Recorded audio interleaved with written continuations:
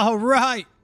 Hello, Misfits. How are we doing today? It is a great day. It is Thursday. It is Thirsty Thursday. I hope you all have a delicious drink. Who is this? I don't know. We're okay. I don't know who that is. It's probably spam. It's Thirsty Thursday. How's everybody doing today? How's everyone doing? I'll tell you what.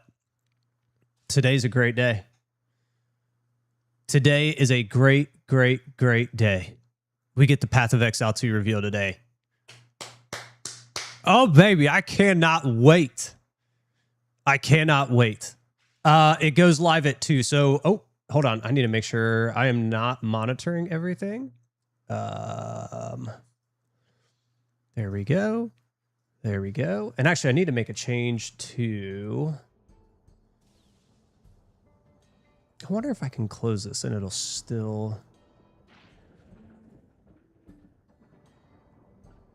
It'll still monitor. If it doesn't monitor, I'll bring it back up, but I think we'll be okay. Usually I leave Caster Labs open, but we'll leave it alone for today. We'll see if all the messages come through. If I miss your guys' messages, I'll start knowing something's up. But anyways, back to it. The plan for today. We'll see what Drill's up to. I don't know if Drill's on right now. I was going to try and play last night with him, but he had his...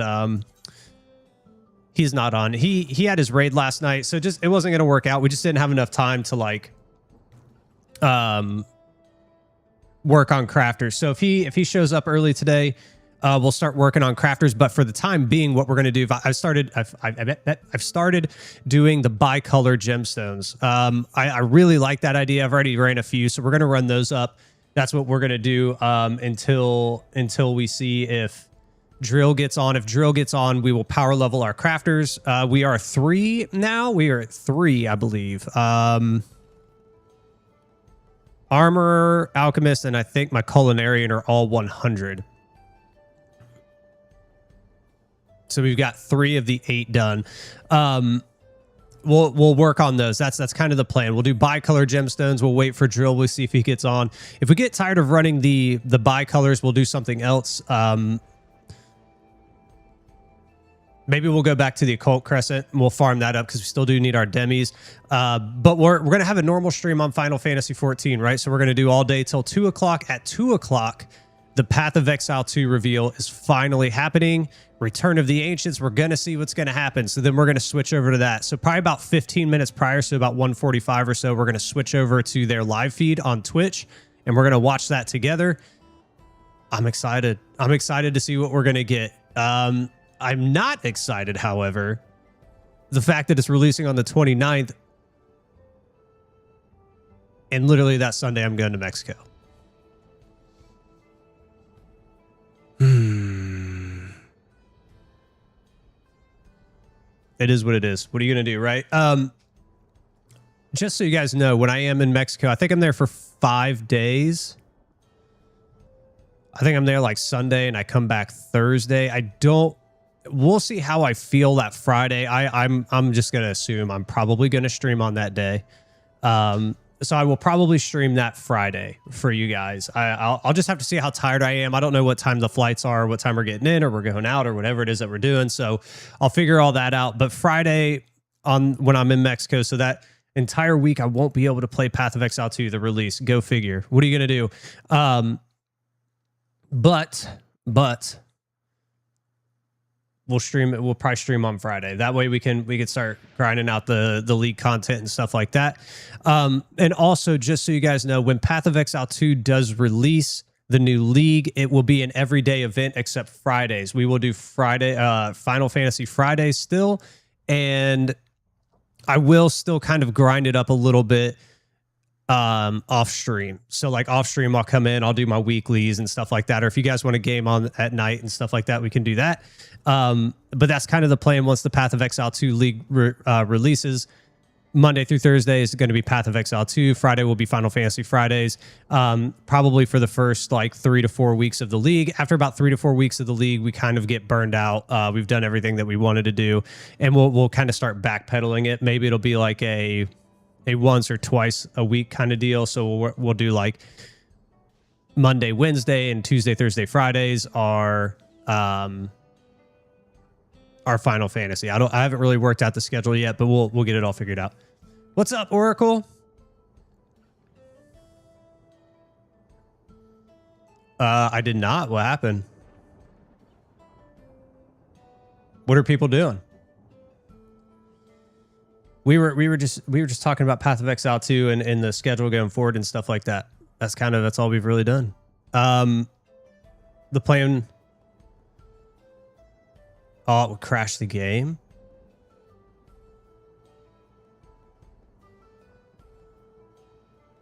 Well, is that what they patched yesterday? Is that what or this morning, right? There's a patch this morning. Is that what that fixed?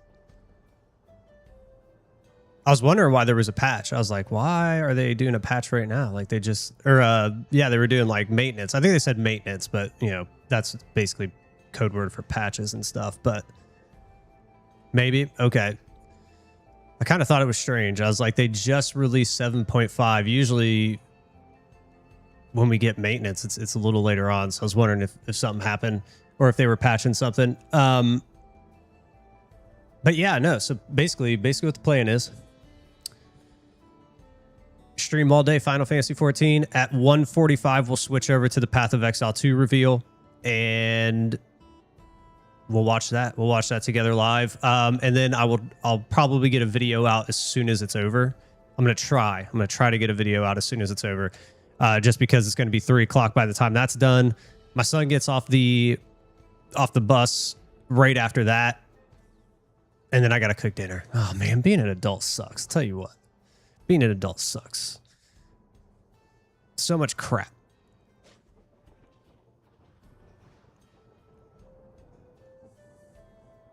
But for now, like I said, what we're going to do is we'll wait to see if Drill hops online soon. I actually am going to play with Drill tonight if he still wants to. So if Drill is on tonight, I'll probably play with him unless we can power level all the crafters to 100. Because I know that's basically kind of what he wanted to do for me. He wanted to power level all my crafters. So if he hops on, and we power level him, he may not want a game tonight. But if he still wants the game tonight, I'll probably end up playing with Drill tonight too. So I got a packed day. I got a packed day of fun. Super excited though.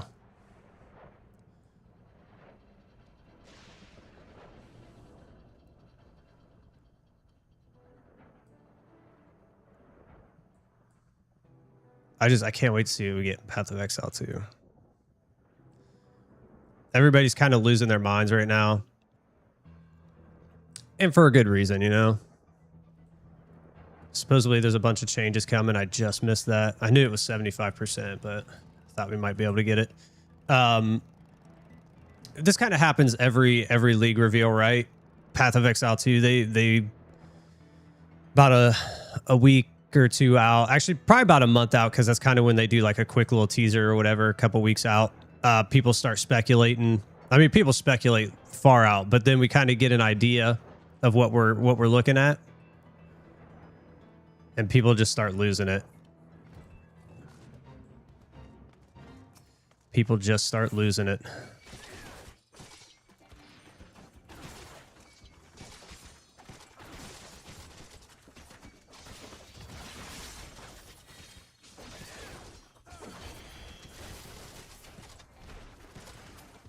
Ooh.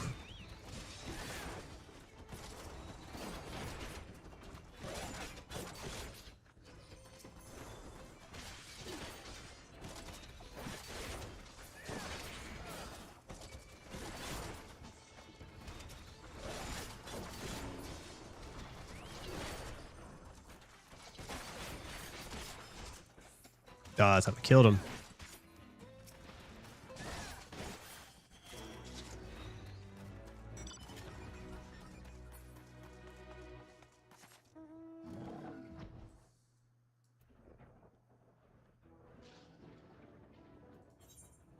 Just back and forth. This is the grind right here, I guess, of bicolors. You just jump from fate to fate to fate to fate.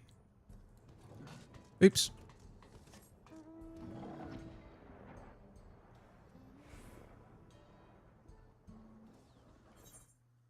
I mean, we've already got 80.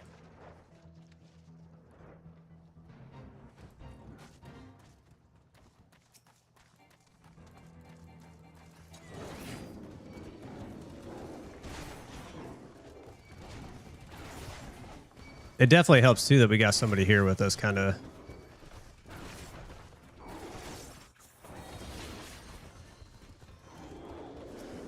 Helps speed things along.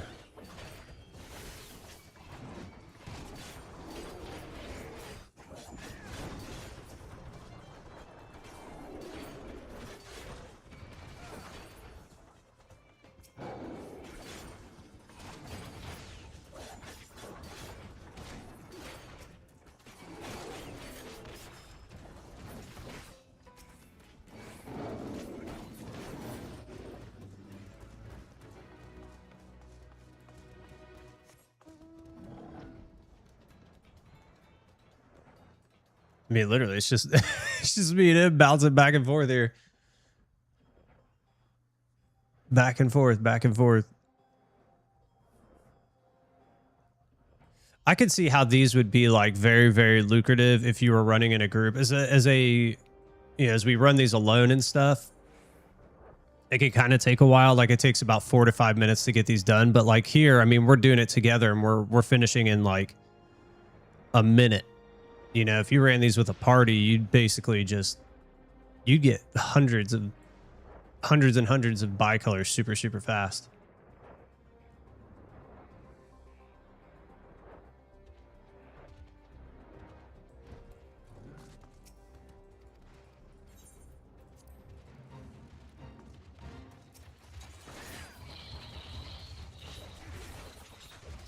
You're doing your island. I have the island unlocked. I've just never done it.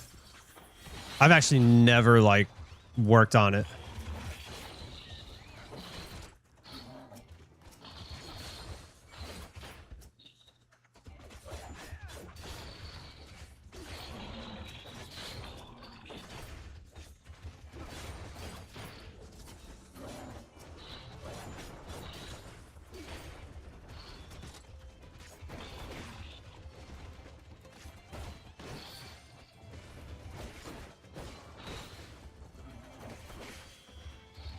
You know, in all reality, I probably should go and get some gSkill greens.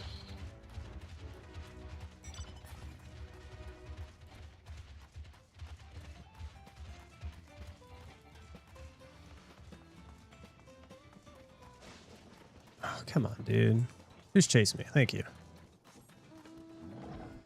If I went and got some gSkill greens, I could call in my mount. I haven't leveled up my mount at all.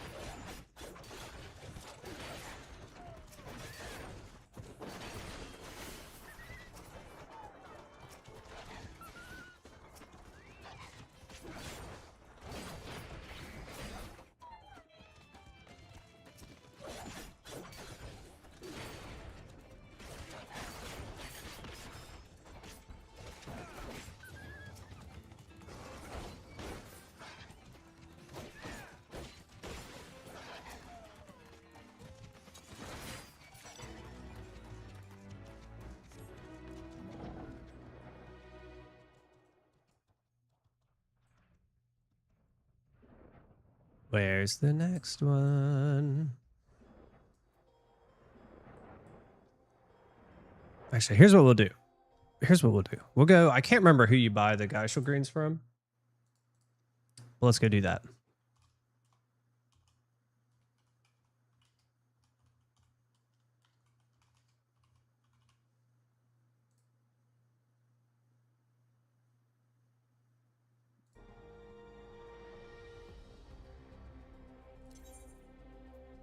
And then we'll come back. Oh, Limsa. Okay.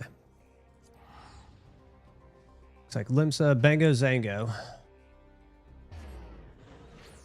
I mean, if we're gonna do this, we might as well level up our guy, right? 99114.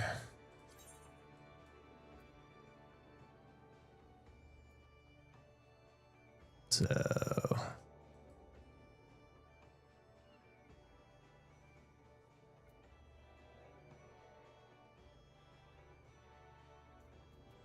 says he should be like right here.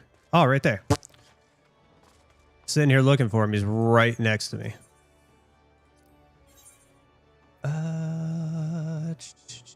There we go.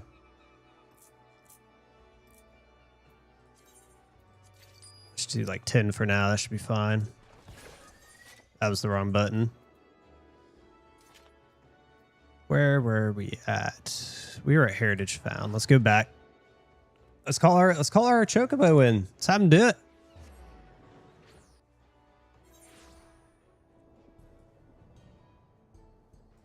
Oh, I think we're out for right now. Let's go. I know there was another zone. I can't remember where it was at though.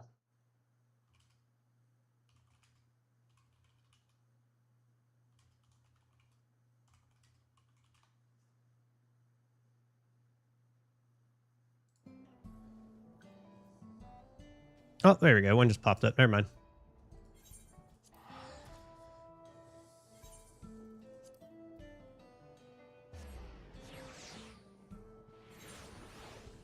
Oh, that was using an Aetheryte ticket. God dang it. Here, actually, we're going to take these off. Hopefully those, I don't think those still get used if we're...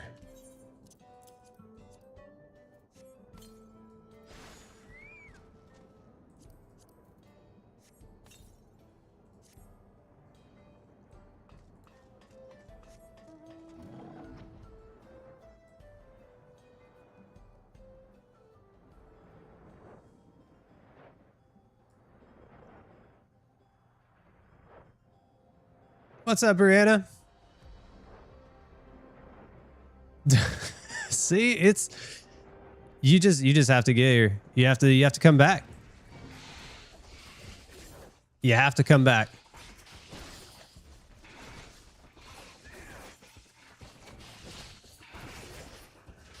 That is literally your body telling you you need to come back.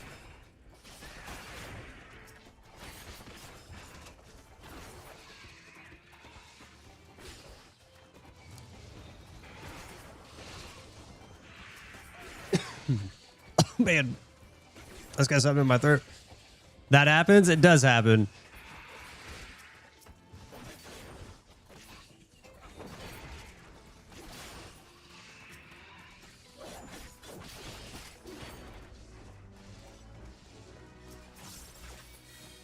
Oh, oops, that was the wrong button.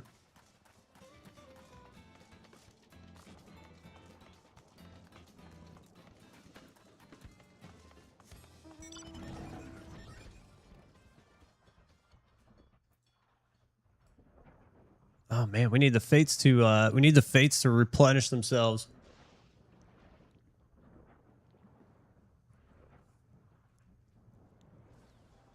It is calling you. It's like fate.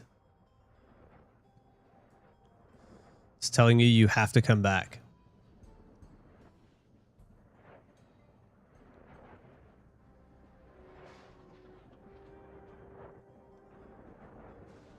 There it is.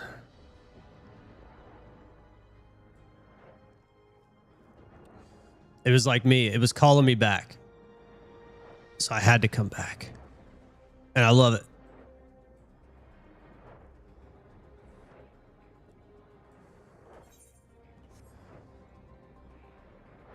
I mean, you can literally get these things a ton. That's kind of crazy how fast you can get these things.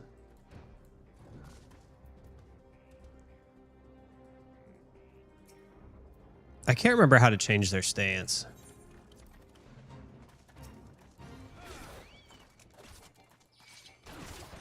I think it's in the menu.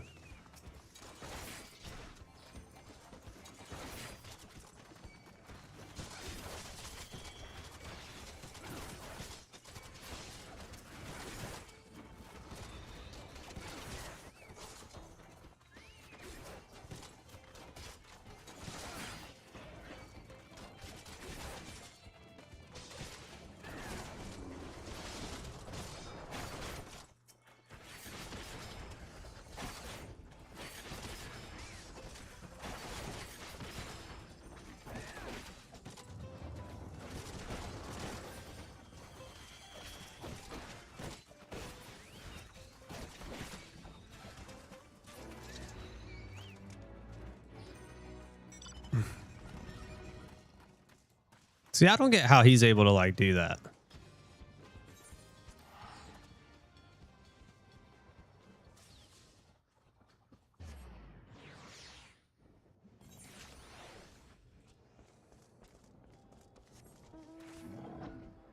Okay, perfect. So if they're not in my inventory, they go away. Or they don't get used. That's what we wanted to know.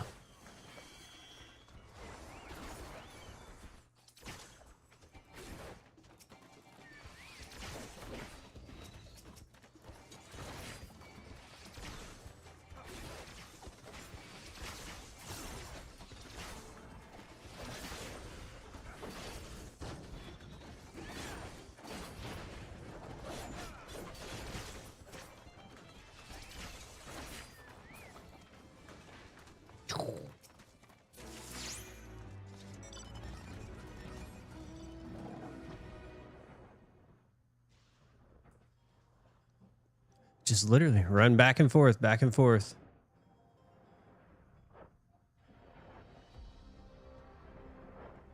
Actually, no, it's probably just better to do this. We're making enough to rip around these things anyway.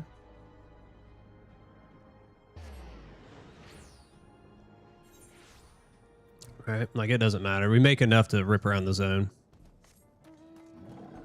And, you know, we've got 14 million gills, so it's not really an issue anymore. Not exactly broke like we used to be. The crazy thing is, too, is like I haven't really done a ton of crafting to get there. Once we start crafting, that's when it's really going to take off.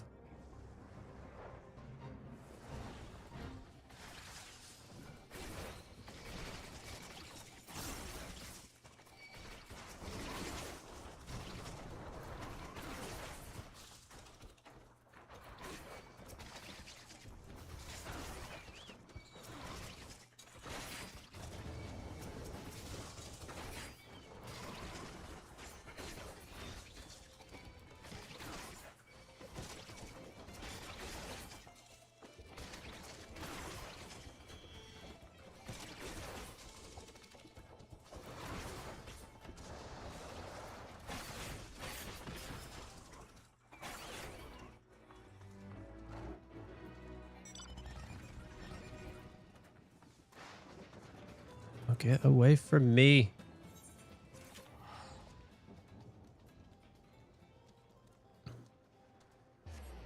I named my chocobo after my dog.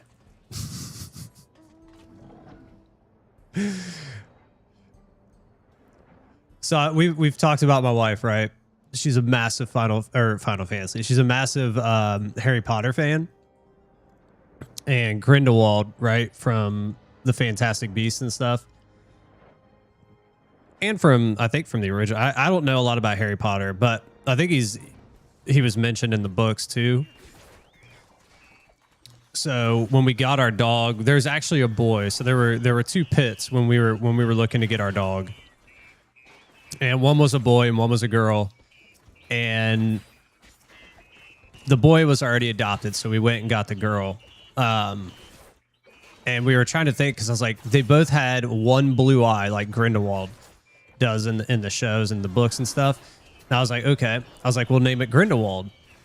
But the boy was gone, so we got the girl. And I was like, well, we can call her. I was like, we could, you know, we can make it more feminine. So we called her Grindy, and that's her name. That's why my chocobo's name is Grindy.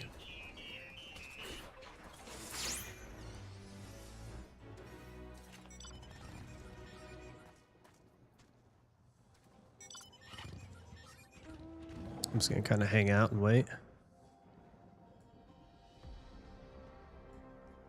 She's such a massive, massive dork for Harry Potter. It's okay. It's okay. I heard something too on the radio this morning. The radio station I listened to down here was talking about, I guess there's like some video going like viral about some woman was on TikTok or Instagram or one of the apps, whatever, and she was talking about how like unattractive it was for guys to play video games, and I was like, dang, man. I was like, I'm being attacked. I'm being attacked. Like, I don't know. I don't know. Maybe because I play video games, I'm biased. That's 100% true. I'm 100% biased. But I'm like, I don't know. I think dudes that play video games are probably, you know, some of the better ones. We don't want to go out and party. We don't want to go to bars. We want to sit at home and get lost in fantasy worlds. Right? That's what we want to do. That's what we love to do. I felt attacked. That's what it was. I felt attacked when I heard that. And I was like, oh, dude, I stream video games. That's my job. I mean, what are you going to do? It's not for everybody. It's not everybody's taste. That's fine. I get it. I understand it. But I'm like, unattractive. It makes you unattractive to play video games. I don't see that. I don't understand that.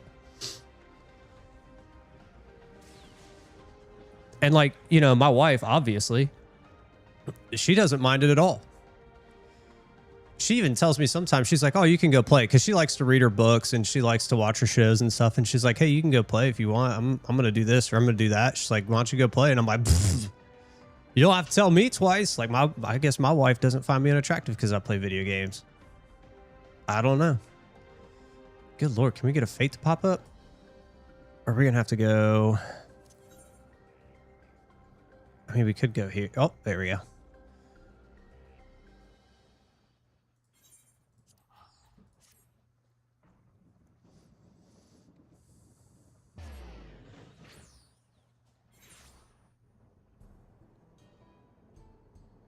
Yeah, see, that's it. You just got to spend time. Oh, God dang it. Every time. You just got to spend time together. And we do. We spend plenty of time together. I could understand if it was like an addiction or something, right? If you like, you can't get off the video game. I could understand that. But I don't think that's an unattractive. Like, I don't understand the unattractiveness of it. It's like, I think it's, I don't know. I'm trying to think of like a way to describe it. I wouldn't describe it as unattractive. Like if you couldn't get off the game, then it's like, it's an addiction and you're like, okay, you've got to do something. Like you said, spend time with each other, right?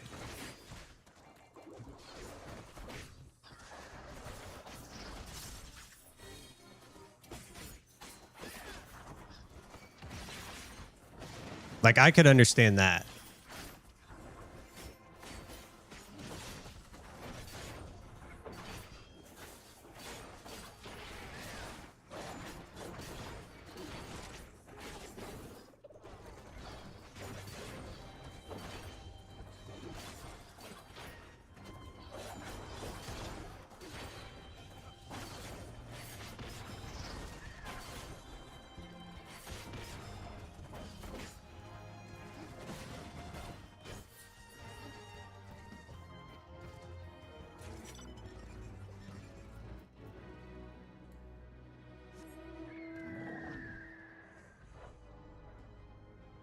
Hey Oracle, so do you guys play the same games?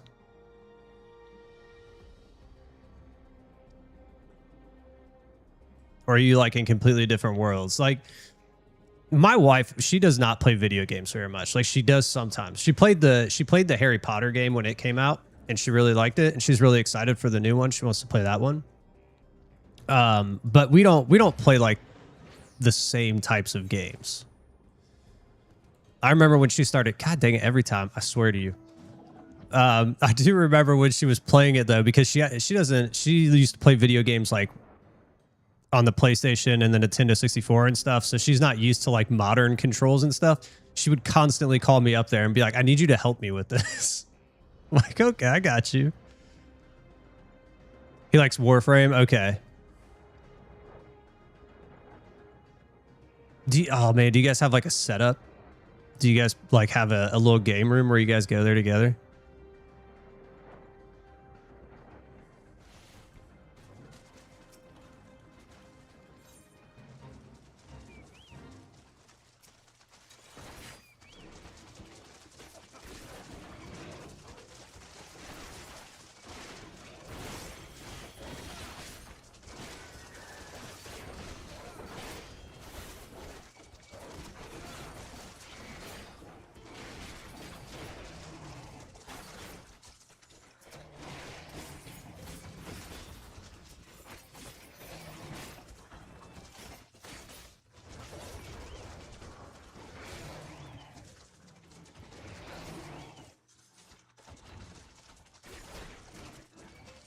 You do now, but you like to have your own space. I get it.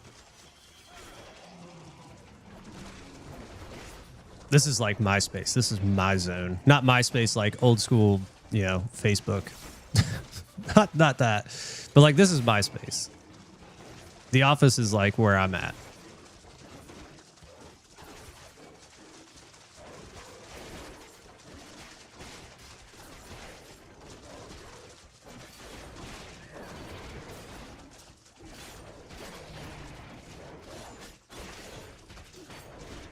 I see some of like those, like the TikToks and the Instagrams and stuff where like, you know, the spouses have a room together and I'm like, oh, that's kind of cool. Like his computer's over here and hers is over there. I'm like, it's pretty legit.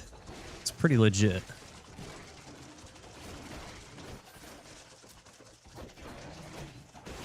I'm gonna be honest, I think we're probably done.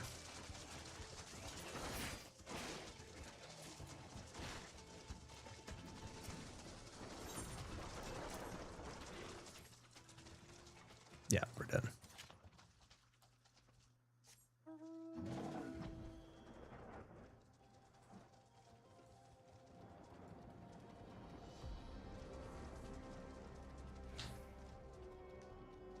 The one's respective room. Do you guys have different styles?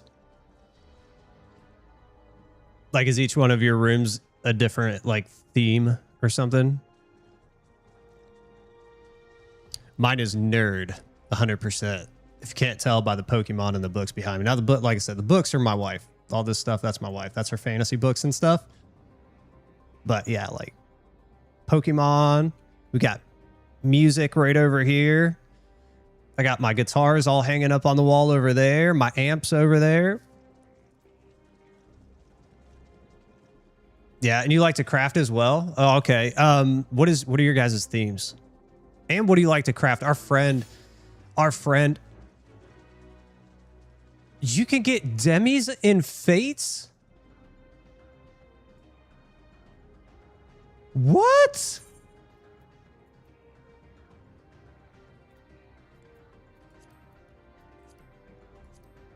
I had no idea. I thought you had to be in the Crystarium to do that. Or the Cult Crescent. Okay, anyways, I got sidetracked.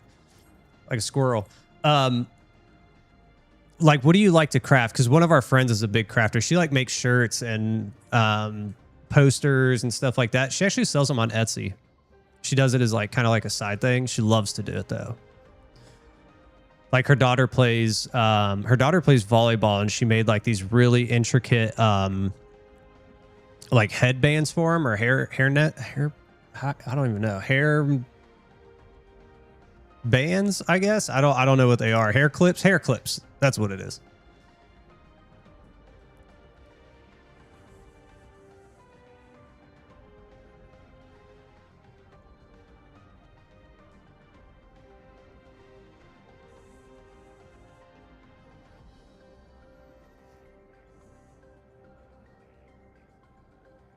You're working on quilts, making t-shirts. So do you sell them?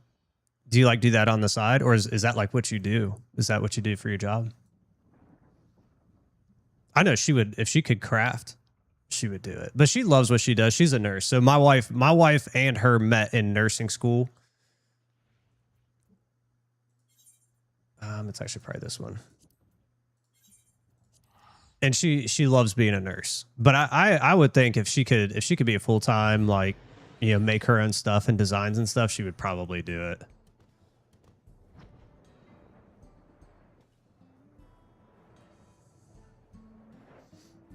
You just like to make stuff? Okay. There's nothing wrong with that. I like to build stuff. That's like one of my things. I love just making things.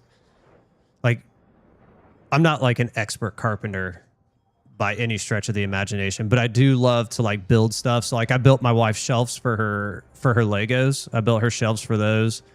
I've built her tables. I've built like big shelves and stuff. Like I built the floating shelf that all of our TV stuff is on out in the living room. I build all kinds of things.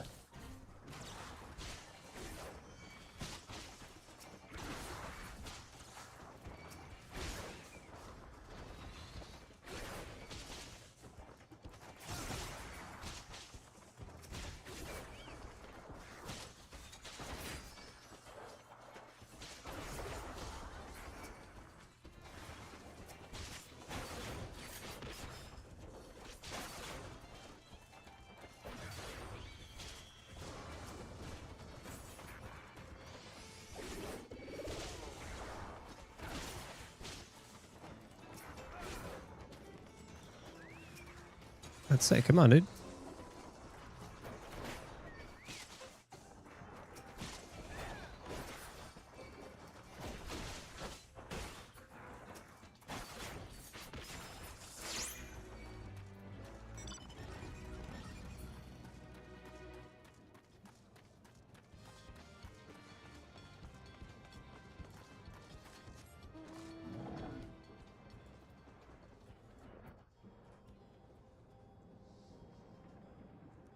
It's actually kind of funny because my wife, she wants me to build her.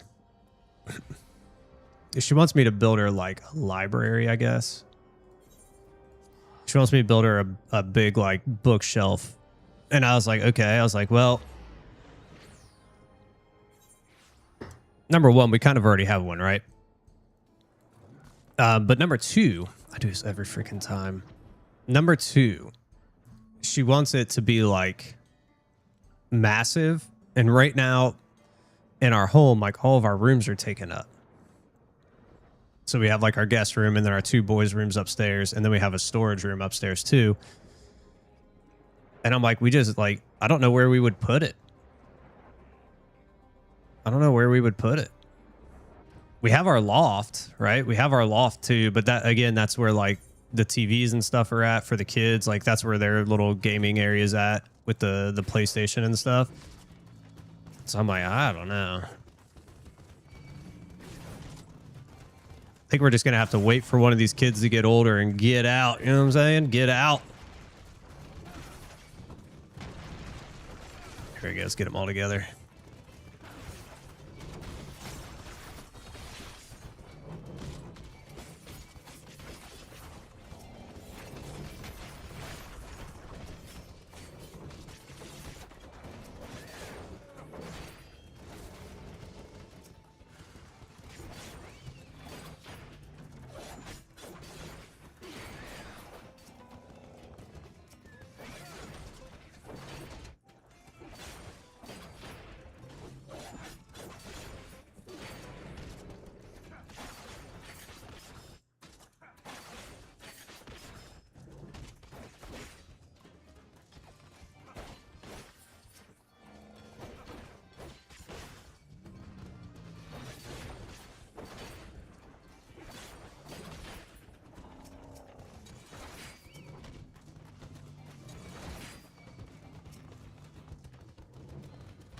Oh, that's not for me. I don't know what that was. I thought that was one of the guys in this. I was like, no.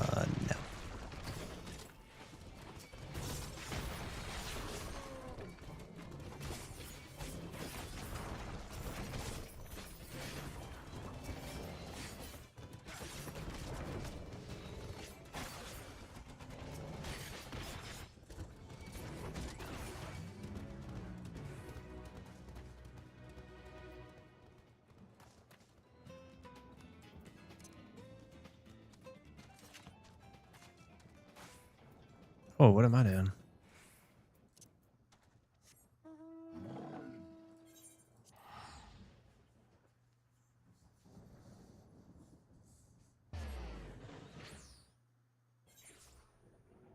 Dun, dun, dun, dun, dun. Oh, okay.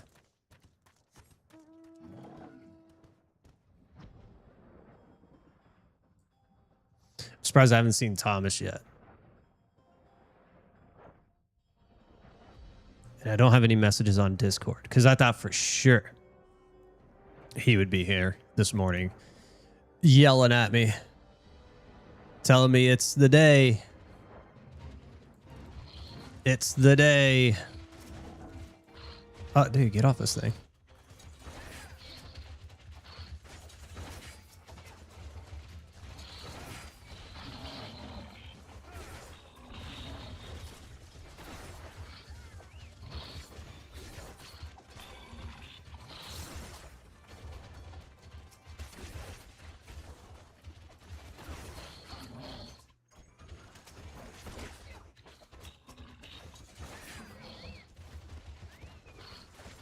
Just kind of pull these things in for us.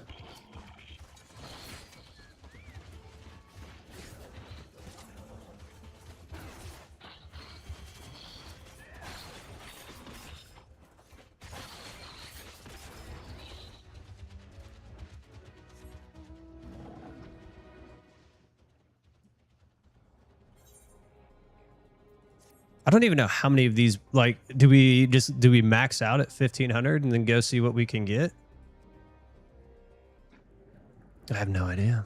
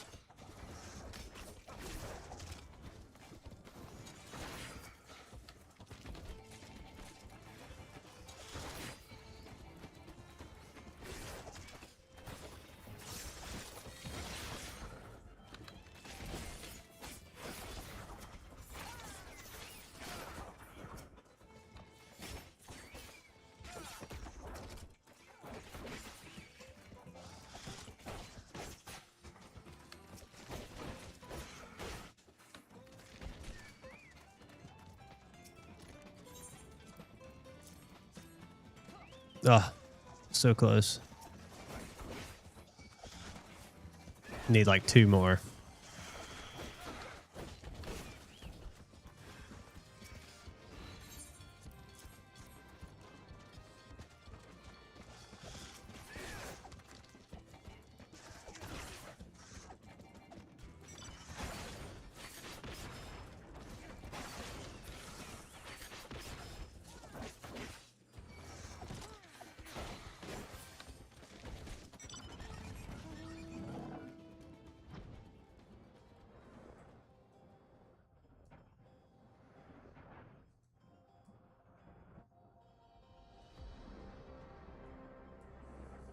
We should probably just follow this dude. I think he has like a map open of like the rotation of the fates and stuff, because he's there like every time right at the beginning.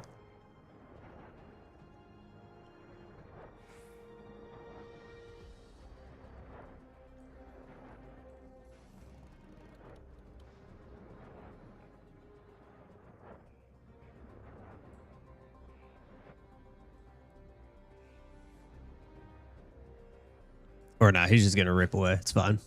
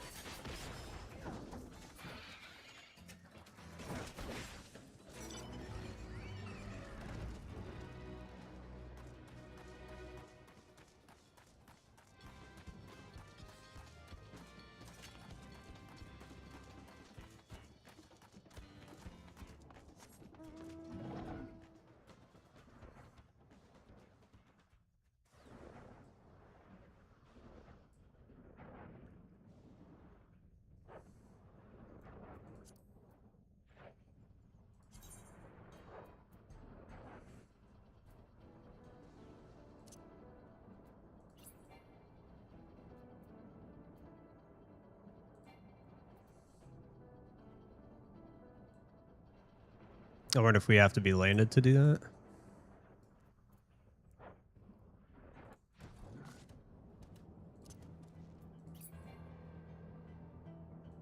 Oh, too low. Okay.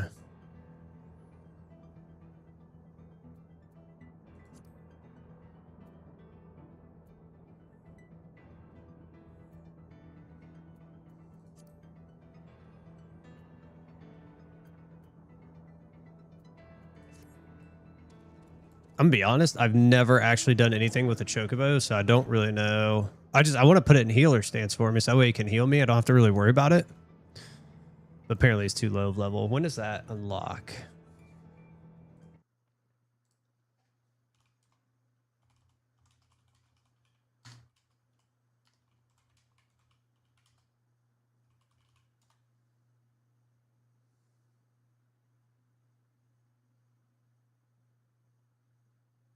Oh, so we just got to put one skill point into the tree.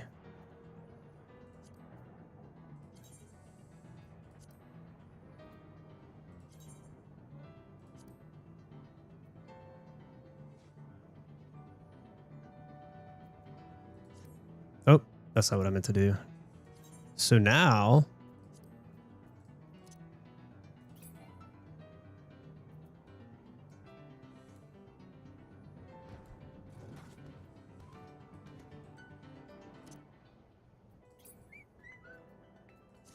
There we go. We're learning.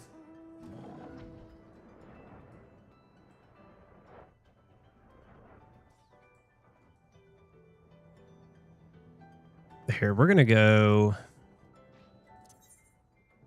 I figures as soon as I say it, every time. That was the second time now I said, I'm just going to go to Shaloni, and now we've got two that popped up like back to back.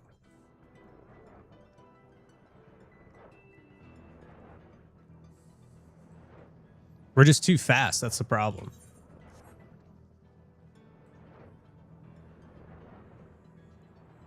Where's he? Oh, there he is.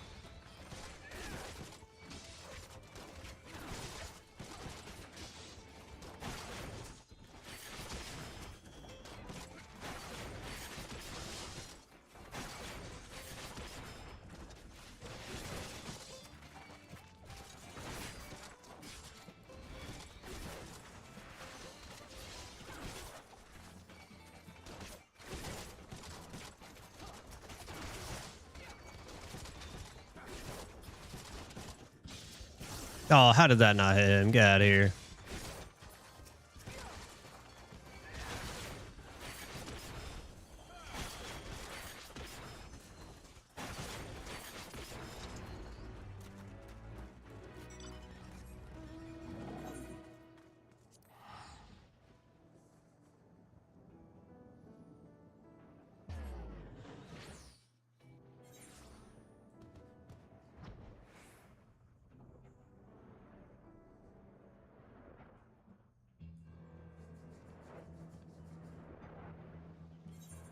I mean, not too bad. 400 in like an hour is where we're kind of at. Like, that's kind of crazy.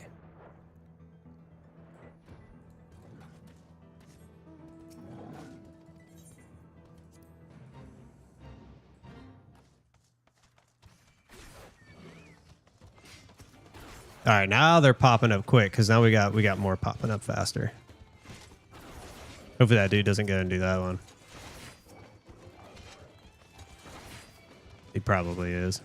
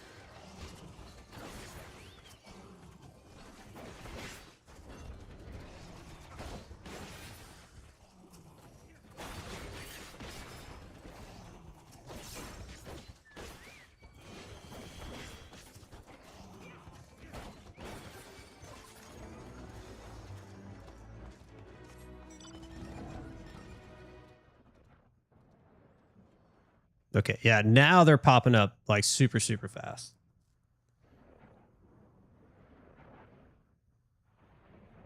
I'm going to hit up this one, and then because I can rip to that one. I'm closer to this. I'm hoping nobody's doing this right now. Yeah, we're good. And we got plenty of time on it.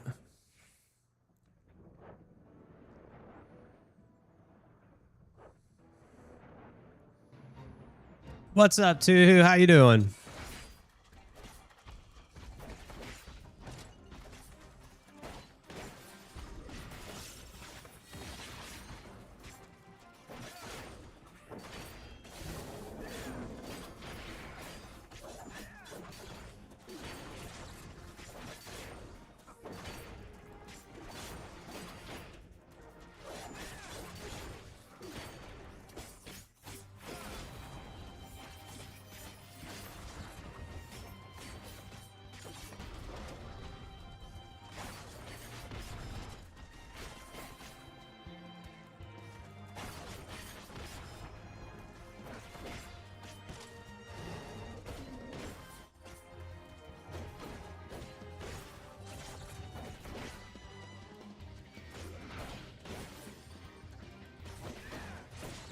Oh no, he's doing that one.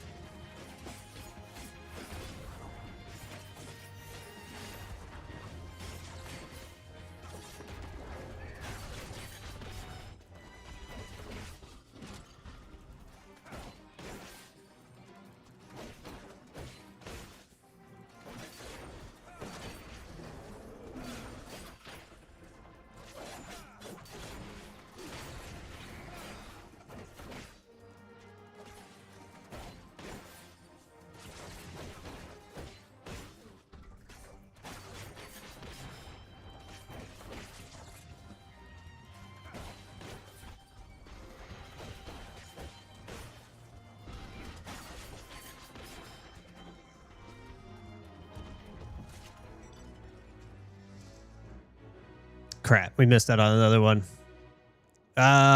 Yeah, we can practice M10 if you want. The thing is, if drill comes on, he does want to help power level my crafter, so I'll probably go and do that if he ends up hopping on.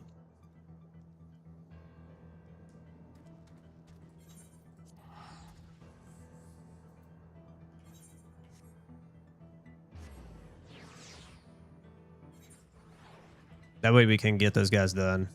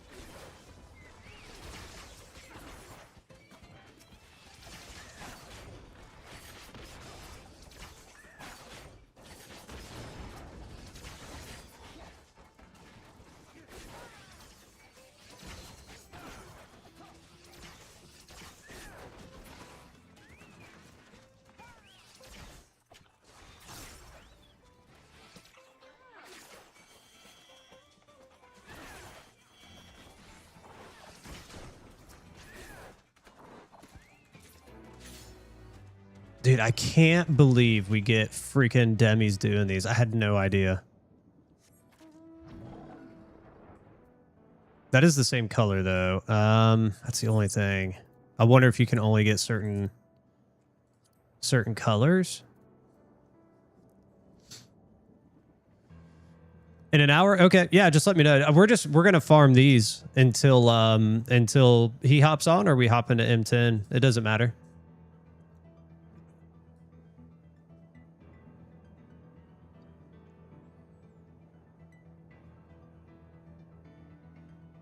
like I said, though, if he does hop on, we'll probably end up going and doing that, unless he wants to do something, unless he'd rather run in 10. Because I told him yesterday we were going to game last night. Unfortunately, he had his raid, so we didn't have much time. So I was like, we'll just shoot for tomorrow, which is today. So we're probably going to end up playing later today, hopefully.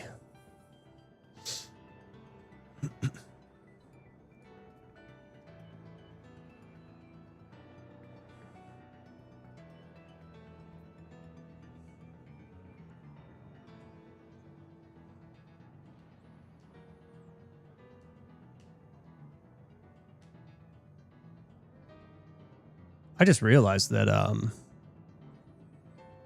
I need to update my system information on Twitch because this is wrong. Everything is right except for the carbon. I don't have a 670E anymore. That's the one that fried on me.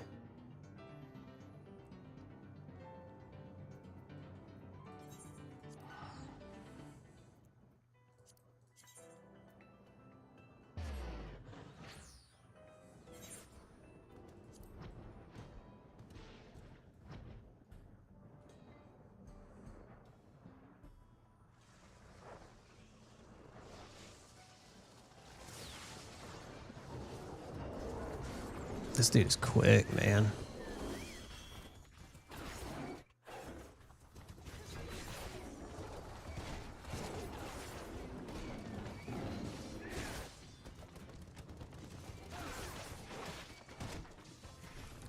I think if he's going to be here, I'll just do this. I mean, he's doing most of the damage, obviously, so just kind of let him do it. I'll just kind of keep everything close to us.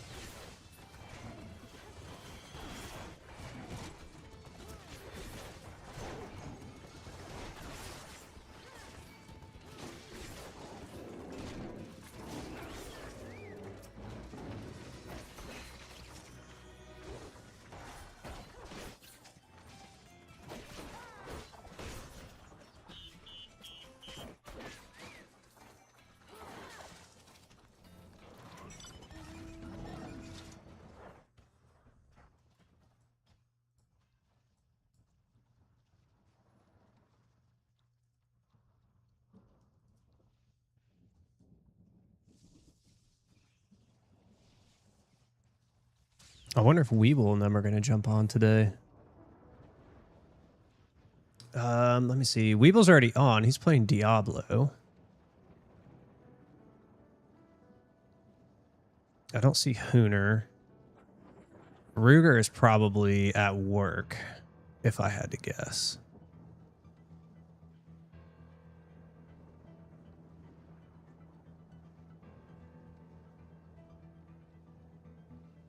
We'll see. We'll see if they pop into the stream later.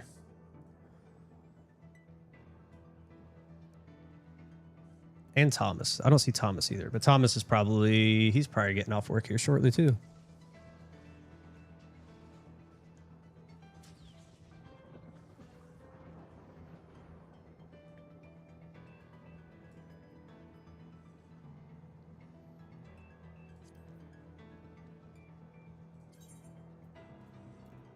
Let's see here. How many points do we have? We have 9. Okay. I don't really need defend because we're at tank.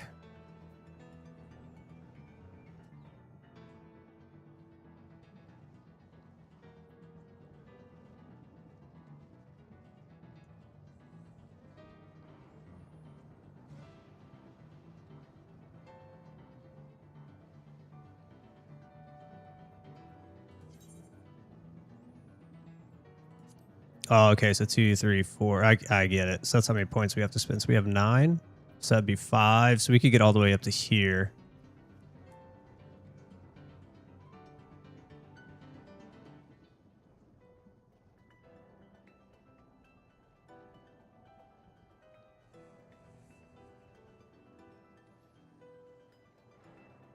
We're just going to keep going down healer. So we're just going to keep ripping healer.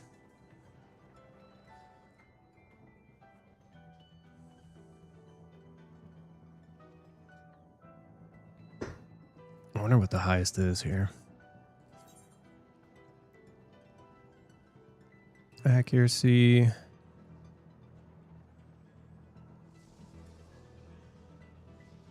Oh.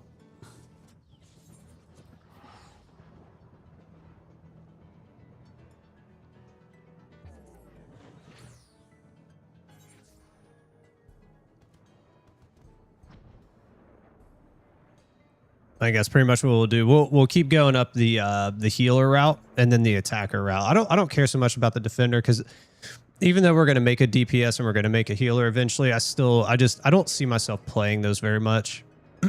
More of a learning experience for me. No, we've talked about that, but that's really what it is for me. Tank will be pretty much my go-to. Oh, god dang it. I hit that.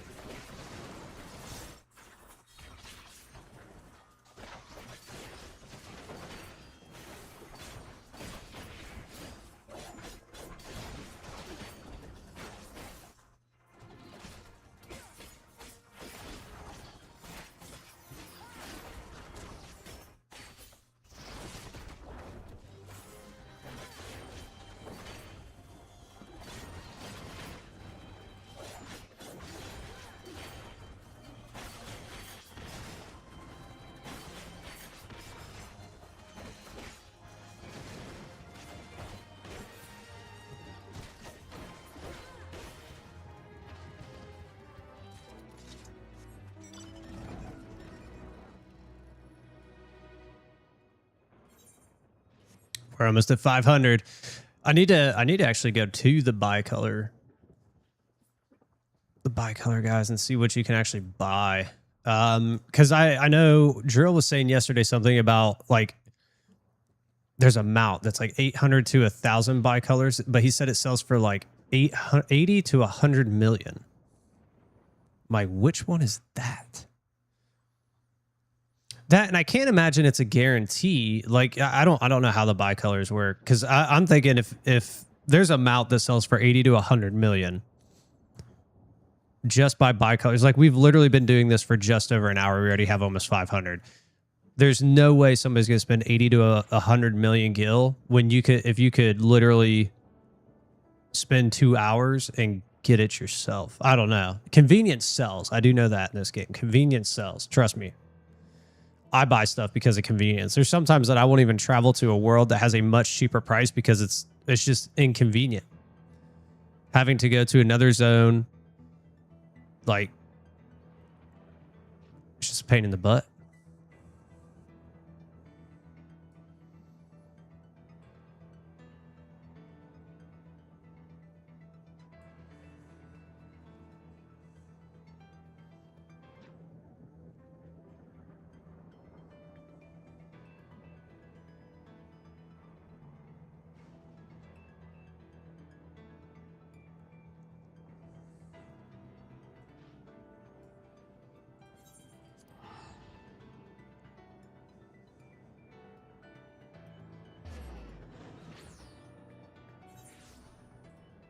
I might also go check the bicolor vendor here after this because we should, yeah, we'll be at 500 after this. Do a little bit of research. We'll look at it real quick to see like what it is that we're looking for because I don't want to just buy something and it's the wrong thing. You know what I'm saying? Oh, he popped it.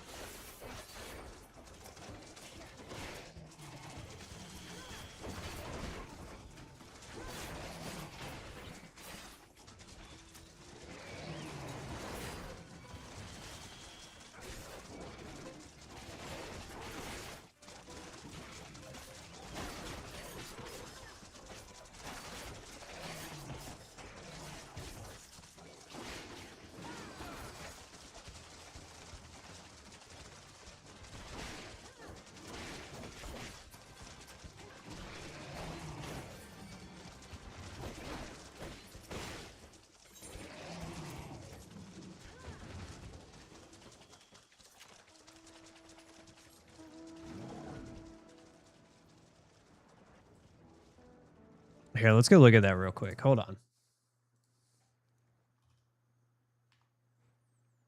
What's up, Kobe?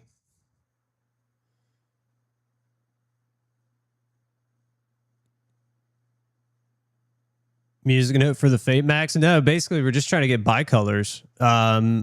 Mounts, I guess, are profitable. So that's kind of what I'm doing. I'm just trying to see, like, well, I've never done the bicolors. That's what I'm doing right now. I'm researching the bicolors to see which ones I want to buy. Or not which ones I want to buy, what I want to spend them on.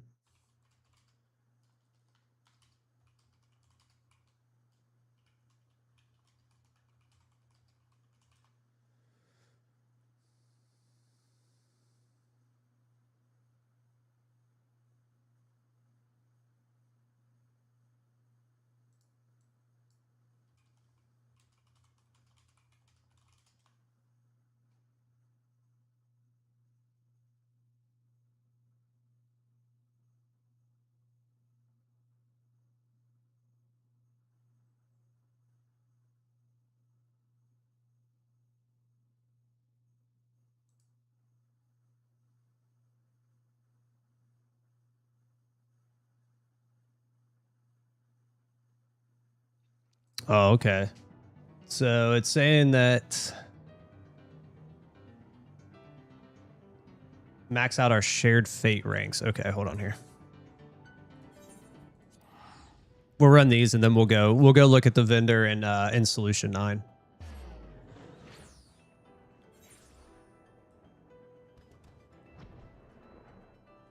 Because they're saying gemstone vouchers sell for about 100+ K a piece. Ah, no, that's not what I wanted.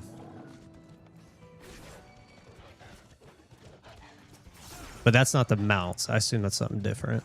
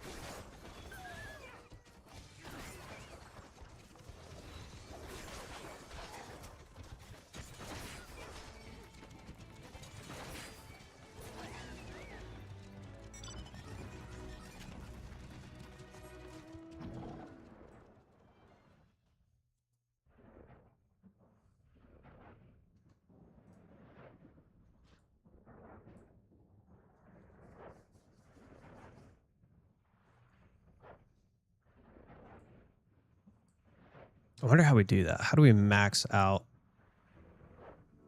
Like, literally, I've never done fates in this game. This is something completely new to me.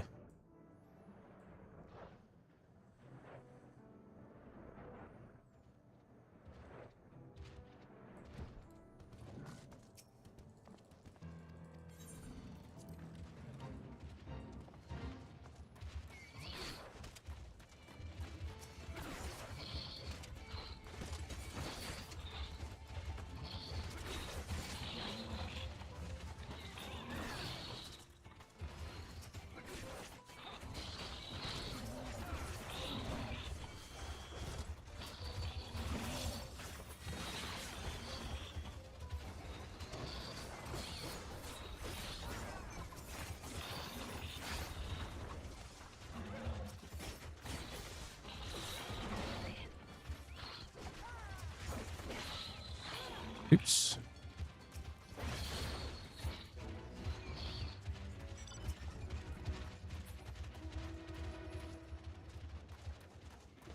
Where's the enemy that's targeting me? There we go. I keep saying we're gonna go look, but then we keep getting them to pop up. So this must be the spawn time for them.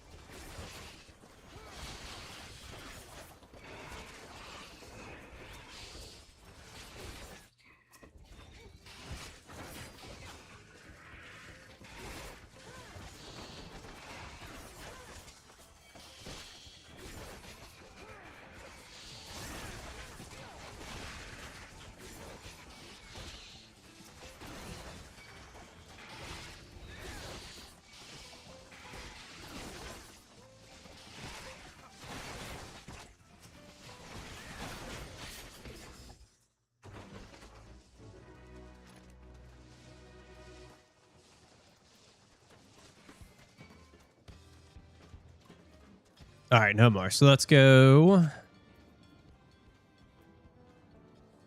Let's go to solution 9. Let's see.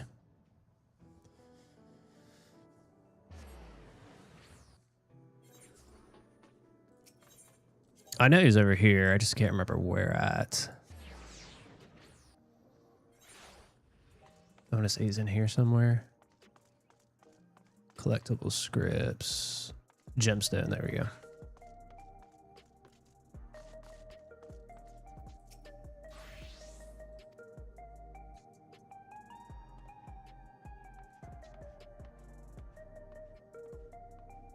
What?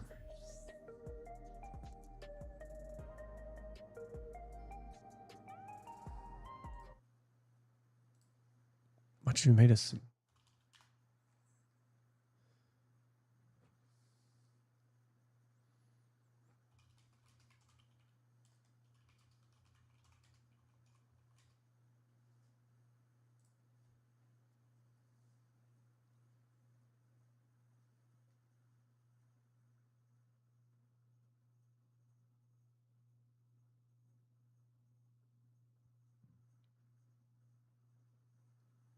Oh, we have to reach rank 4. How do we see our rank?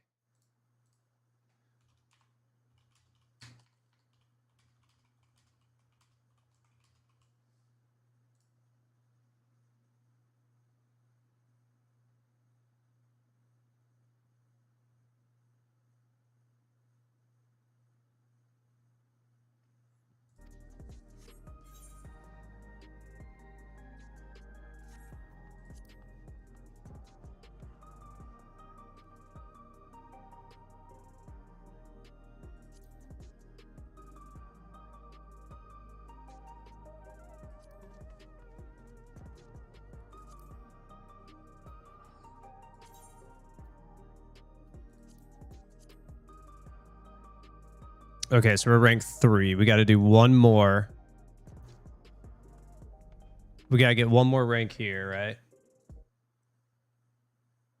Okay. Oh.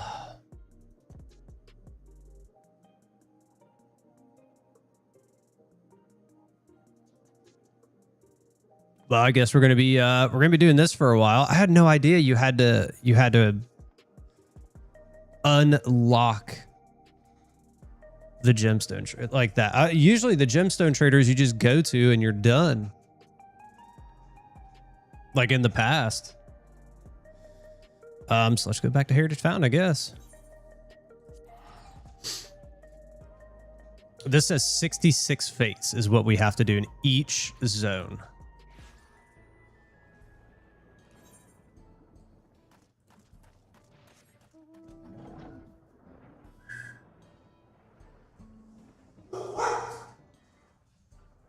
hell was that? One of my dogs just like screeched.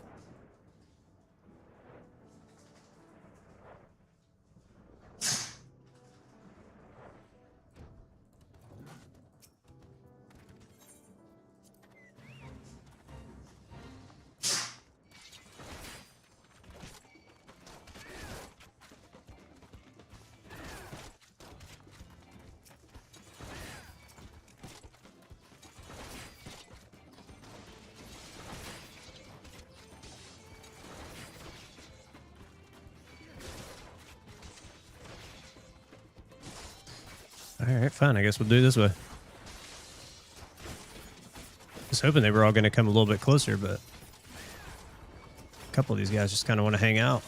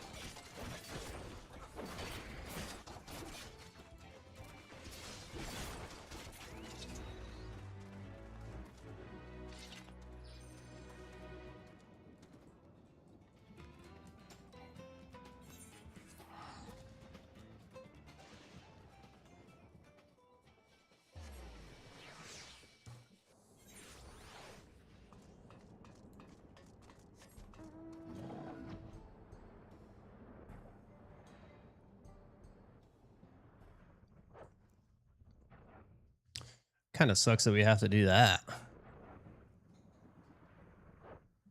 I mean, that's literally like, where was it? Travel. Oh, there we go. We're done here. Okay, let's go to in all Dawn Trail zones. Okay, so we've done Heritage Found. Here's 2, 3, 4, 5. So all. Why is there 6 zones then?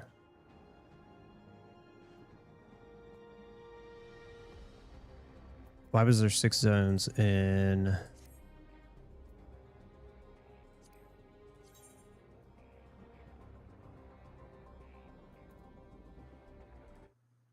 Is it living memory?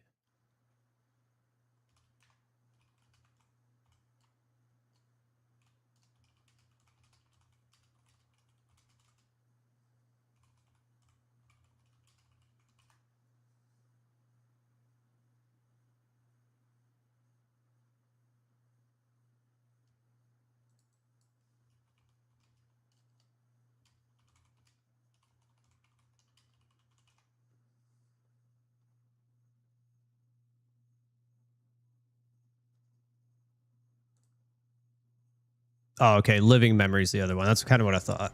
So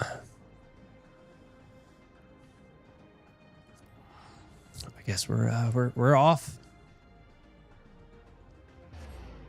I guess we're off.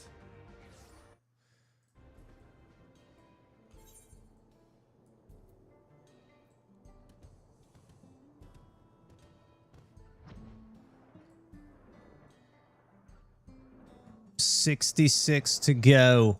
Oh, God. Oh my Lord.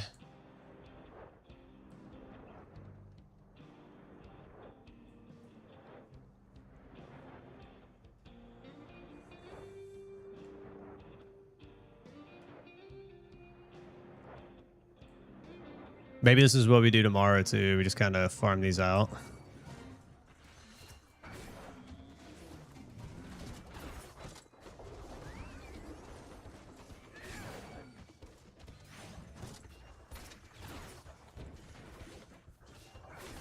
Come on, bro. I hit you.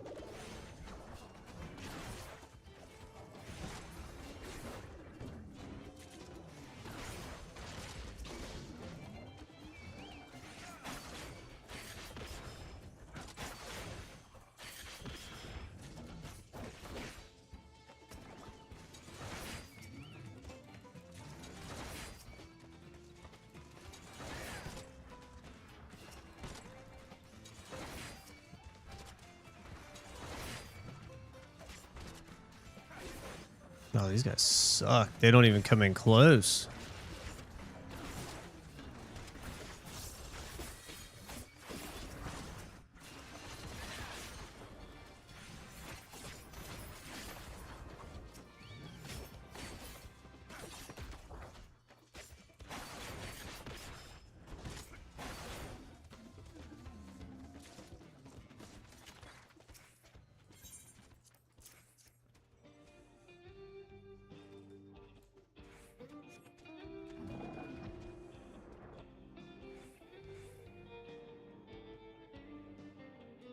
And there's a few people farming. I mean, that'll help. That'll help speed it up a little bit.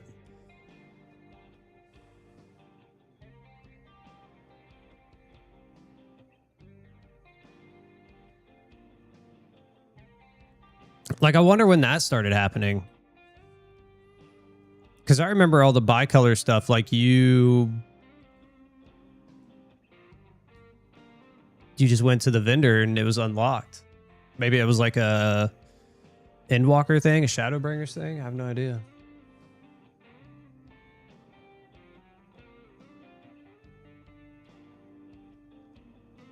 I mean, this says right here, Endwalker. So I'm assuming at least an Endwalker that became a thing. Oh, damn. One just popped up right beside me.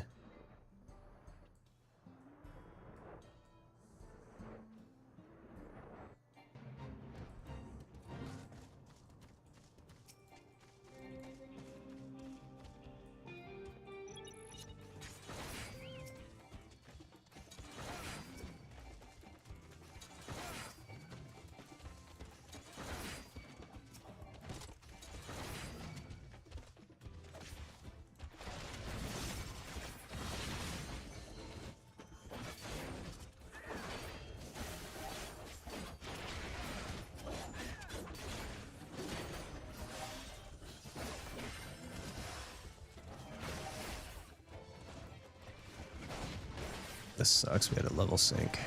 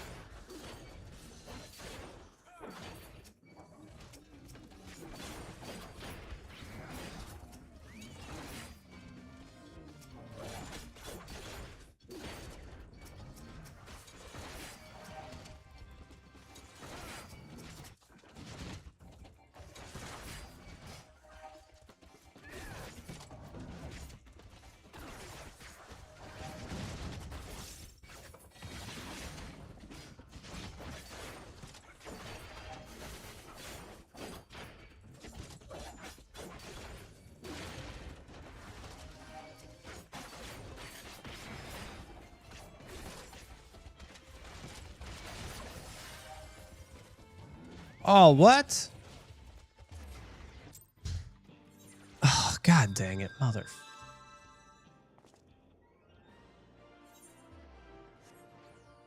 That's trash. Alrighty.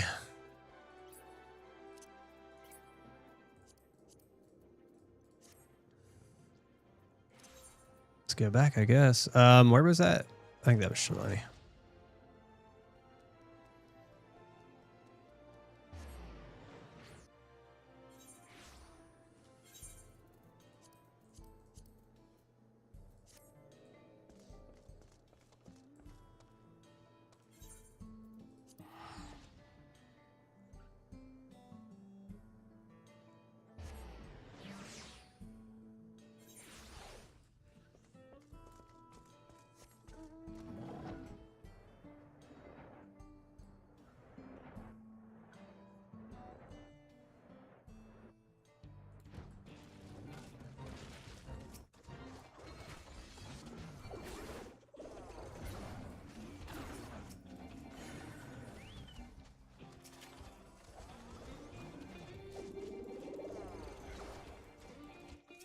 Oh, god dang it.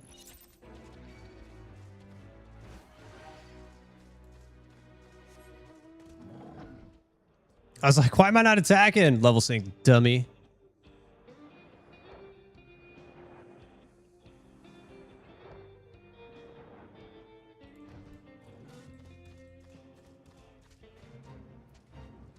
Oh, see, we don't have to level sync on this one.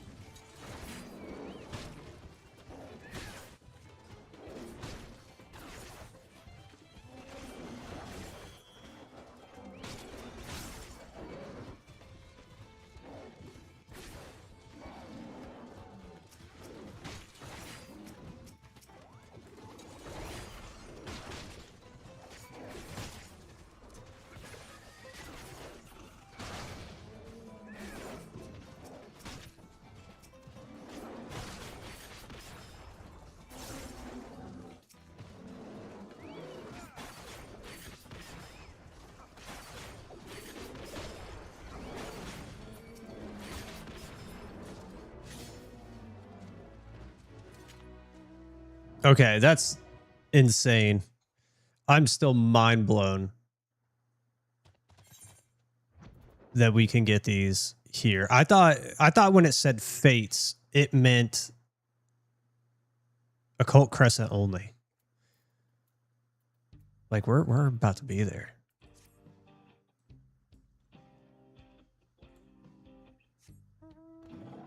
Like we should have been doing this the whole time. Like Occult Crescent's fine. Don't get me wrong. I don't like. It's not like I hated Occult Crescent or anything like that. That's fun to do. But it's like, man, this is gonna be so much. I've gotten more demis in this alone. In the hour and a half, we've gotten like 3 or 4 demis at this point, which is mountains more than we were getting in the Occult Crescent.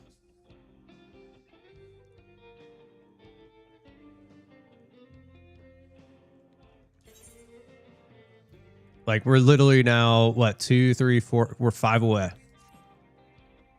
I assume each zone gives you 1, right? 1, 2, 3, 4, 5, 6. Yeah, so I bet you each zone gives you 1 of each of these. But the good news is that we're in this zone. We know we already did this zone. We're good here. So whatever we need to do for these 2 zones, we'll probably just stay there until we get it done. And then we can go turn them in. Man, maybe this is... We might do this all day tomorrow. I'm be honest. We might be farming...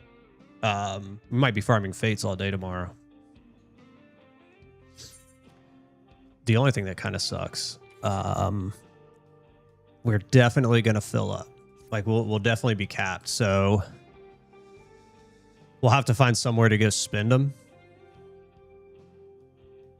And it's going to have to be an older zone too, right? Because we don't have the other ones unlocked, like the other zones and stuff. It's all good.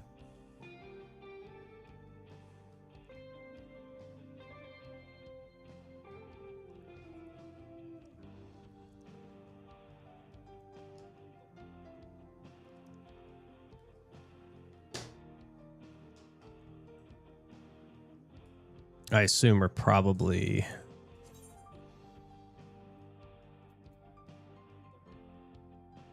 Okay, hold on. We're already ranked 3.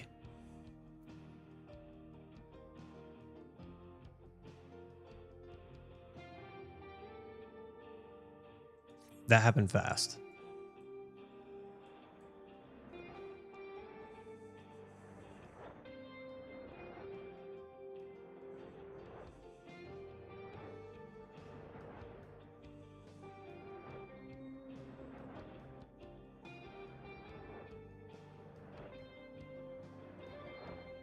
Because we've only done like 2 in here. I'm not sure how this works. I'm gonna be honest. I don't know how this is working. Because that is said on Google, the old Google. I needed 66 per zone. Oh man.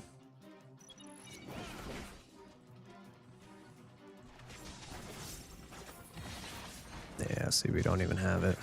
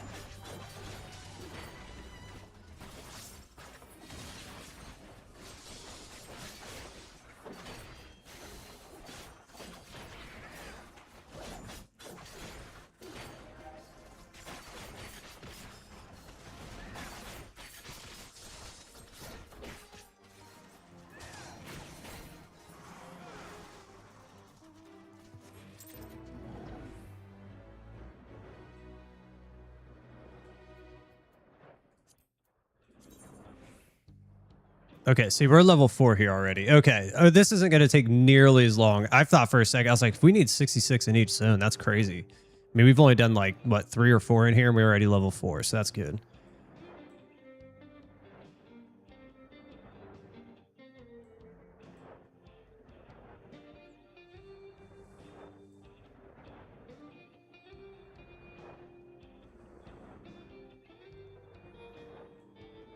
So we'll do this one and we'll move on to the next zone.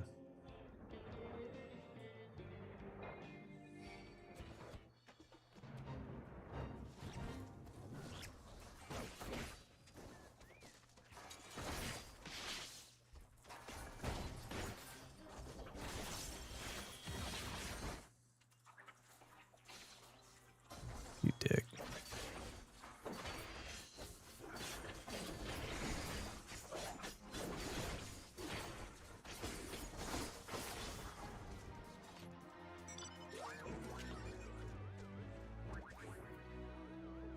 All right, so there's Shaloni done. Heritage, this is done.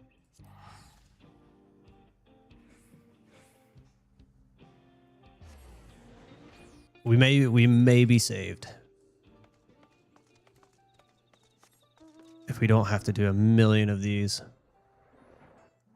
Hopefully it's not maxed out. Like, oh God, hopefully we don't have to be maxed out like entirely to open them up.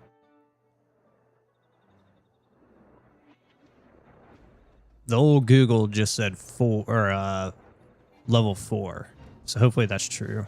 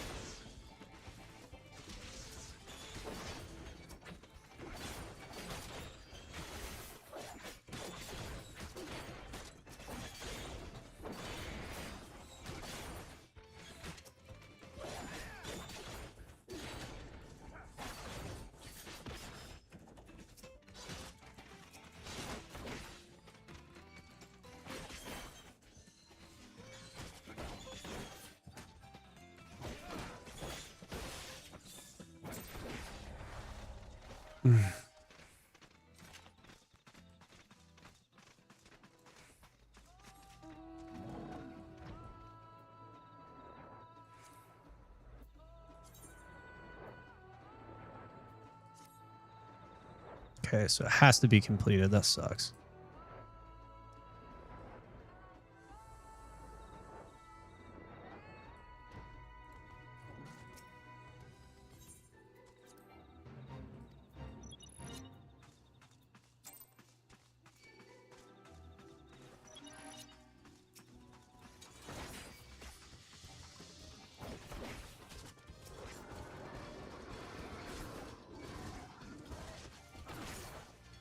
Uh-oh.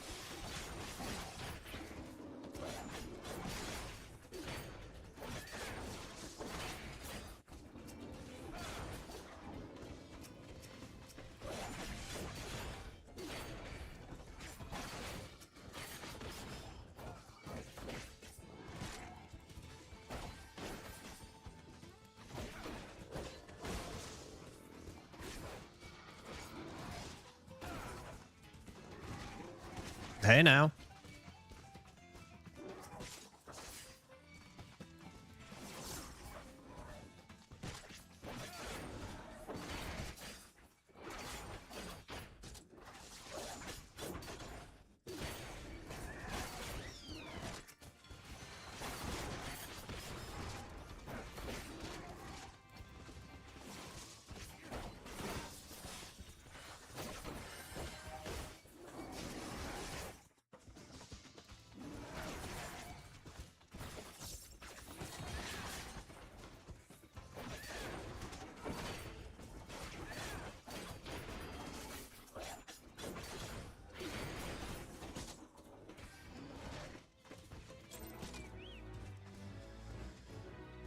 Okay.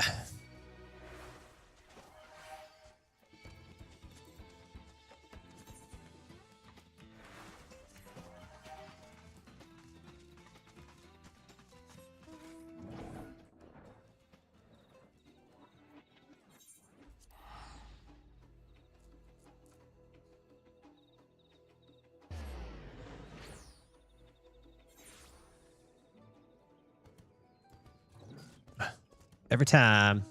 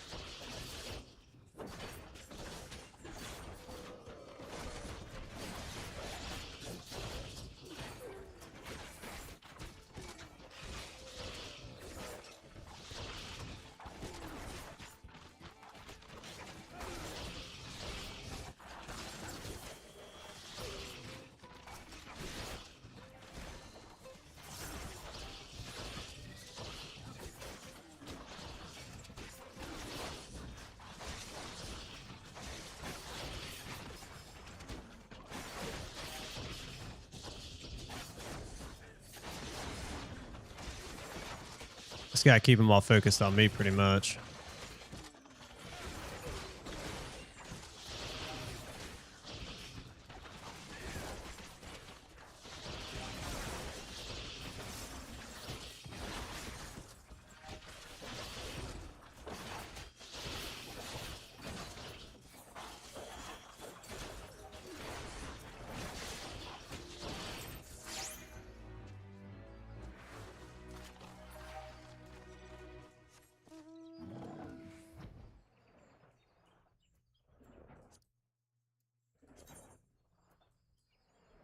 Okay, level 2.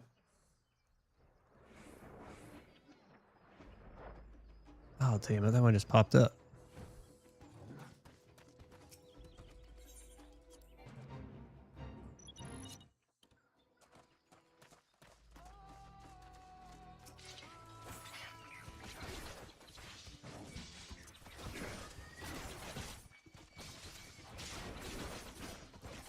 Oh, look, we got somebody with us. Hopefully that makes it go a little bit quicker.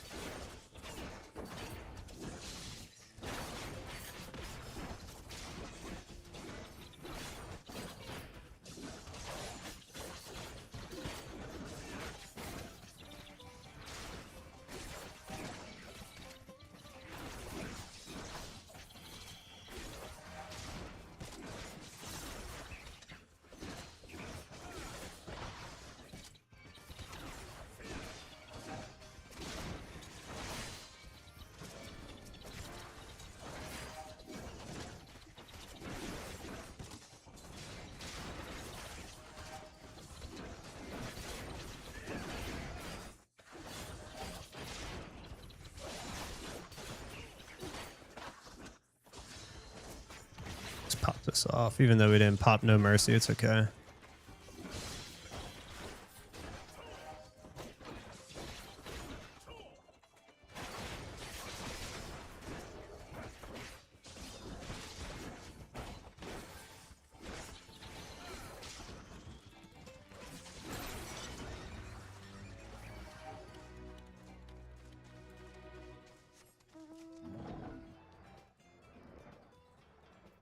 Let's see. Was that level 3? Okay, so I think we only got to do like 4 per zone now. Heritage Found took a little while, but these seem to be just taking like 1 per or 1 per level.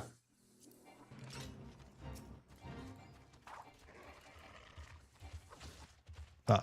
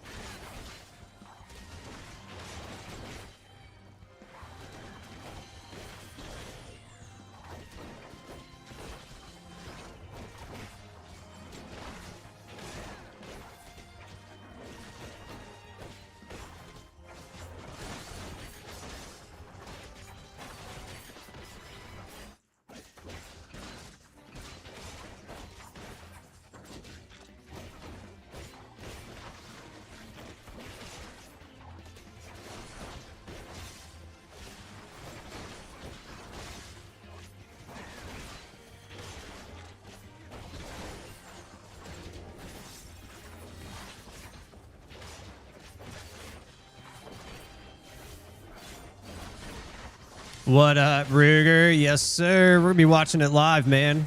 We're going to be watching it live. Let's see what happens, dude.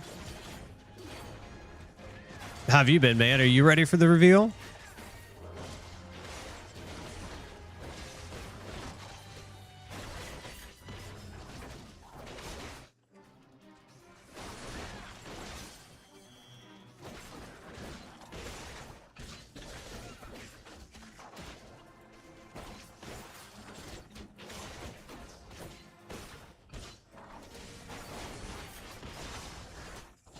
Beyond ready. I think everybody's beyond ready. Everybody's like been super hyped the last couple of weeks with all the like the teasers and stuff. I'm like, I was telling Thomas yesterday, I'm like, I'm cautiously optimistic. Like I don't want to get super like, cause I got super excited for Fate of the Vol. So I'm trying to like keep my expectations not low. I'm not saying that, but I'm trying to keep my expectations like reserved, I guess is the best way to put it.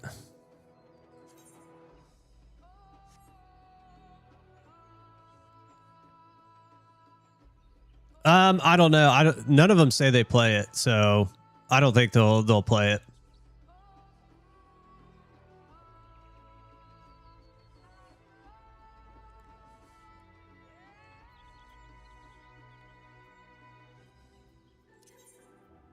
Where are we at now?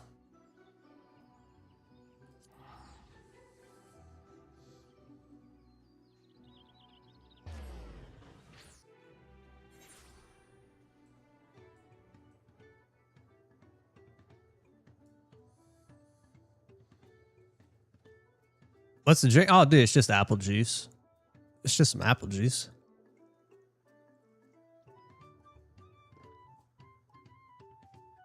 Nothing special.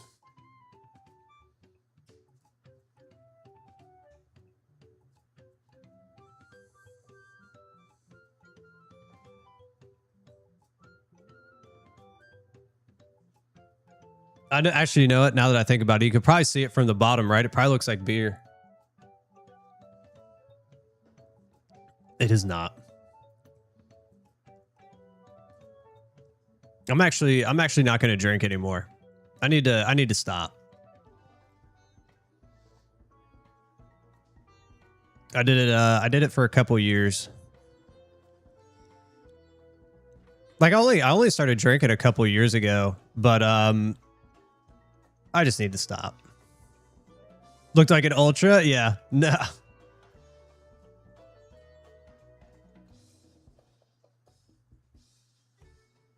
Where are these fates at? Dude, I need the fates to pop up.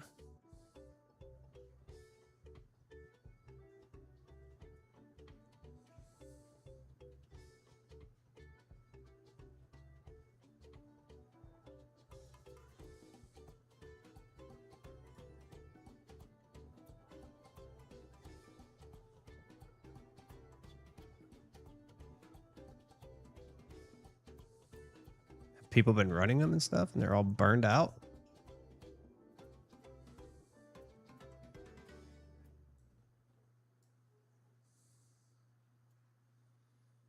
There we go.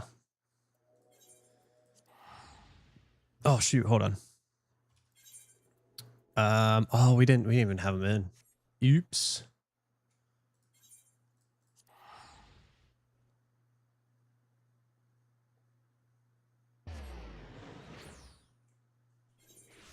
Dang, dude, you're going? Are you pumped?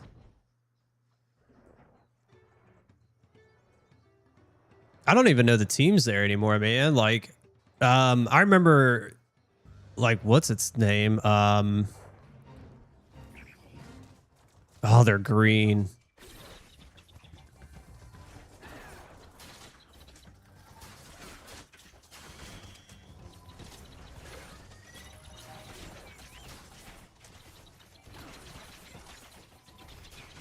It's 2 months away, but you're hyped? I'd be hyped too, dude.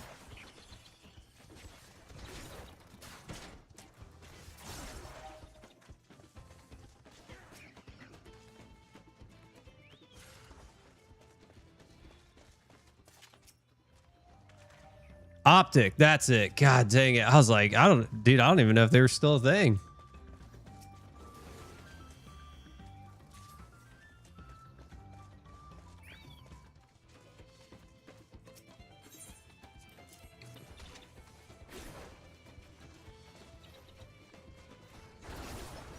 That's your team? There you go. Get her a jersey, put it on. It's time.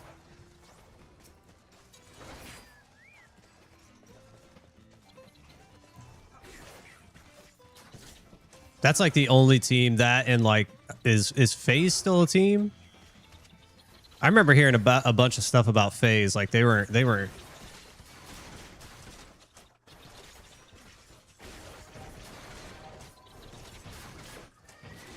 doing so hot for a while.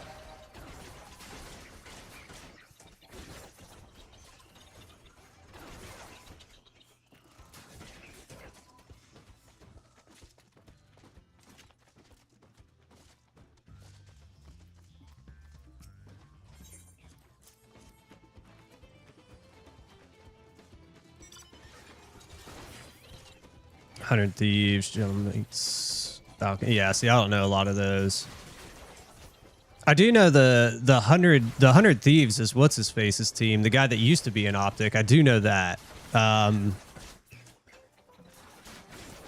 What's his? I can't remember his name either. See that, like, that's how long it's been since I've watched like competitive or like Call of Duty stuff. It's been such a long time.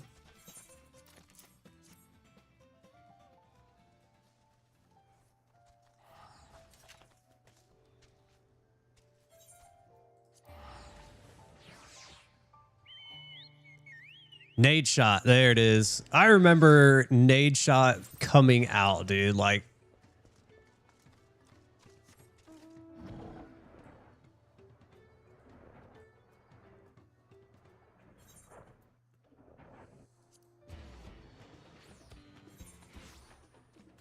why did you rip me here, dude? I was already here.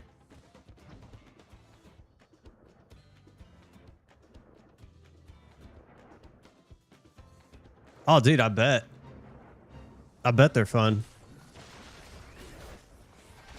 Especially if you're big into the game. Like, I'm not big into, I mean, we know we've had the conversation about shooters. I'm not huge into shooters. I'm just not very good at them anymore. Oh, dude, what the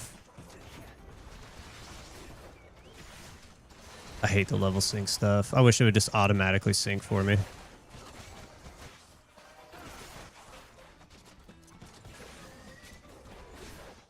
Oh, I thought those were guys.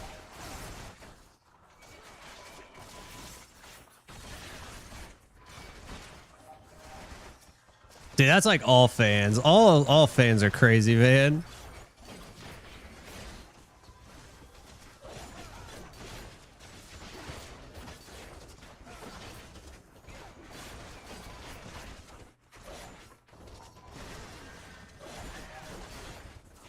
Some of them can go wild.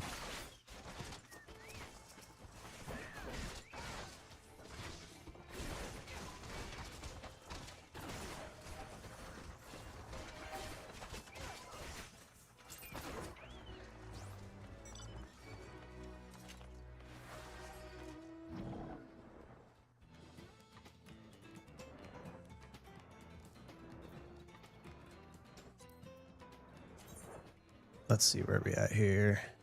Rank 2? We're getting there. Yeah, dude, anytime there's like competitive anything going on,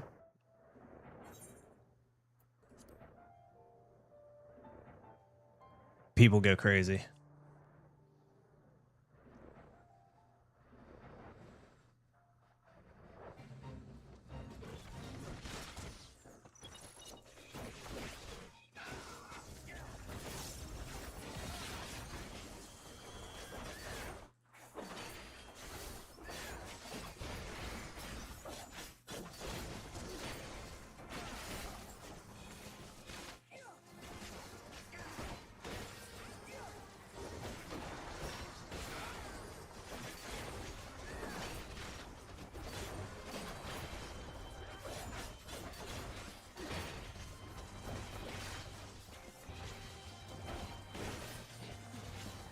How's the new job treating you though, dude? You enjoying it?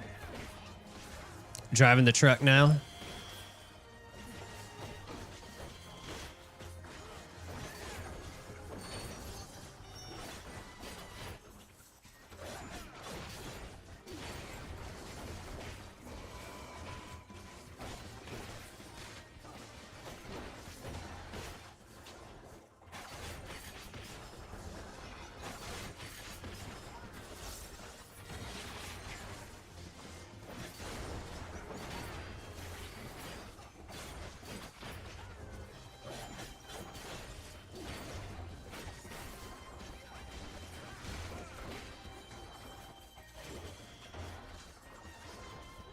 Oh no, did they? They got you to stick around, but that's good though. That's good. I'm glad they gave you the raise, man. I know you deserve it.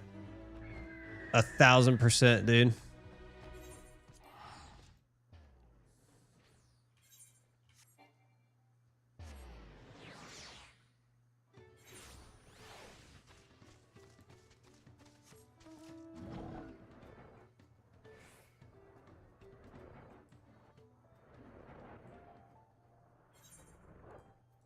Nah, dude, I'm already here.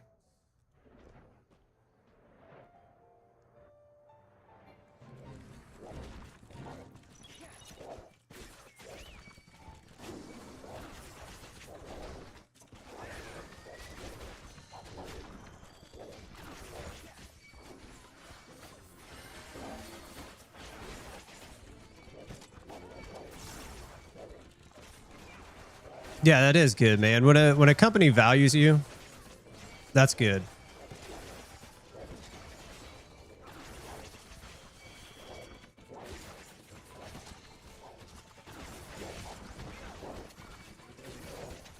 I mean, that adds up though, dude. It really does.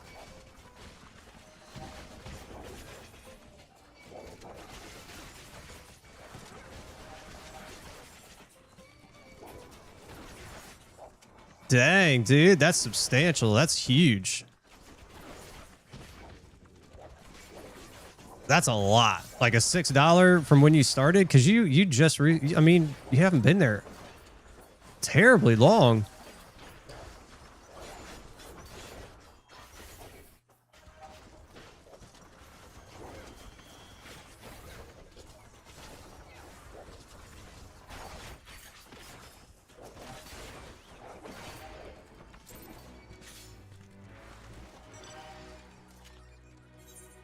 Dang, we just got another one. That dude, this dude in the chat right here, he just said, sometimes I feel like these crystals aren't real. Like I just got one and I've only been here a minute.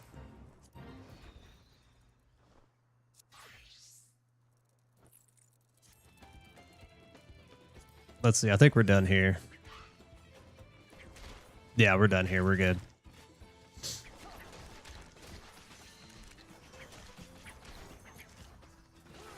Yeah, dude, that's right. They want to keep you around. Oh, yeah, I'm sure, dude. I'm sure.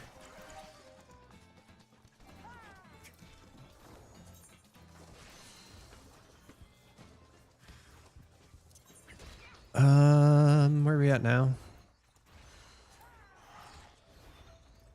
Dude, I'll tell you what. This is the way to get these freaking crystals.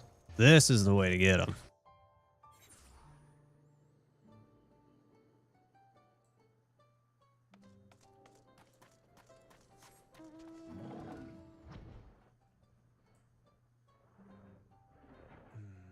I don't think we'll get there in time.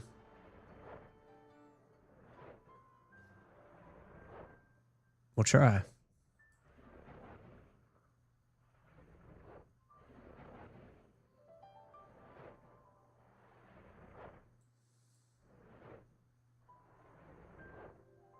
Nope. Damn, shit just came here.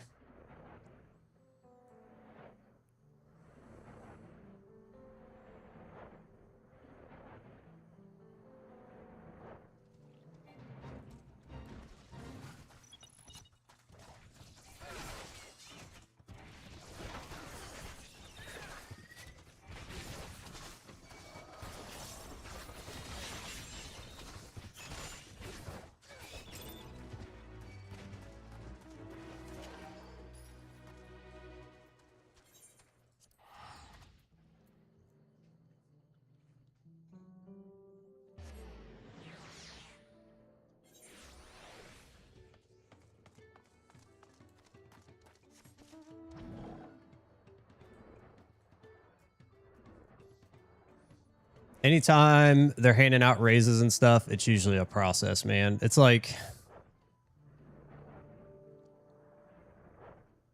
they got to get it approved through like 6 different people.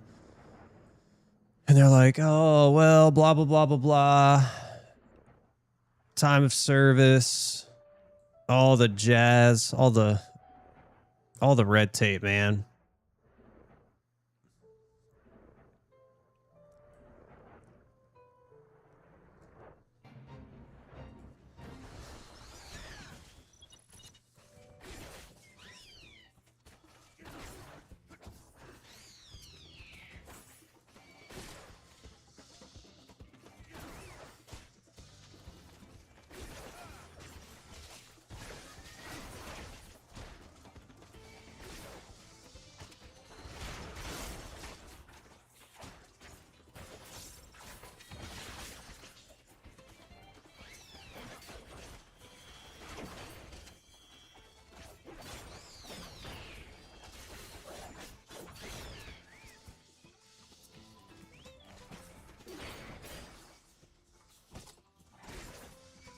These guys are just like everywhere. Here we go.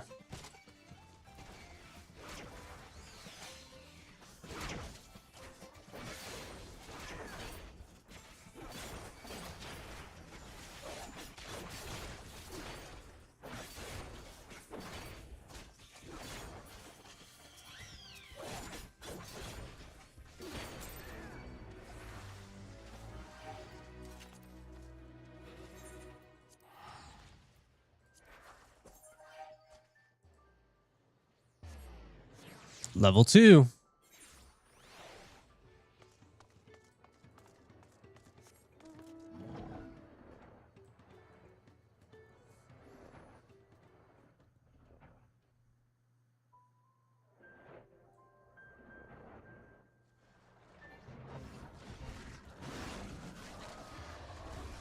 Had to go through 4 guys. Yeah, dude, it is. It's like,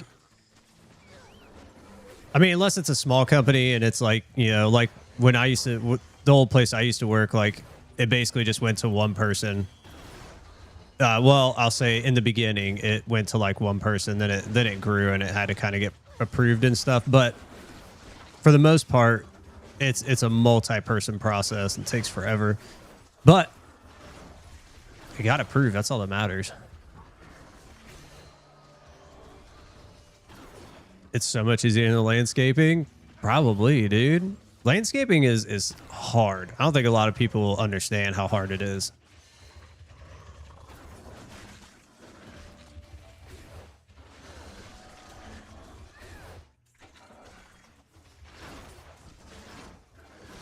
Yeah.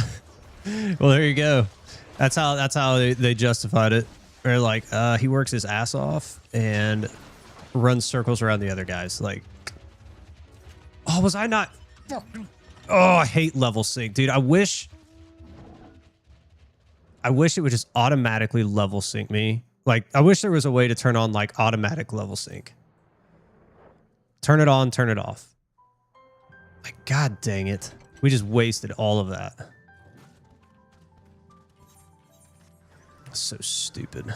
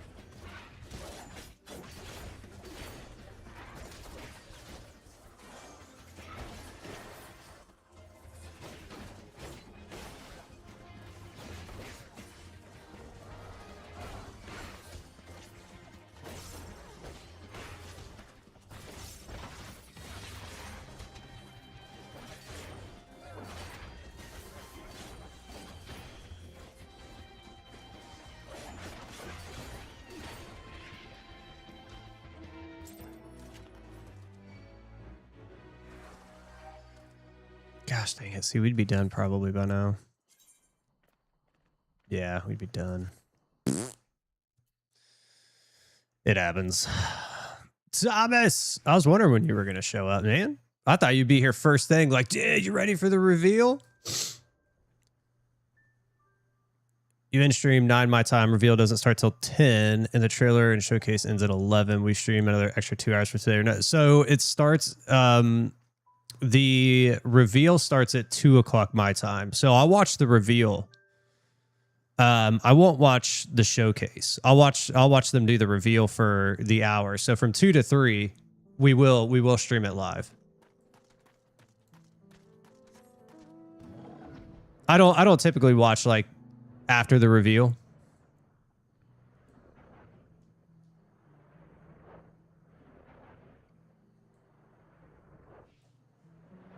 I just want to watch I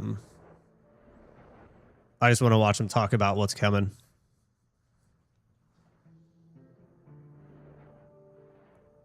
Dude, I hope it's going to be good news. They're talking about massive sweeping changes to the end game, which I'm down for, you know, depending on what happens. Hopefully it's not like, you know, dumb shit that we don't want. Or that like when they took away, I'll be honest, when they took away the homogenizing Exile, I wanted to freaking like, I wanted to throw a screwdriver through my screen. I think I think they need to put that back in. Here's what I hope we get today. Number one, we know we're getting swords and stuff. Give us Cyclone. I want to do spin to win. So do that. Hopefully we get more skill variation throughout the characters, you know, to make the other characters fun to play. Give us that. Give us more currency to craft. Like crafting is one of the biggest things right now that I want a lot of. We just need better ways to craft in the game.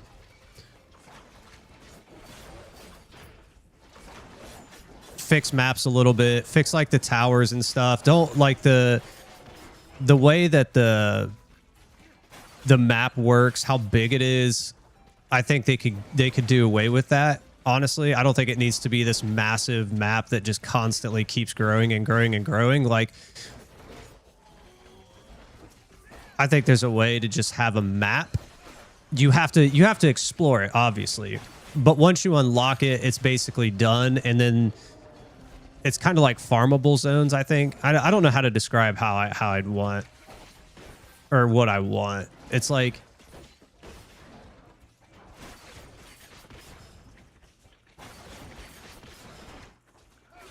just a big map, obviously. Hold on. Let me finish this and then I'll break it down.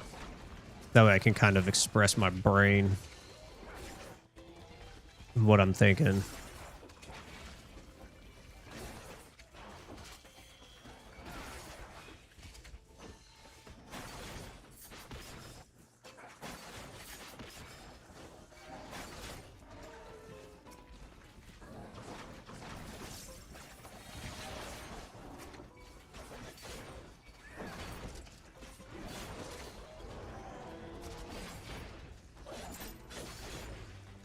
Dang, we got another one, dude. I'm telling you, this thing's killing it.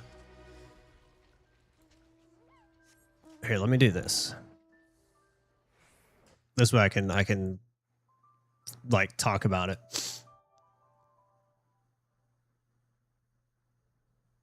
Having the endless mapping device from being gate kept though, I can understand that. Oh, okay. I see. I don't know a whole lot about PoE1. A little bit, only because we played it like what, the one league, and then that was pretty much it. I don't think we played it after that. Or no, we did. We played another one, didn't we? I think we played 2. I can't remember. The problem I have with the endless is it's too randomized. If they're gonna keep the endless map, that's fine, but we need ways that can kind of dictate what's going to pop up in a zone when we like hit a tower. Like if you're gonna make us run towers still, even though they're not what they used to be, right? We're not putting tablets in the map device or in the tower and whatever. It's like make the towers purposeful for that reason. If there's a way for us to dictate what is going to show up in that zone by running the tower, kind of, you know, like the only problem with that is then we kind of end up back to where we were. And this is why I don't like that idea, because then we end up back where we were, where we're running to towers to unlock certain aspects that we want to see in the map device, right? Yeah, and so that's what I'm looking for. I'm looking for a way for us to not infinitely like dictate the map device. We don't want to be able to like always pop up citadels, right? That would just be unfair. That would be unfair. And that's kind of why I like getting rid of the endless map and then having like a large map, like make it big, right? Don't make it a small little, you know, like, oh, here's your map. It's kind of small. And then you kind of just have these items in it that you can run. Like I understand we don't want that, because then you could literally unlock it real fast and then farm specific zones that you wanted to do, or make like time zones and you basically can hop around, right? We don't want like small maps where that can happen. Make a very large map where it's like you have to and you're encouraged to explore. But I don't know. The endless map to me just feels kind of bad, honestly, when like, especially last league, I think it was in the SSF run I did, where I was literally running around and I was getting no citadels, like ever. I unlocked 40 zones and I would get like 2 citadels. I'm like, that's terrible. That's terrible. It feels bad. Especially in like SSF, because you're like, okay, I'm trying to grind up my own currency here. I can't sell stuff and make currency. It feels bad. That feels bad. So I would like to see something done with the map. Give us something that's gonna make the maps feel better. If you want to keep it endless, that's fine, but we got to find ways to make it feel better. Number 2, give us crafting. Give us crafting options.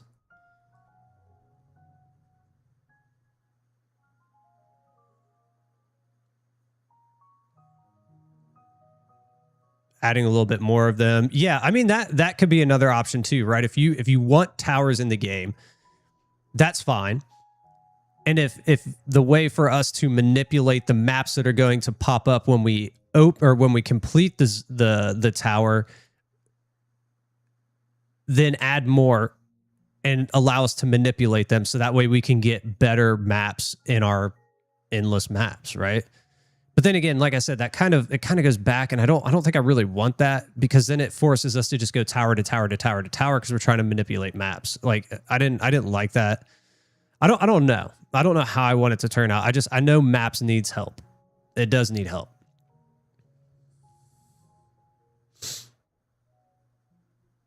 Oh, hold on, Tuhu. Give me just a second. We're talking about PoE2 real quick.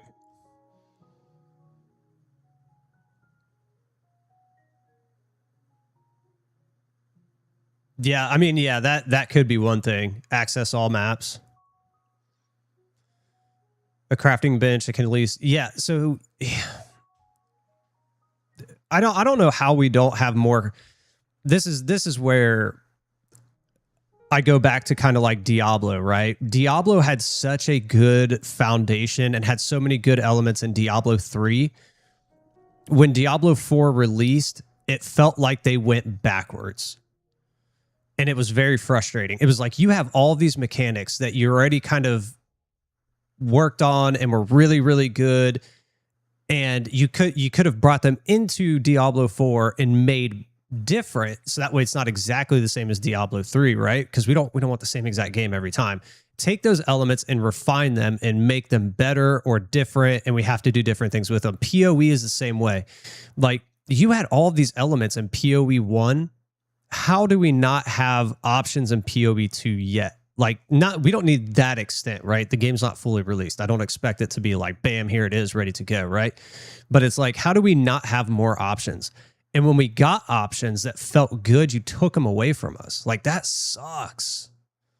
That sucks. I mean, me and you talked about it, Ruger. When they took away homogenizing exalts, it felt really bad. It was like, oh, dude, like that was almost not a guaranteed way to get something, but a way to guarantee ourselves at least something beneficial. I feel like we've gone back to more randomness now. And randomness is fine, but make the randomness useful.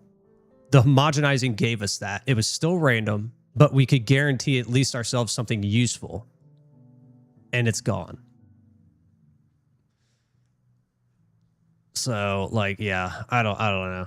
I think there's a way for him to do it. We'll just have to wait, right? We'll just have to wait. I don't want to complain because I'm super pumped for the new league. I'm hoping for some good changes because it seems like they're putting a lot of build up into this. Like it feels like it's going to be something big.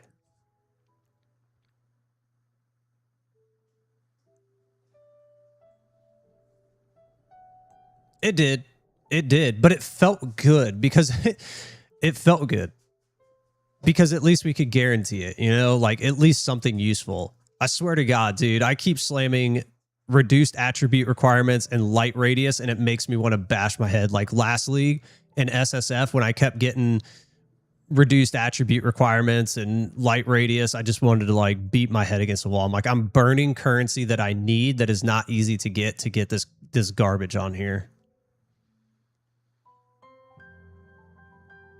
I can get that. And that's fine. That's fine. If they don't want to bring it back, at least give us options that make crafting better. Dude, I'm serious, man. It made me like, I just wanted to beat my head. That wand made me want to beat my head against the wall, dude. I was so mad we couldn't get that thing to hit. What's up, Drill? I swear to God, dude, if I'm getting reduced attribute requirements, light radius, any sort of mana, anything, I'm going to write to GGG myself and be like, y'all need to take this crap out of the game. Like, it needs to go. It needs to go. It feels awful. It feels freaking awful.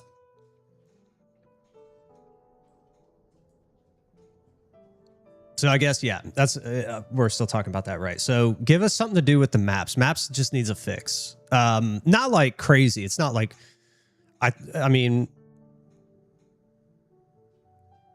maps needs help, and the map device itself, like the endless map, needs help. So let's see what we get out of that. Crafting options for sure. We need more crafting options. Even if it's introducing like more currency or whatever that we need. I don't know if that's technically the answer we want, but more crafting options. We need more crafting options, which I think leads to more currency items, but that's fine.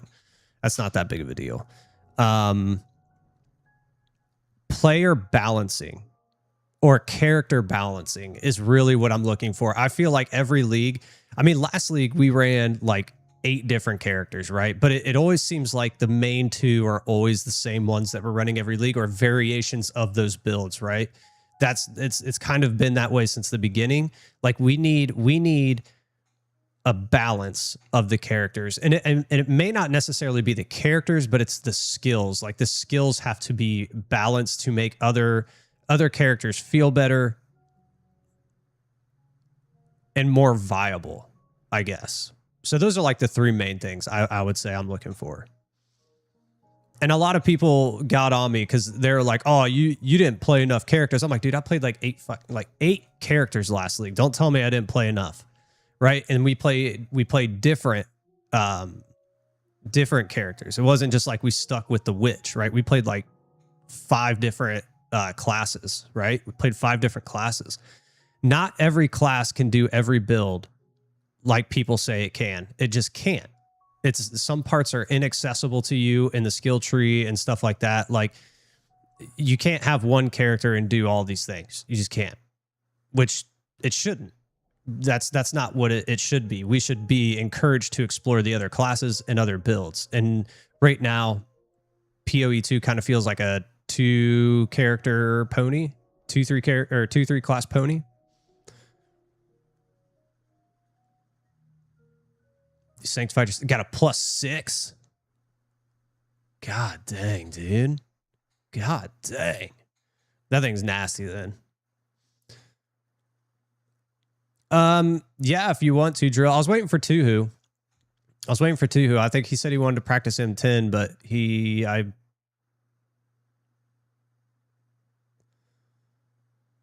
if he doesn't answer, we can do crafters. Yeah, buff melee. Okay, I guess since we're on this,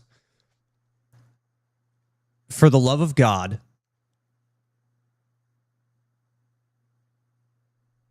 we need life, evasion, and armor to be brought up as far as defense as compared to energy shield. Energy shield is the king of defense right now.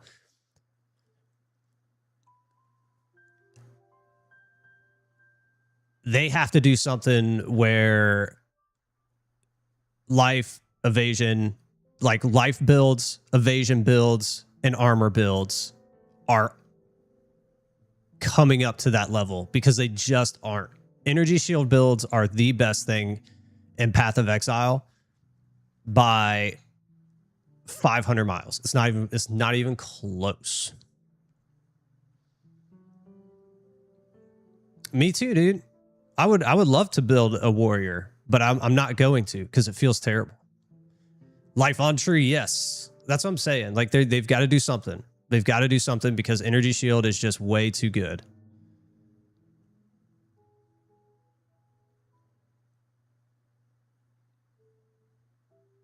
Talking about the other game. Oh, we're just talking about some of the things we're looking forward to in the reveal today.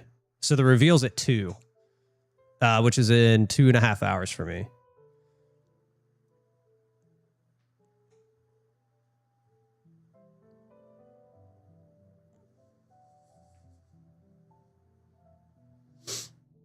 Yeah. Yeah. They literally, it's like energy shield is king. Is king. I tried the evasion. We did that with the monk. I tried that evasion thing, and it worked, but it wasn't nearly as good as like if I spammed energy shield on anything.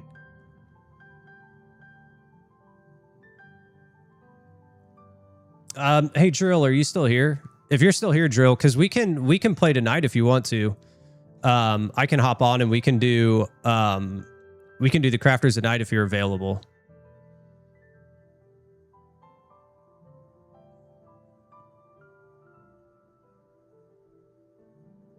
No, it won't. And like when you're at like T4 level, if you get slammed, you're done. An evasion, oh man, I feel like evasion's like it's too hard. It almost feels like it's too hard to make evasion work with like the oh, what is that? The dodge, not dodge. I can't remember the mechanics. See, that's how long it's been since I've played. Whatever that mechanic is, where evasion. Oh God, what is it? I can see it. I know where it's at on the skill tree. I could literally go and see it on the skill tree right now. I can't remember the name of the mechanic, but it's like, it's weird to make it work, I guess, kind of. Because you had to deflect. Yes, deflect. Because it has to be like, remember we did it and it had to be like 60% or more. And it's very tough to get that. And you're sacrificing things on your skill tree or on your gear to get it. Like you have to get it in the skill tree 100%. But you're sacrificing places on your gear to get it too.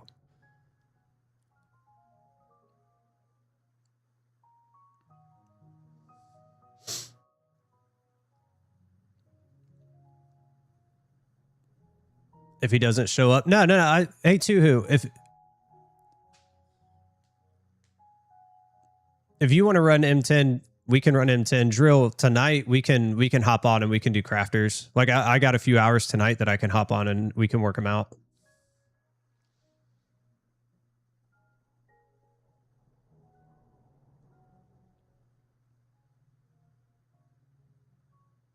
If that's cool with you.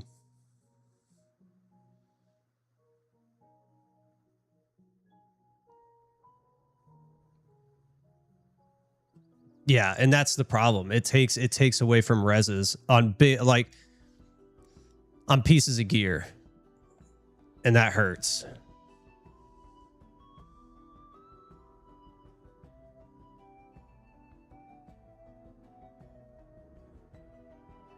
Oh, today's your last raid night? Okay.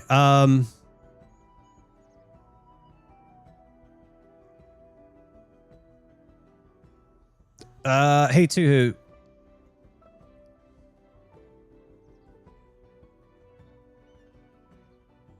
Oh yeah, maintenance. Yeah, that they had that maintenance for like 3 or 4 hours. Tuhu, do you mind if we run M10 tomorrow? Then we can run M10 all day whenever you hop on.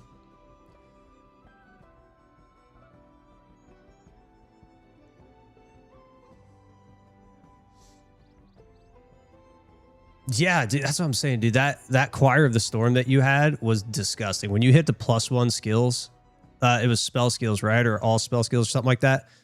Insane. Insane. Okay. That sounds... Oh, wait. Hold on. What drill? Oh, man. Hold on. We're going back and forth. We're going back and forth. I got to pee really bad.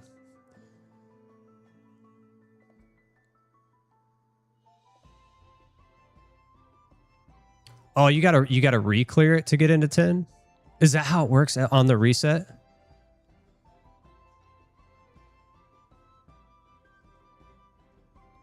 Yeah, it was Tuesday. It was Tuesday that we did it, I think.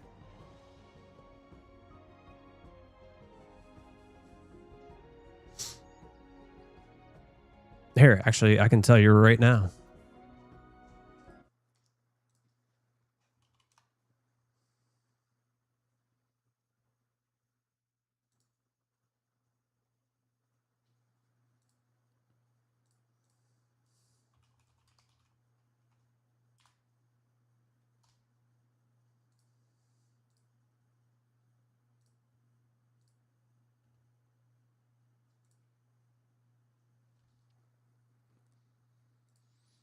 We need the clear. We do need this freaking clear, dude. I need this. When was this? Oh, you know what? No, it'll be over here. It'll be over here.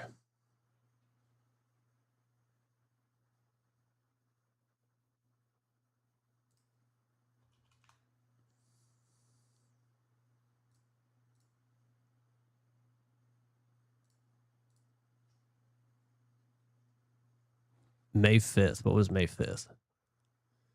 Tuesday. Yeah, so we did it on Tuesday.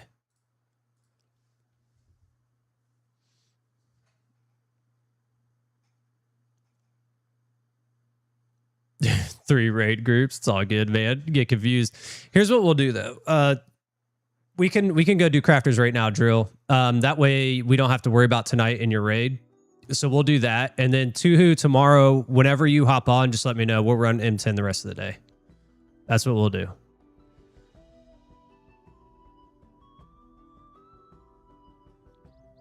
Okay. Yeah, sounds good. I don't know if you heard that, Tuhu. Basically, tomorrow when you hop on, let me know. We'll do M10 for as long as you guys want to go, or for as long as you want to go. And then we'll do the crafter today. So let me go pee.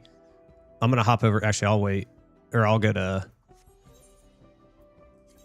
Crystal right now.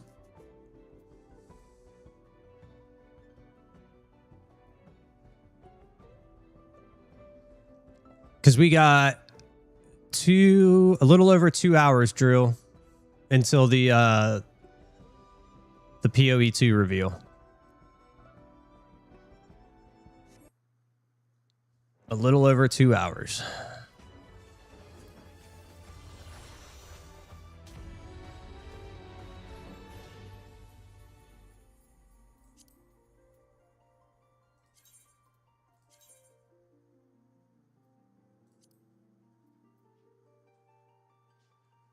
You're on.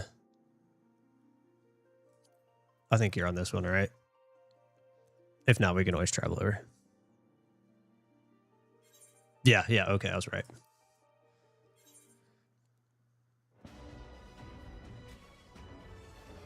Oh yeah, that'll be enough time to finish a few for sure.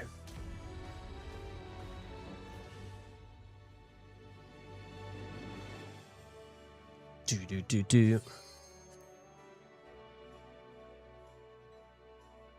Do you want to go to Limsa? Is that where we're gonna go? Yeah. Okay. Let me go pee while we wait in the queue. Same spot. Gotcha.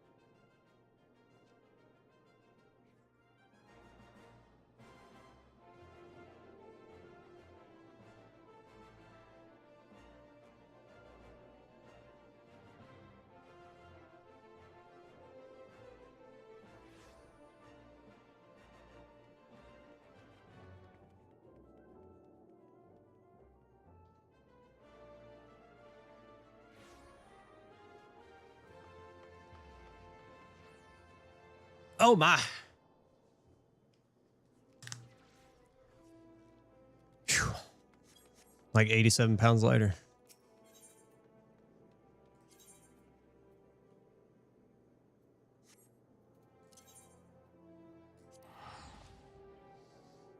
All right, let's pull this up too.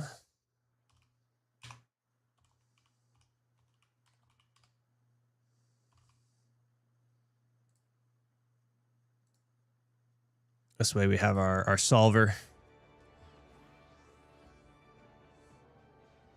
Phew, I'll tell you what, I'm like a camel over here.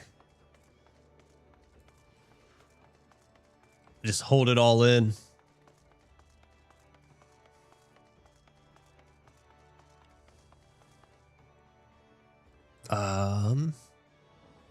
No, keep going. That's right.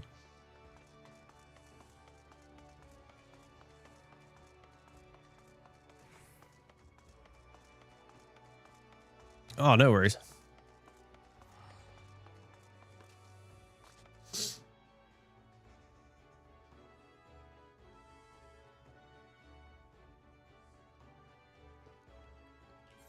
I think everybody... Oh, my Lord. I need to repair my gear.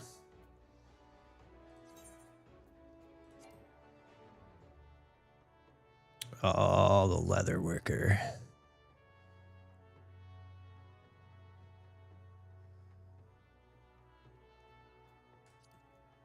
Whatever, we'll repair it later. Everybody is 90. He's 100. 100. Leatherworker. Leatherworker is the only one who is 80. Everybody else is 90.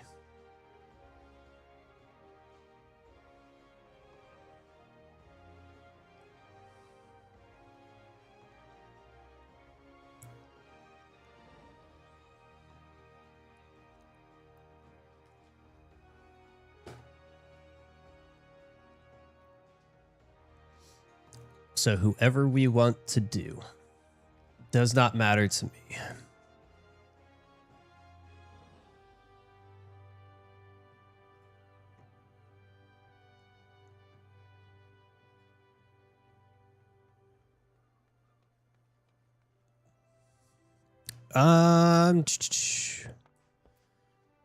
Who do you want to work on? Everybody's 90 except Leatherworker. Leatherworker? Okay.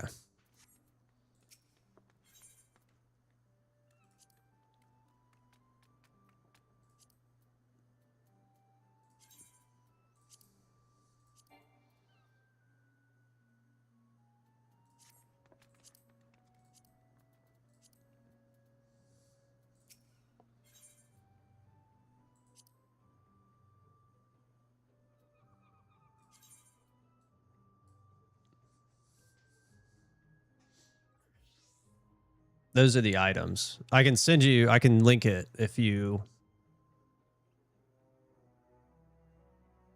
join the party.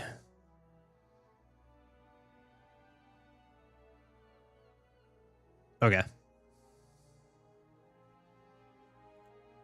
So let's go ahead. Let's get my character stats in then.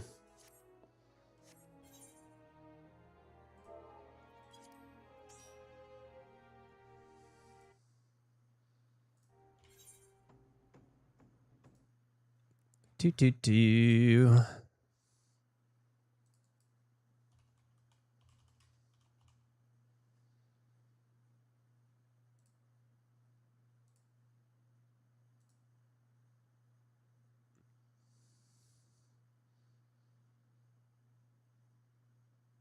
Okay, 507. Let's put my stake on.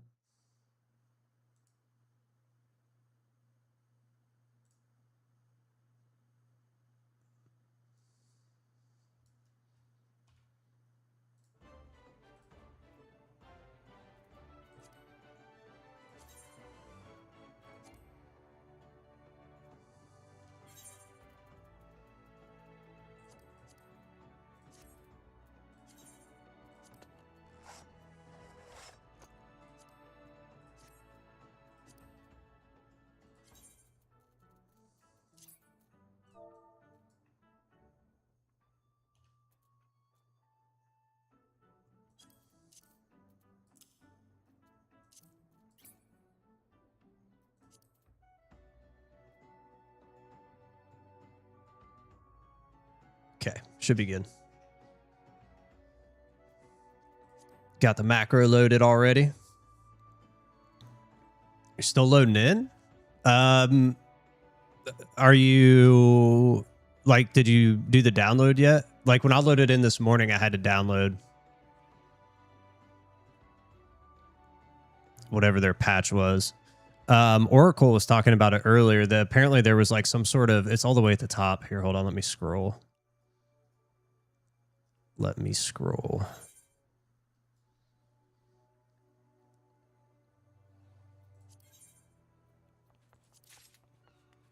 Apparently there was a Hildebrand. The Hildebrand quest was causing the game to crash. So I wonder if that was part of the fix. Let me get off to the side in case anybody else wants to.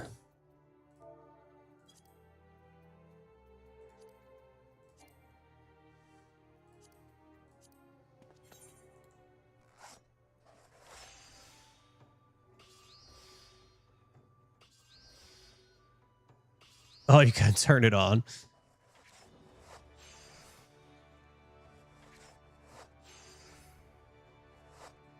Game's just bugging out, dude. It was like Saturday. Saturday was a mess. I couldn't do anything Saturday. Last Saturday for all that stuff. It was crazy.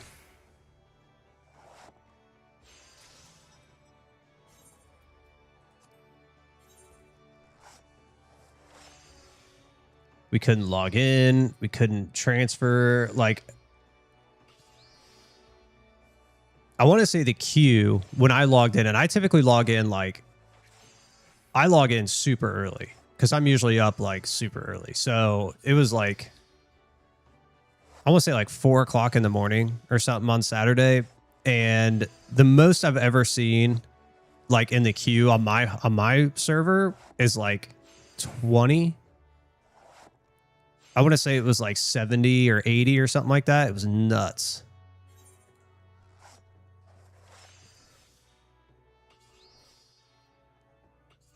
Oh, I should be able to. I think you can do one above, like up till 90, right? I think up till 90, you can do one above, one below, or that's 90. You can do one above and one below. But I think at 80, you can turn in anything as long as it's there. We'll check real quick.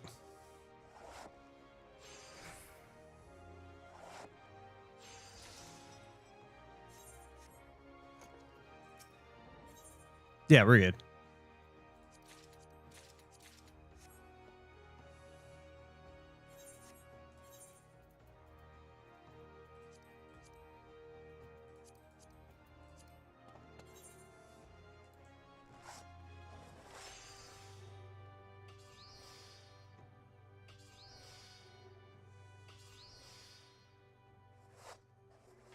Oh, we didn't even eat our steak and we're still completing this. Woo!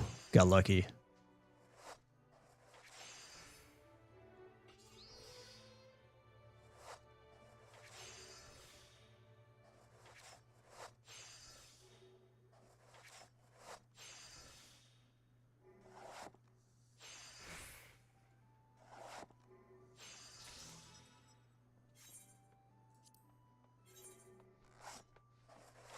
Gosh, dude, I can literally hear my dogs. Just every single one of them's out there barking.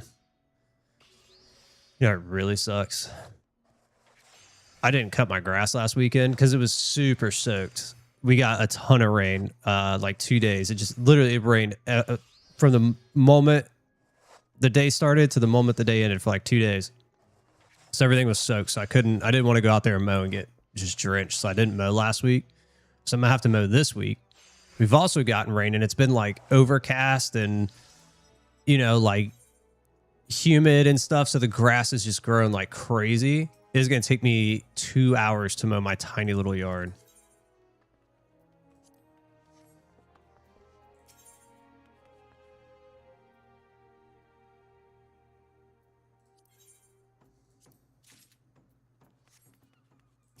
Yeah, let's do the script exchange real quick. We're a leather worker.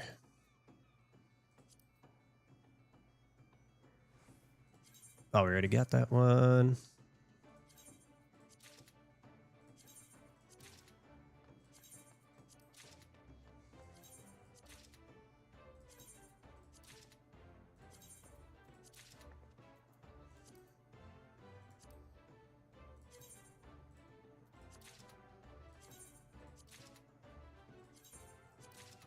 There we go.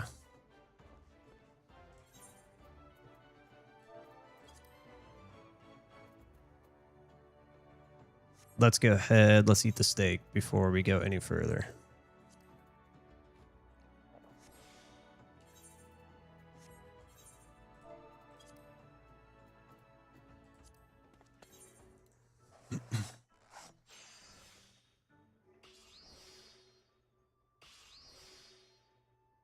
Yeah.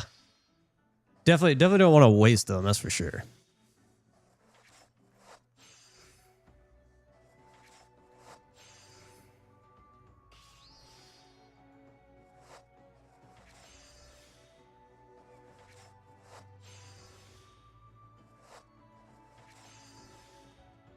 I wonder how we're doing on crystals too, actually, now that I think about it.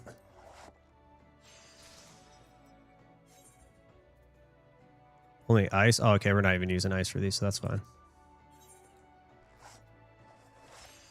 Let me go let these dogs in. They're going bananas.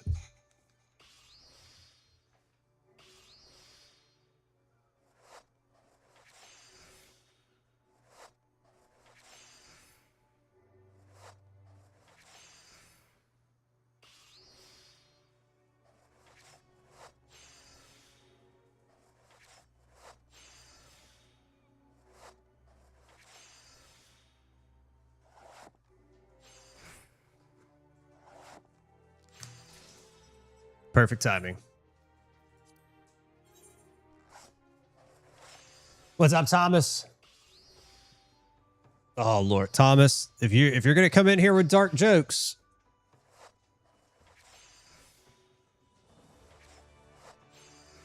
I don't know, Thomas. What is it? Did you just like Google these? Do you Google these?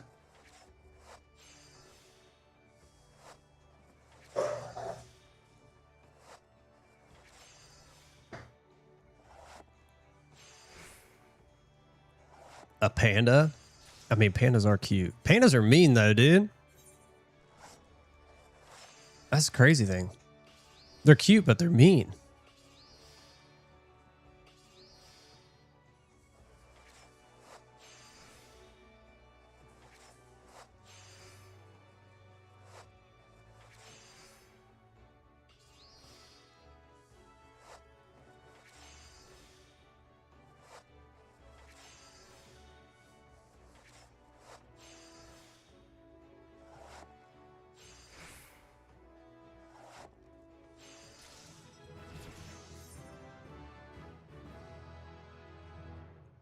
Oh, I get it. I get it. I was waiting. I was just like, are you telling bad jokes again, man? Jokes we shouldn't be saying here? Like your one from yesterday? Terrible.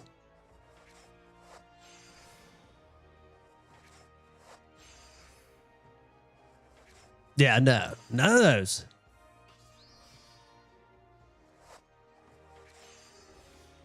Can't have it.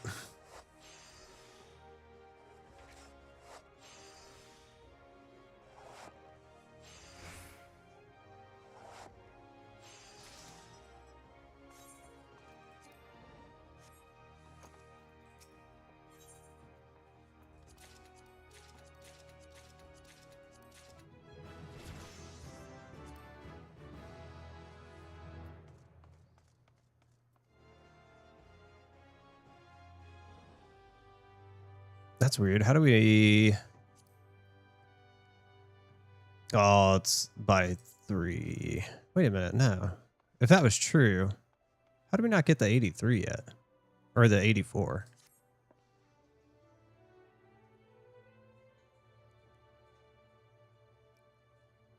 You don't remember what you did tomorrow? That's because it's tomorrow. You haven't done it yet.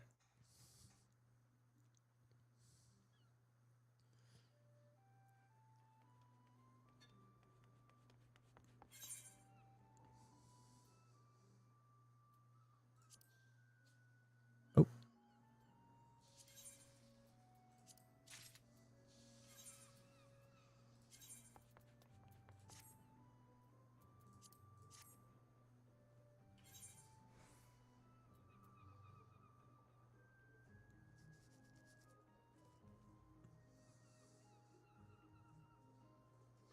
Here, let me update this then.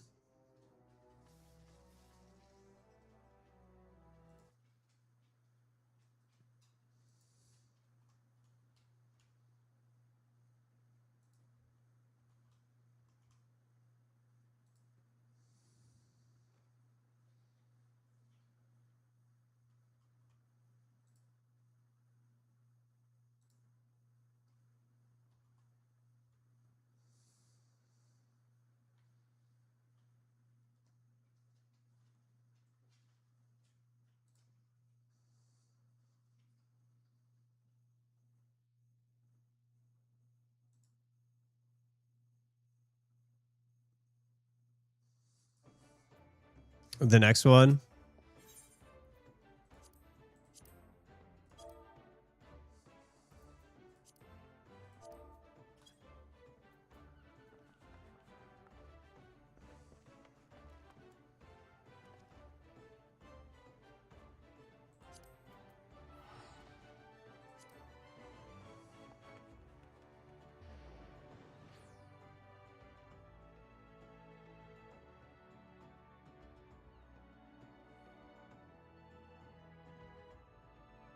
Oh, of the guy we were talking about yesterday, whatever his name was. Did you send it to me?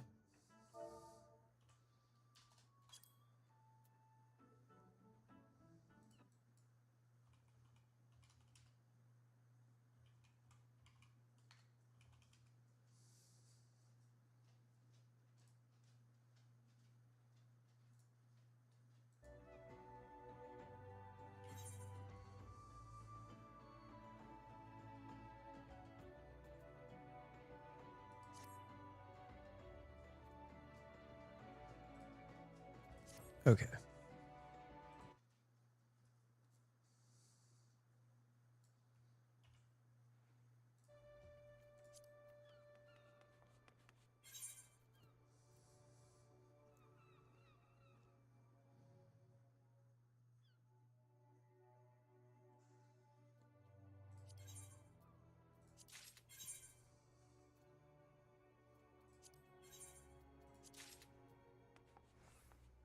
Oh, the ritual bug. Okay, give me just a second here.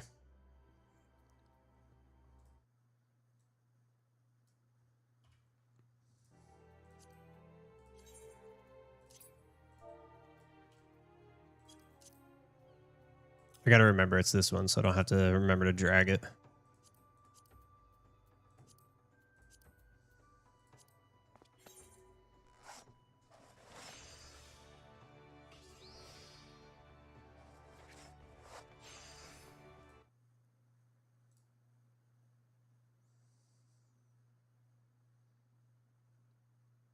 So watch the first 30 seconds.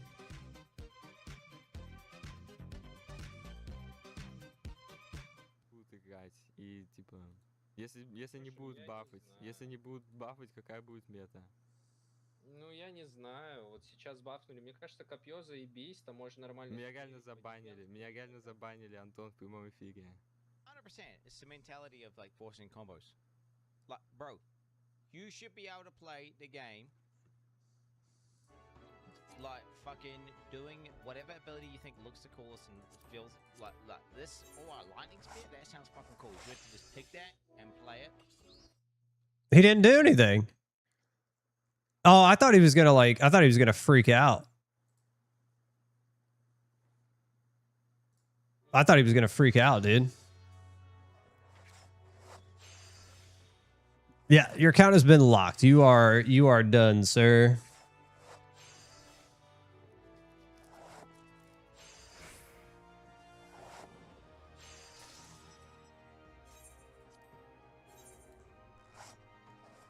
Yeah. I wonder, I wonder if they're scanning for that in time, in real time, or if they're kind of going back and seeing it happen in the code or something. And they're like, that's when they go and they're like, yep, there it is.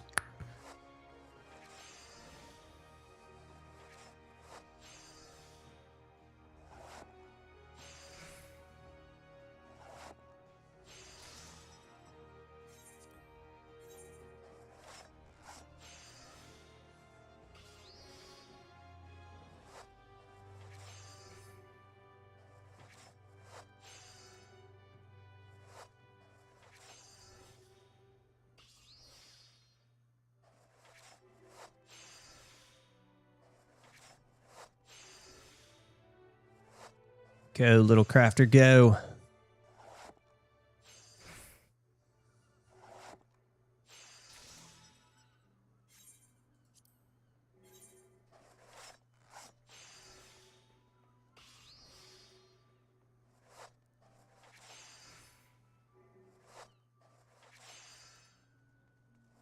Exploiting our game.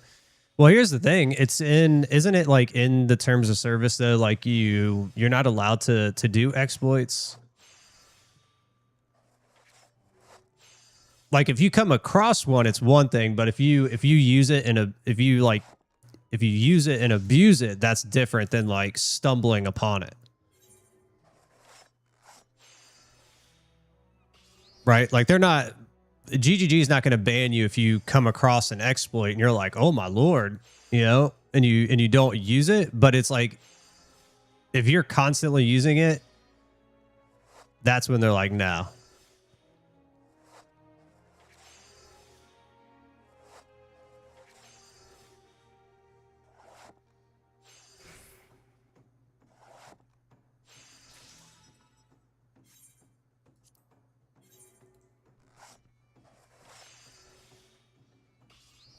Well, then it's a mechanic of the game, though. So that's a mechanic of the game is different than an exploit. An exploit is something they didn't intentionally mean to have a part of the game. It's just it was found out by the community, right?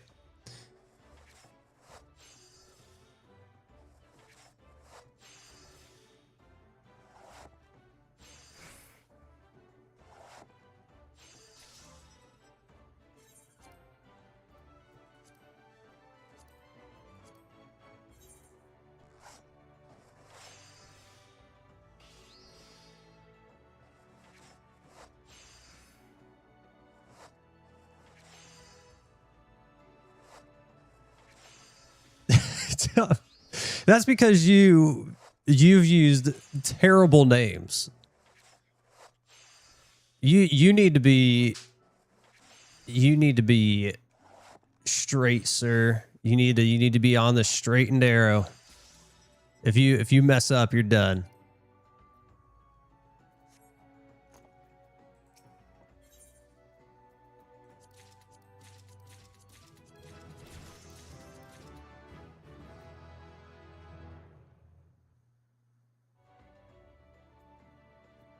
Couple more. Oh, could I?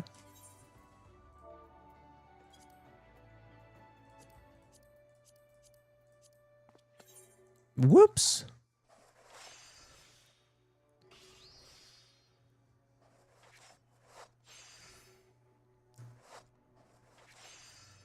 Okay.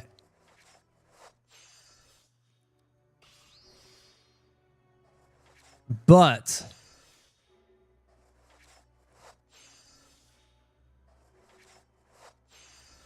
you have to be sensitive to other people, Thomas. And what was your other one? Your other one was out there. Oh.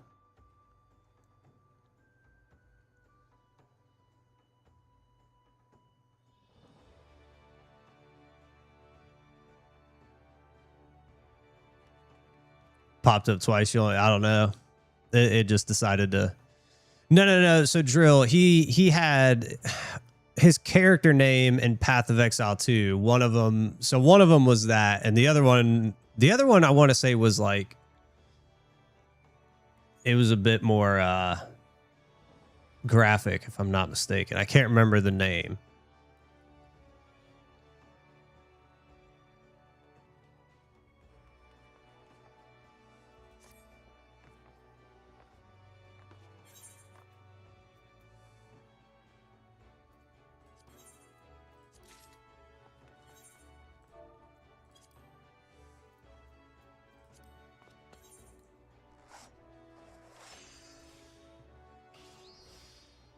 Oh, look, and it looks like Nightbot is not being a jerk to you anymore.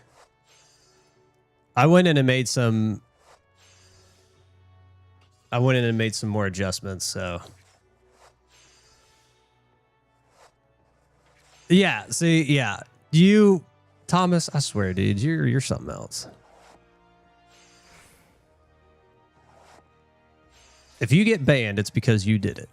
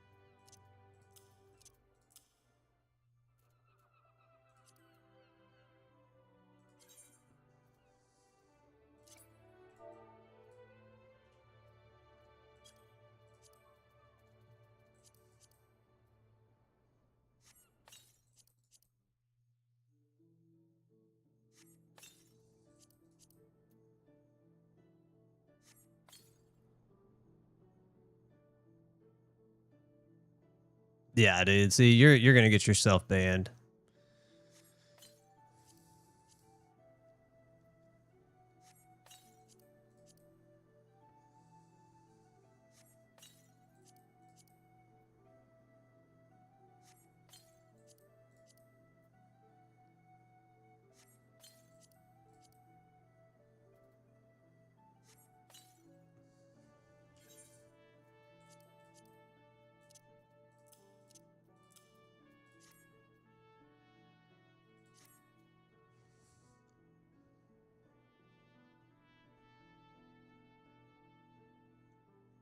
Yeah, you are, dude. And when you do, you won't be able to play with us anymore. And then I'll be like, it's probably because you put some name out there.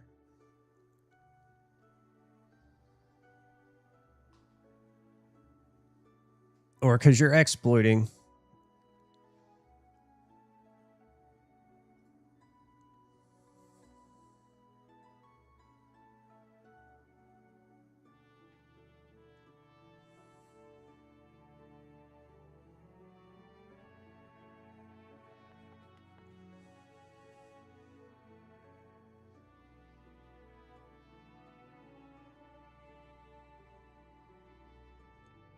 I sent you the recipe, Drew.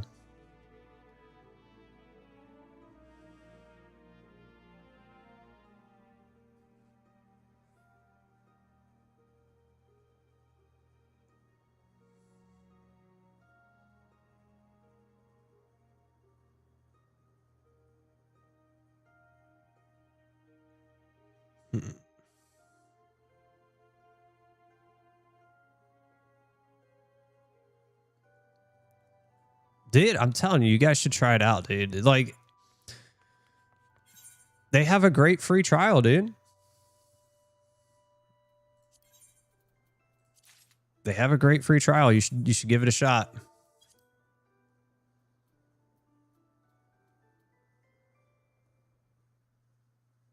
Oh, I'm an idiot.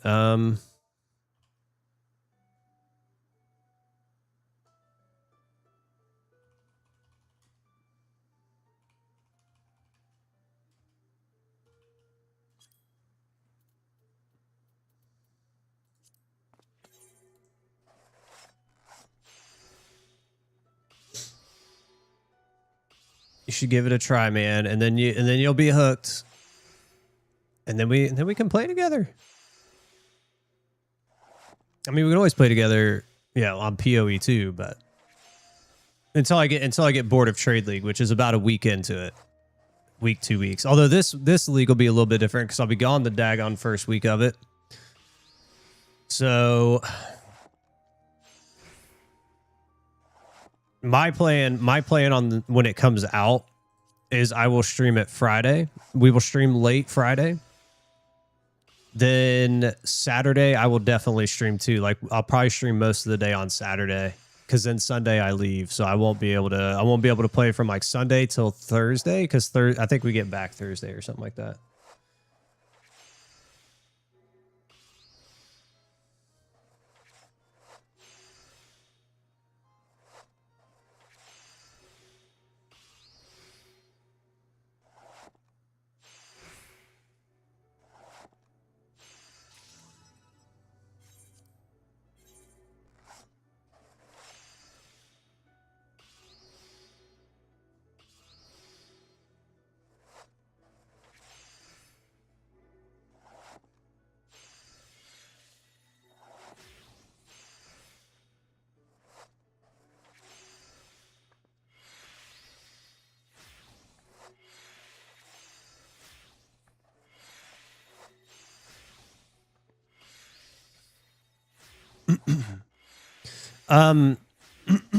Weeble didn't ruin anything about PoE1 for me. Here's the thing.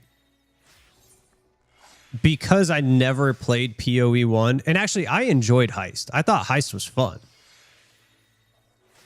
The thing I didn't like about PoE1 was because having only played PoE2, and this is no dig against like PoE1. PoE1 is a good game. I see why it's enjoyable. It feels old.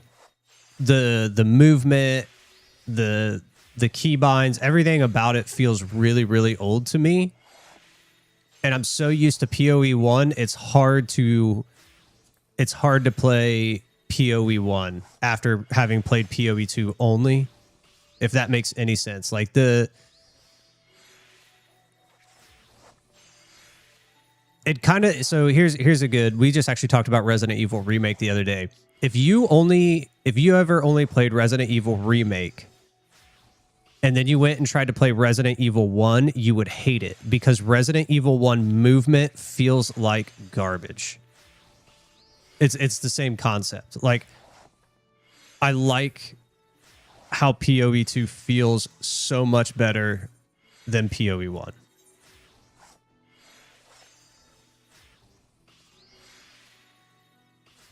And the things that they're doing in PoE2 are making it only better. The sprint mechanic is great. It helps us get through maps quicker and stuff like that. Like WASD is incredible. I don't know how I've ever played click to move for so long. Probably because I played Diablo for a long time. So click to move to me was normal. I don't think I can ever play click to move. And I want to say Diablo, isn't Diablo 4 click to move? I have no idea. I can't remember.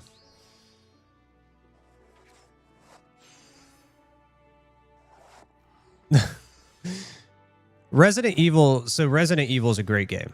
100%.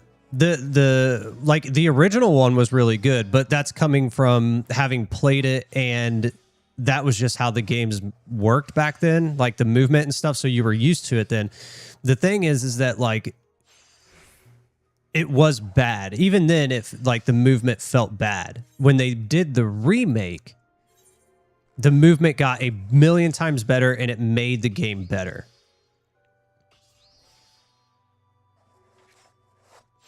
The cat got sick. Oh, dude, that sounds like my dogs. I hope the cat's okay. My dog's come in here and just throw up for some reason. Either that or my big dog, he'll come in here and just like, he'll fart. He'll lay down, he'll fart like a couple of times. I'm like, dude, you gotta get out.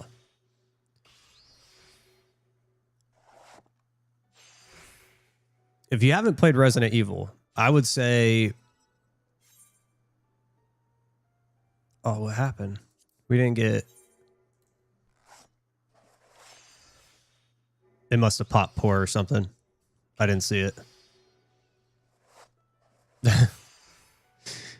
It's gross. When he farts too, it stinks. It's like smelly girl farts. It's terrible. It's the worst. The dog is trying to take me out. I'm telling you what.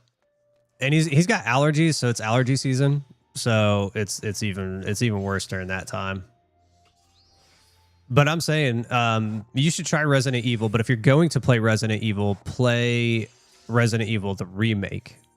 It's so much better.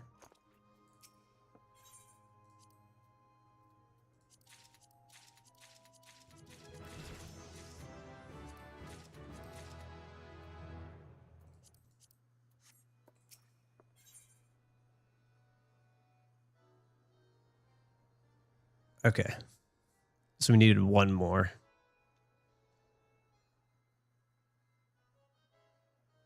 And they leave a shit trail. Yeah, dude. Dogs. It's because you got to take them. They got to get those things worked out, you know? That's just what it is. That's part of that. Like, that's why we take them to the groomer so they can cut their nails, number one, because I hate clipping my dog's nails. I do not clip my dog's nails. I've done it before to multiple dogs. I don't like doing it. I know what I'm doing. I know how to, like, you know, not make them bleed and stuff, but I don't like doing it. They don't like it because half the time they're like trying to jerk away from you. It's a mess. So I won't do it. And since they're there, I just have them go ahead and do that for me.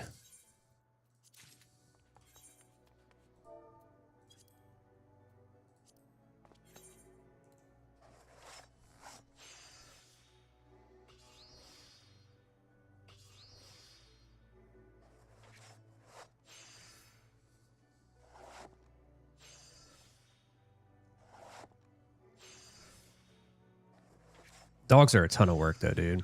Like in all reality, dogs are a lot of work. I get why people have cats. My parents, like, my dad always was a dog person. But my mom she always had cats when we were growing up. And like, I don't have any problem with cats. Cats are great. All the cats I've ever owned have not been great, but cats are good. And I understand, like, they're super, super simple, right? They don't require a lot. They'll let you know when they want attention, you know, but for the most part, it's like they just kind of chill, they hang out. You feed them, you clean their litter box every now and again. Like they're like, eh.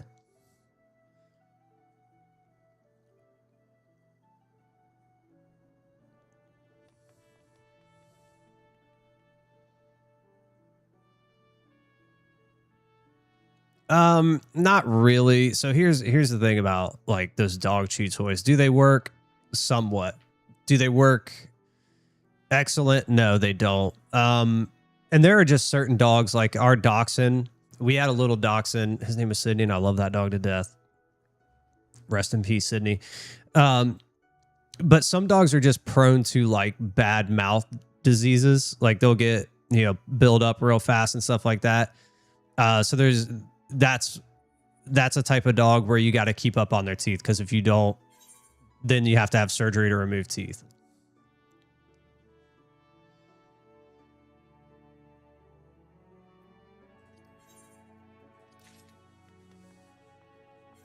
Oh, I should have been doing this.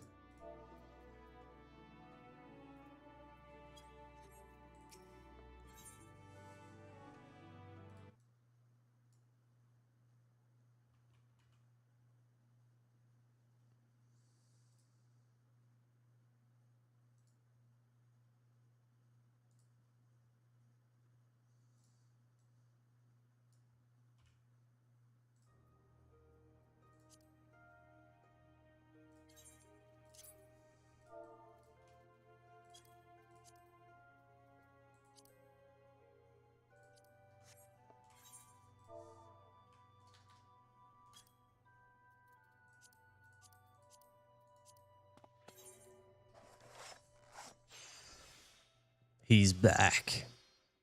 Yeah. I mean, you really should brush your dog's teeth. For the most part, though, like dogs, their mouths will typically take care of themselves for the most part. But it's just a good idea to clean them, right? It is. It's a good idea to do it.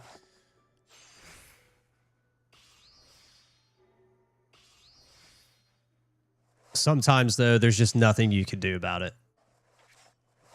Like, for instance, myself, I have periodontal disease, which is it's a genetic thing.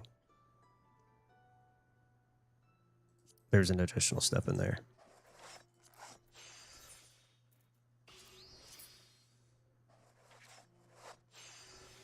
We'll just keep it in there just in case. But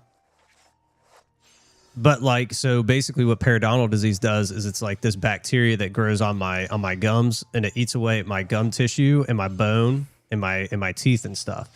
It's like there's nothing you can do about it, right? Like I said, it's a genetic thing. You get it from family members.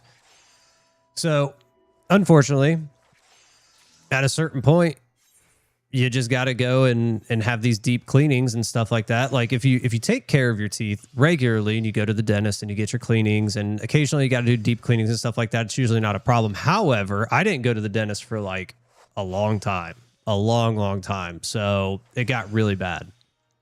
And that's why I had to have my surgery. What was that, like 8 months ago?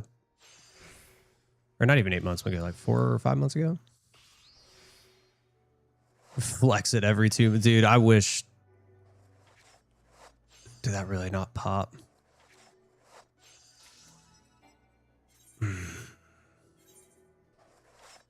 Like, I wish I didn't have it. It's a pain in the ass.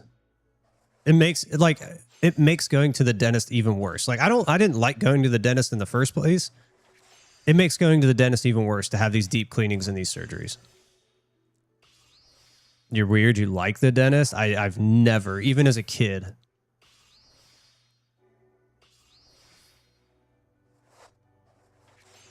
Dang, that's 2 that didn't do it.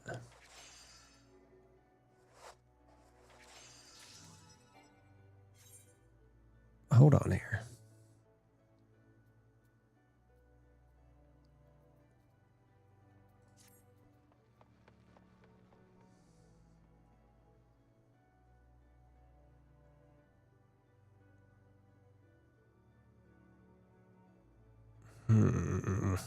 If it does it again, I'm gonna.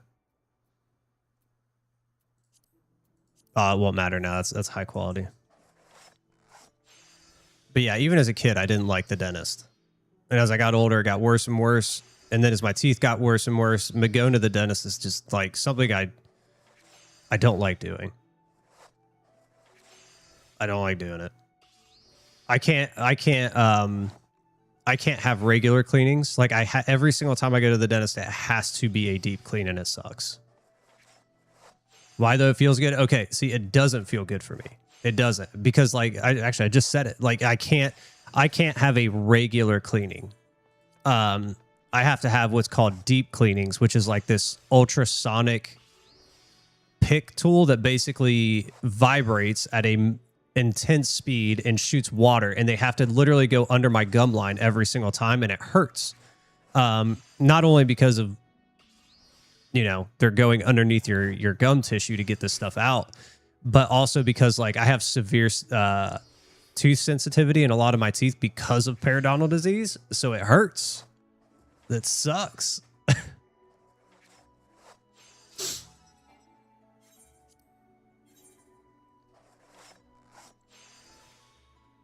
Oh, Thomas, don't worry. My son is the same way.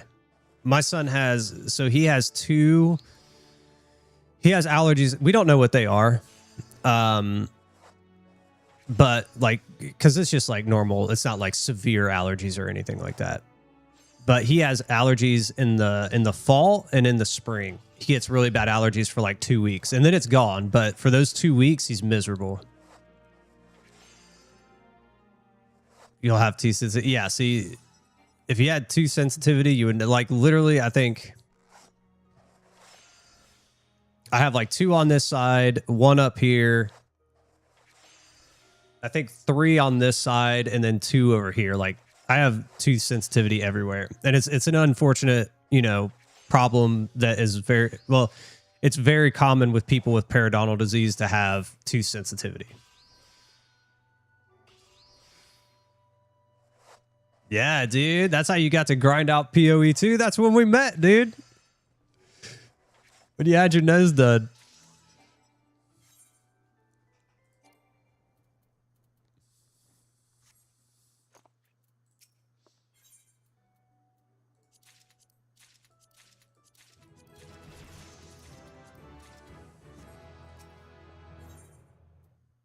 Ugh.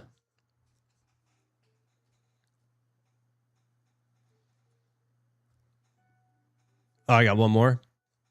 2.5 hours. Dude, I think you're wrong on your time, Thomas. Oh, I did.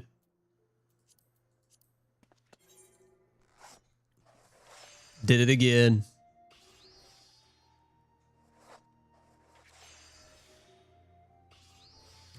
I'm telling you, Thomas, the reveal is in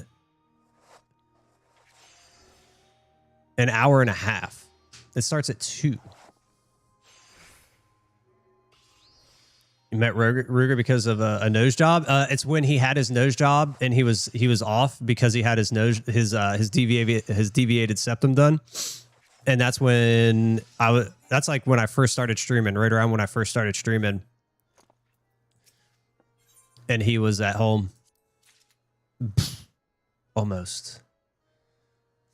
Leave quests, 30. 30. That's how we met. Oh, you're good, dude.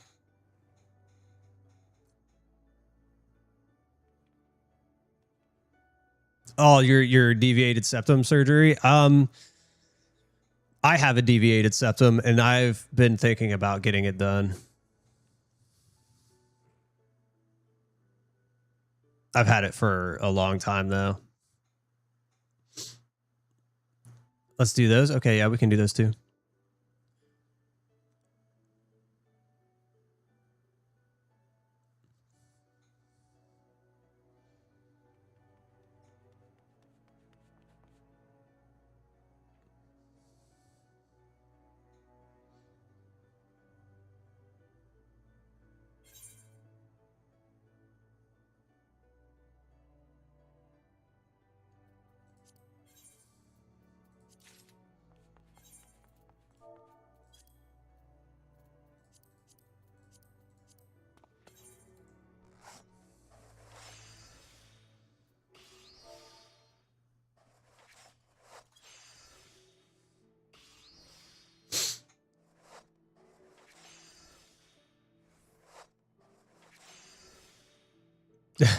People already bugging you. Bugging, dude. You're a busy man. You're a busy man. No, he was just talking about when we met, dude. When you had a nice little vacation. And you got to grind out.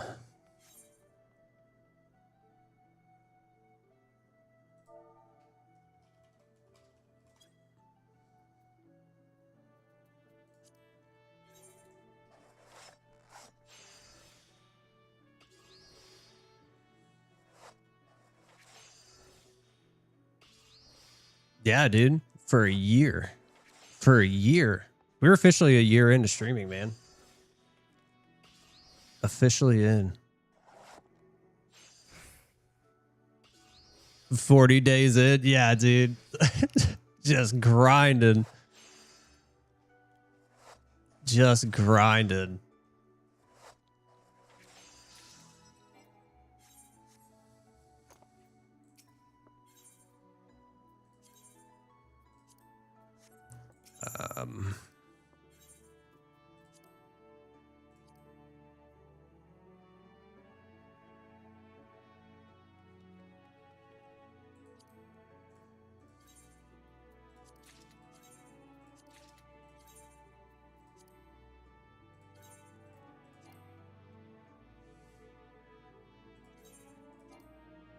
No, I don't. Oh, I just haven't used it yet. Okay.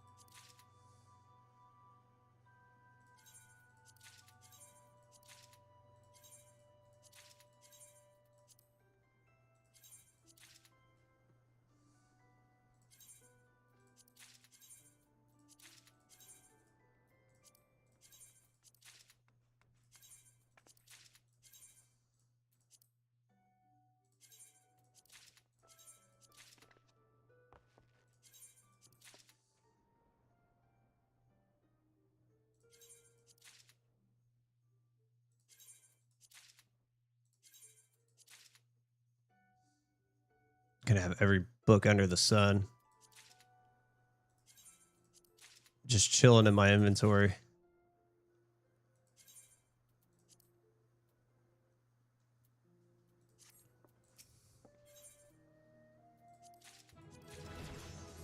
All right, and then he said we'll switch to Carpenter.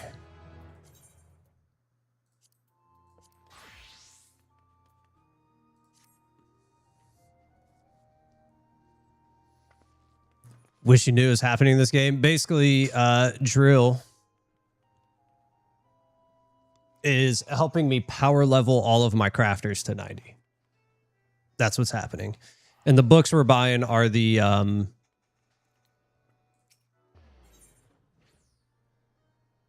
books we're buying are Mastercraft recipes and stuff.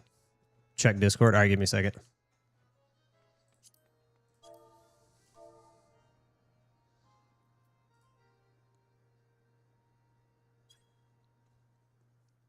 Oh, the last. We're on Carpenter.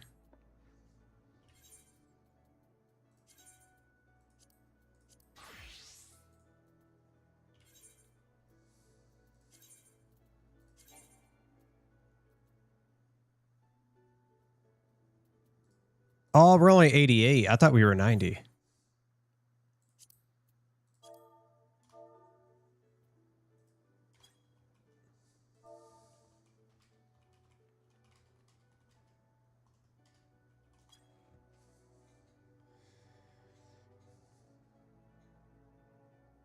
Power level, is that like boosting you? Basically what's happening is like, so your crafters and your gatherers, the max level right now is 100. And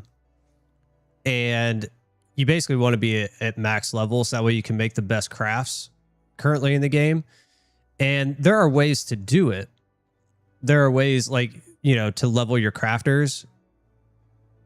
like in game by doing leave quests and stuff like that, or going to Cosmic. Like what I did is I went to Cosmic and got everybody to 90 except this guy real fast. He's just helping us out. He's basically giving us all the materials. So that way we can just turn them in and do it a little bit faster. Like Cosmic is by far the fastest way to do it. I could get this guy to 90 in like an hour and a half, 2 hours. Like in that, I could do the same thing in an hour and a half, 2 hours, but by him being generous and hooking us up, it's doing it literally like in an hour. So it's cutting that time in half.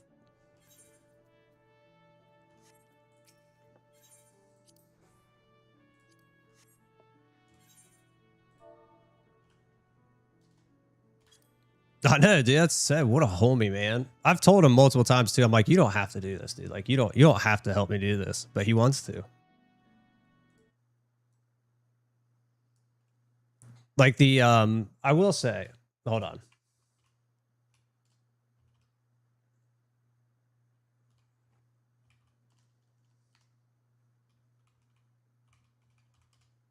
It's the top right. Yeah.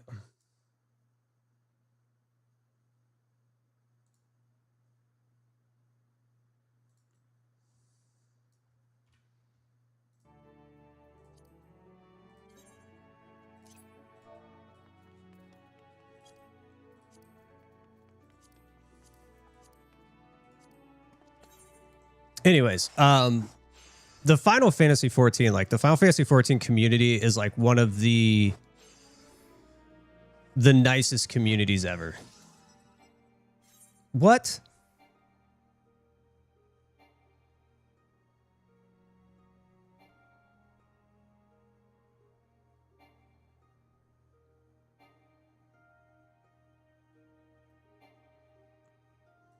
Yeah, I did.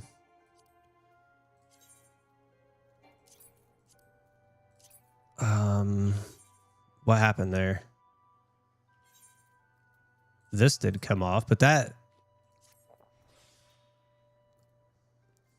The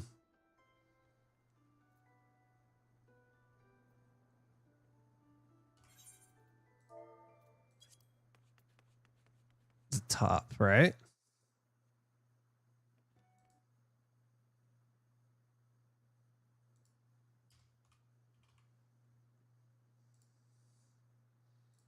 Let's make sure everything's right. 2510, 2498, 526. Yeah.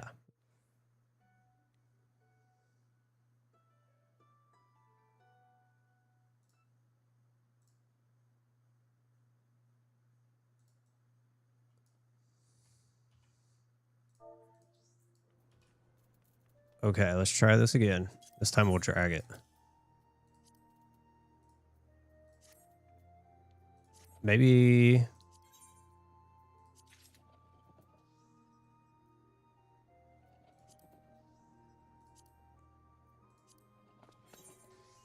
Maybe it did something weird?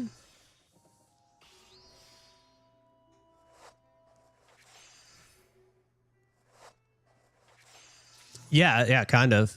Why is that completing? What is this doing? Something's happening with this macro. It doesn't make any sense. Everything is lined up right. Stake, the top. This is what it's spitting out.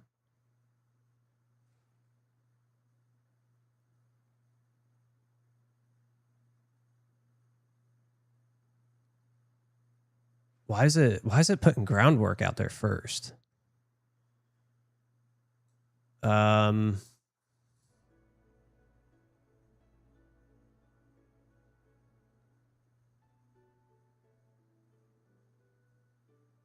What the hell, dude? These are useless now.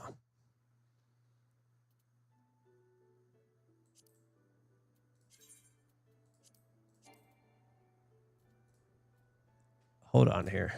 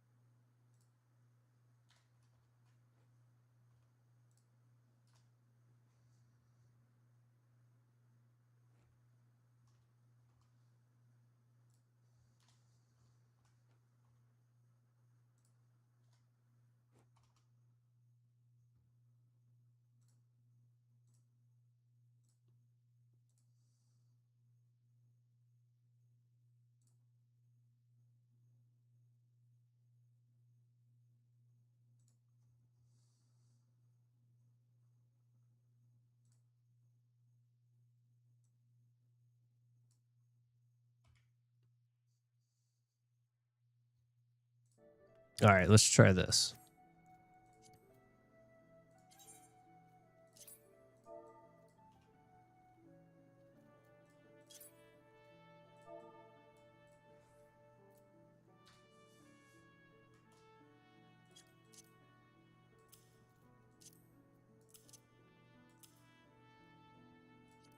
All right, let's hope this one hits. That's so weird. Oh, sorry. I can't remember if I answered you, Ruger, but yeah, basically he's taking us from like,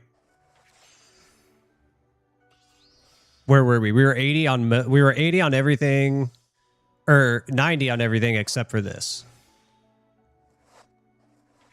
So he's getting us all the way maxed out. That way we can become rich. Starting to get sick, like a cold. Oh, dude, my son has like he's gotten something. I don't know what it is, but he's been like sneezing and coughing everywhere. I don't know what's going on with him. Okay, that one's working. I'm not sure what happened with that macro and why it's bugging out, but it's not working. It's weird because it's putting groundwork at the very beginning, which is not...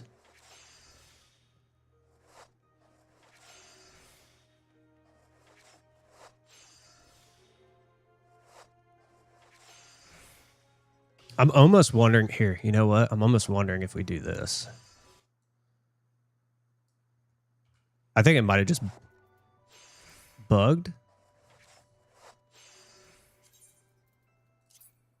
Let's do something. Let's take the groundworks out and put them at the end where they should be.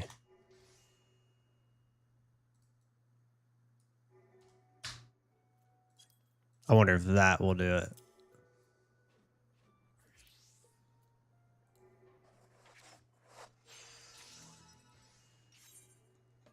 The hantavirus? Hopefully not, dude. Yeah, it's uncurable. COVID 2.0? No, I'm good. Here, let's see if that fixes it. Hopefully this will work. If this works, it's a faster macro too.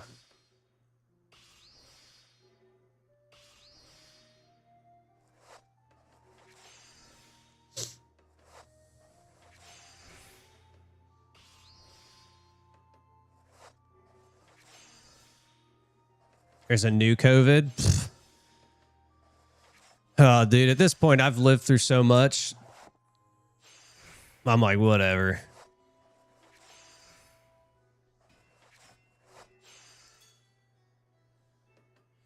Yeah, see, that doesn't complete it either. I don't know what's going on with this thing. Oh, no, this isn't going to complete it. Okay, that macro's busted. I don't know what they did with that one. We should have mended. I didn't even pay attention to the durability. This one's just busted. I don't know what happened here.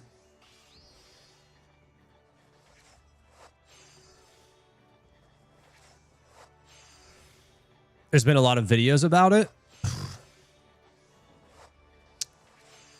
I don't even know, dude.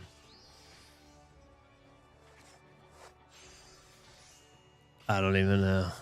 Time to whip out the masks? No. No.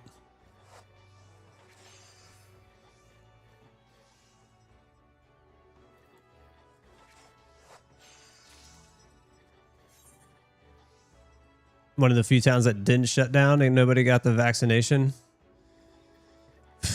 Dude, like...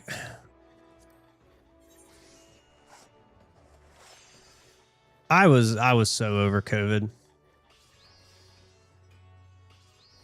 Everything's shutting down. The mask, like I didn't wear a mask for a long time until it became like mandatory and like and then you couldn't go into stores without it, and I was like, oh, dude.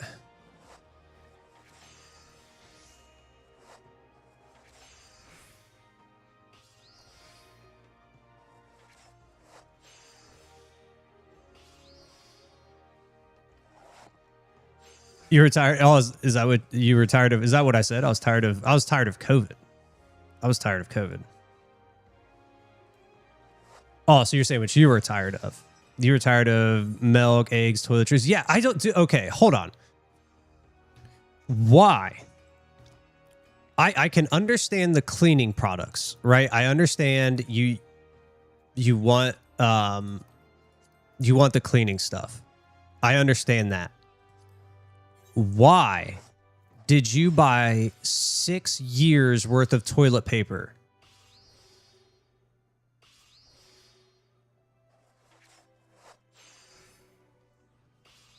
Yeah. For the longest time, like where I live, for the longest time they didn't require it, and then they started making it mandatory, and then this was like a while though. It took a while for them to finally do it. And I was like, whatever. Literally empty, yeah. Yeah, everybody was buying everything. I remember this was like right at like the peak, like when everything started going really, really like rampant. It was kind of like that where I live, Thomas. Everything in the store was gone. Everything. You couldn't buy canned food. You couldn't buy baby food. You couldn't buy baking materials. Meat was gone. Toiletries were gone. Cleaning materials were gone. You could buy makeup. Can we eat makeup?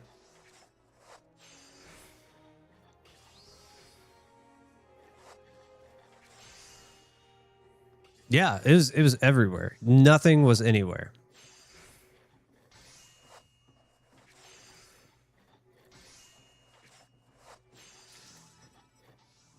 Yeah, dude, you're lucky. You didn't have to deal with the craziness that went on. Like, people were going nuts in the store too, dude. I remember like people like fighting over stuff, and I'm like, dude.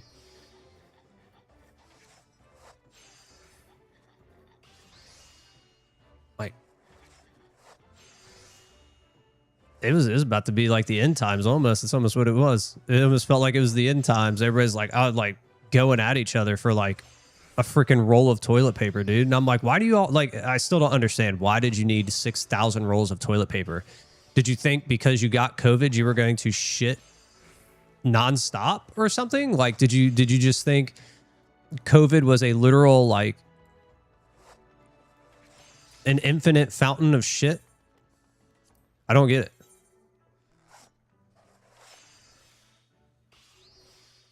The bread, yeah, bread was another thing. I think that's why the baked goods started going, because people started making their own breads at that point.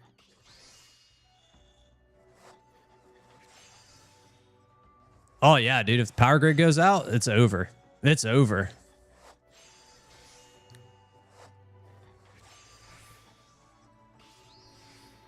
Dude, so there were posts on like my wife would show me posts on like Facebook Marketplace of people like bartering and stuff, and toilet paper was one of the bartering items. People would literally barter toilet paper.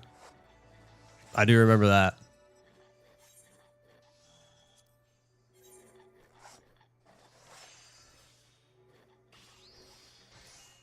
Millions of dollars. Yeah, they were for sure. They were printing money at that point. Toilet paper were the divine orbs. Yes, 1,000%. If you had toilet paper, you were the top of the chain. You could get 6 chicken breasts for 1/2 roll of toilet paper. Oh, dude, 4-ply? Are you kidding me? If you had 4-ply, that's like 87 turkey breasts. You were untouchable.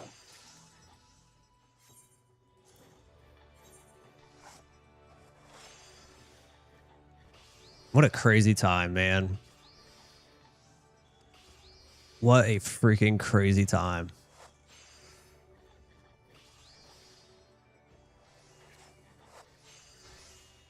Oh, that one was poor. That's not good.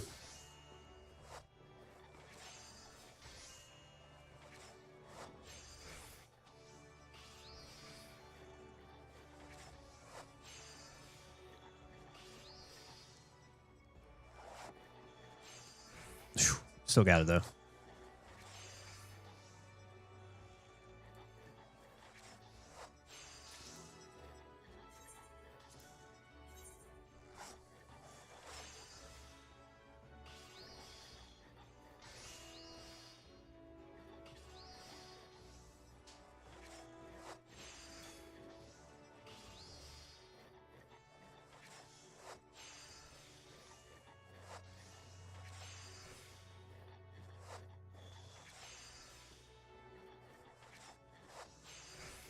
Dun, dun.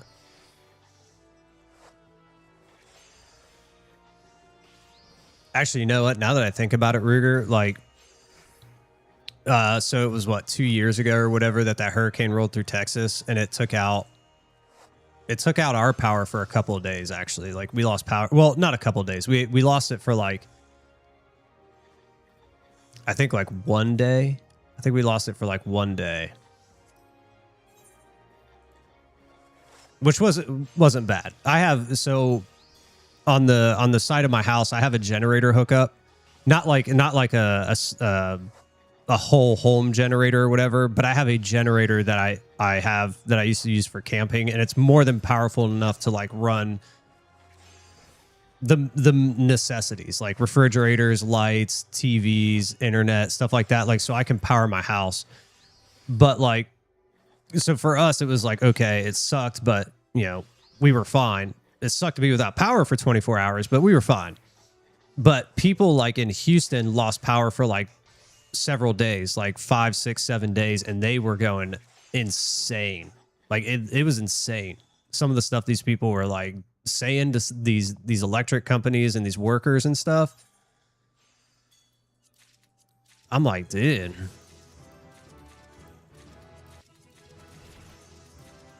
There we go. Now we can switch to Carpenter.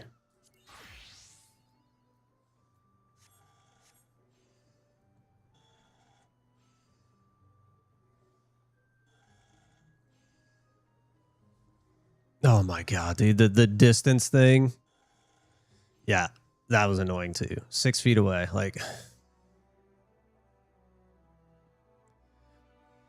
Like if I sneeze, it can go further than 6 feet.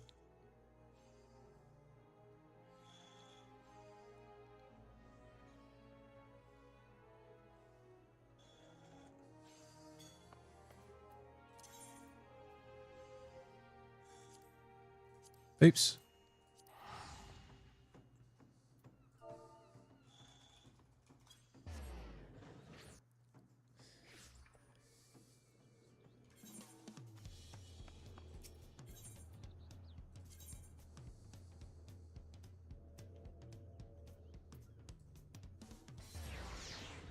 Hold on, give me 1 sec, Rear. Let's see which one it is.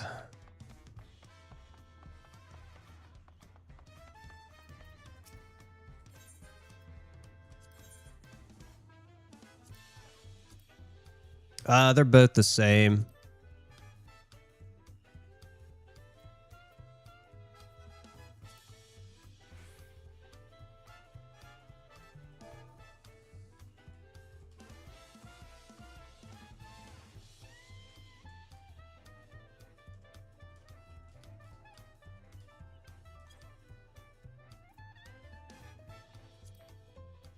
So, like, the thing is like when the storms are rolling in, right? When we know, because you know, a hurricane's coming quite a ways out. We always prepare earlier on. So we're like, okay, let's go get like, 10 gallons of gas for the generator. Cause like we don't run the generator nonstop. Basically we do it on cycles. So we'll cycle the generator on for a couple hours, let like the refrigerators stay cool. Because like, as long as you're not opening and closing your refrigerator door all the time, your refrigerator is going to stay cold for like 2-3 hours. Just don't be opening and closing it, or if you got to get in it and get out. But like we'll cycle it, right? So we'll cycle the generators every few hours. We'll turn it on. We'll have it on for an hour or two, turn it off, let everything kind of cool down. That way we can also like charge phones, see what's going on and stuff like that. So it's like, go and get like 10 gallons of gas. That's going to last us a very long time. Go get basic necessities, but don't like, I'm not out there like some of these people who lose their mind and they're like, I'm going to buy 87 loaves of bread. It's like, yes, because you are going to eat 87 loaves of bread by the time it spoils. No, you're not. Go buy your couple loaves of bread and you'll be fine. It's ridiculous. They also go and buy up all the chicken. It's like, if you lose power, how are you going to keep the chicken cold if you don't have a generator? And I can tell you right now, most people don't have generators or whole home generators around us. They don't. Because when we lost power, you can tell who does and who doesn't. It's like, it's crazy. It just, people go crazy.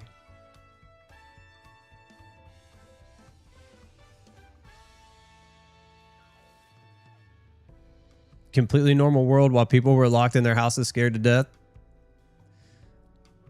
Dude, I just went about my days. I was like, you know what? When I went to the grocery store, the best thing too is like, I'm an early riser, right? So I've always been up early, right? I mean, you guys know I don't sleep anyway, so I'm always up early. But even when I do sleep, so like even if I do get a good night's sleep or something, I'm up at 3 or 4 in the morning, right? I'm up early. I would go to the grocery store super early. There's nobody there. Like like the only thing it really did was like the inconvenience is like wearing masks, having to like, you know, the social distancing thing. Like we went out a little bit, but not a lot, you know. I will say, okay, I guess it did kind of interrupt that because we're like, well, let's not go out as much, you know, and stuff like that. But like for the most part, we were just kind of like, we were just on cruise control. We're like just hanging out.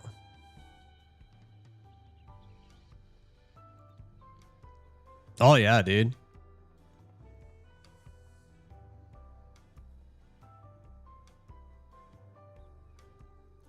Not a big people person, not necessarily, I would say. Not necessarily. Like I have a social life, but like I wouldn't say I have a ton of friends or anything like that. Like I have my friends, but I don't like go out. I don't even know what you would call that. Not like a heavy socializer. I'm not somebody who has to go out to a bar or I don't know. Like I'm perfectly content at home, I guess.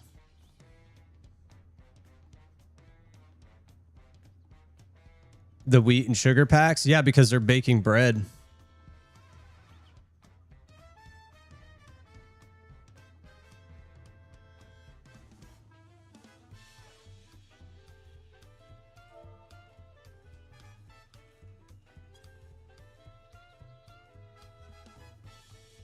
And plus the other thing, Drill, is like I don't deal well with like big crowds and stuff or like loud places and things like that.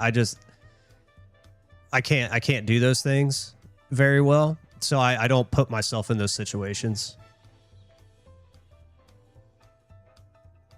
Considered weird if you wore a mask. I mean, yeah, that's it. Just respect each other. That's it. But people couldn't respect each other at that point. It was...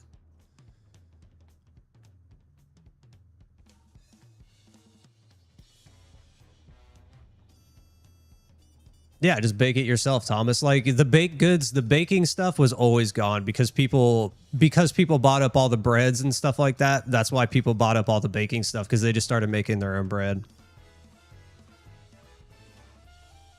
No, so here's the thing. Here's the thing. Costco pisses me off, and my wife knows it.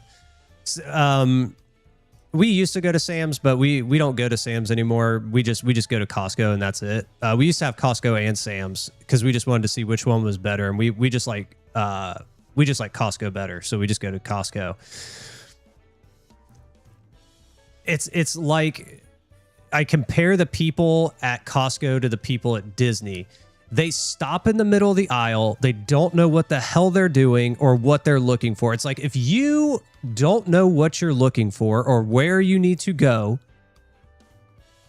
get off to the side or get into an aisle. Don't stop in the middle of the walkway and just stare. And there's like 16 of them all at the same time doing it. And you're like, Move. Please move. Just move. Well, you know what? I think... Well, no, it... Move. Move. The food court is so good. I'll be honest. I have never once, never gotten food at Costco. Like from the food court.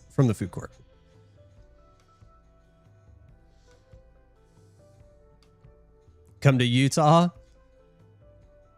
I'm going wherever my wife's taking me. That's the deal. My wife says jump. I say how high. She says, literally, that's what happened when we moved to Texas. She was like, hey, what do you think about if I start looking for other jobs? I think I've told you guys this story before. She's like, hey, what do you think about if I start looking for other jobs? And I was like, oh, that's fine.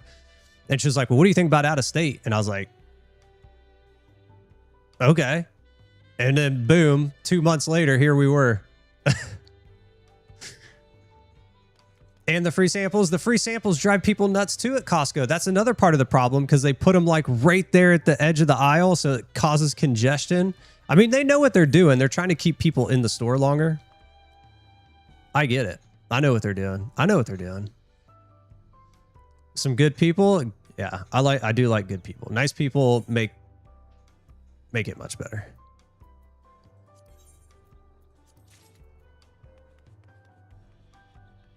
That's so funny. The Costco thing that I was talking about? Yeah, sorry, I'm a little bit behind.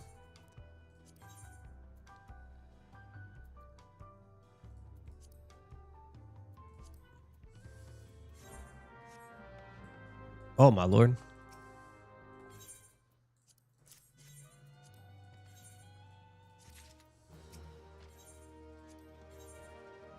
Which one was the lumber? Whole lot of damage.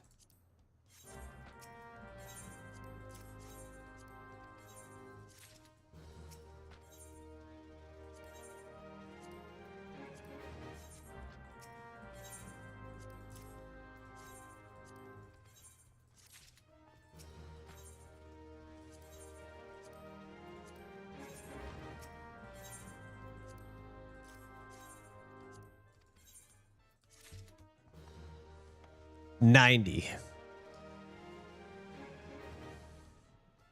You have to. It's cheap and good. You don't know what they do. They put crack in it. Our favorite. Dude, I'm telling you, Costco just makes me so mad. Like, just please just move. And like I said, I compare it to Disney because Disney people do it all the time too. My wife goes to Disney. She's probably a Disney person, honestly. She's probably a Disney person. But like, Disney people do it. There's 1,000 people in a 6x6 area. And none of them know what they're doing, or they're taking pictures, or I don't even know what they're doing. But they're all in literally a 6 foot by 6 foot area. There's 1,000 people, and none of them know what they're doing, and they're just standing still. Like, please move. Please. Costco pizza is goated. All right, I'll tell you what. Maybe this week I'll go get some Costco pizza. Tell her to get a job in Utah, dude. At this point, she's gonna be able to do whatever she wants.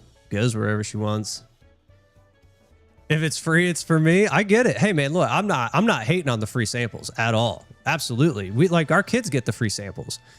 I'm just saying there's probably a better way to do it. Like make a free sample lane, right? Where it's just it's a lane of free samples.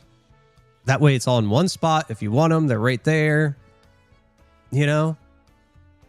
Help congestion. When you put one on every 2 or 3 aisles at every corner, it builds it up. And like I said, I can appreciate the hustle because I know what they're doing. They're trying to keep people in the store. And I get it. I can appreciate it. But man, it annoys me.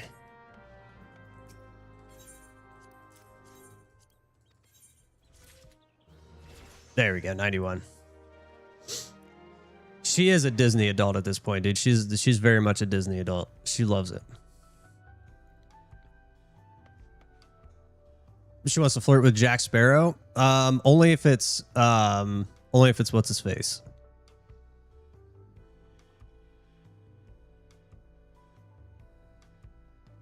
Oh God, what's his name? Why am I blanking it right now?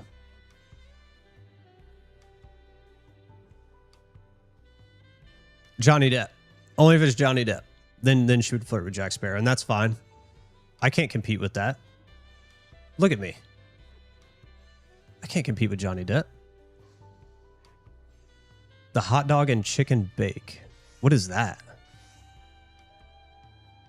Skinny fat. I'll eat all the free samples. Hey, man. Like I said, I'm not hating the free samples. Free samples are great. Kids love them. My kids love the free samples. Every time we go and they're with us, they're like, free sample, free sample. Okay, yeah, go ahead. Go ahead. No, not Tony Stark. I was talking about Johnny Depp.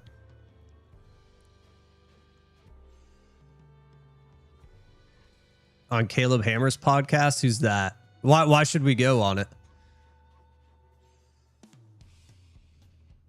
Because she's a Disney adult.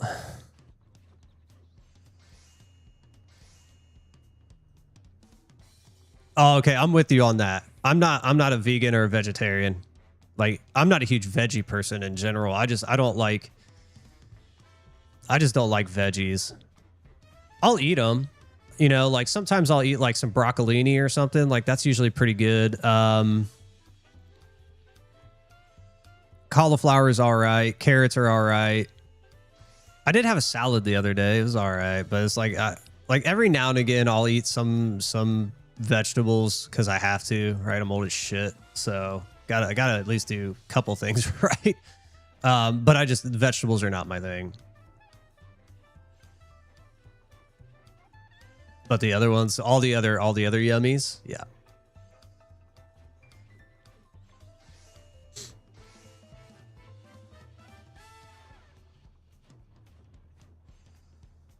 That is something you would do. That is something you would do, Thomas. Can I get a vegetarian but add meat? That's when I would tell you, I'd be like, sure. And I would just make you a supreme. Seafood as well. See, I love seafood. Seafood is so good. Seafood from like Ohio sucks. Seafood from Texas, delicious because it's fresh. It's literally off the boat. 50 minutes. We're almost there, dude. We're almost there.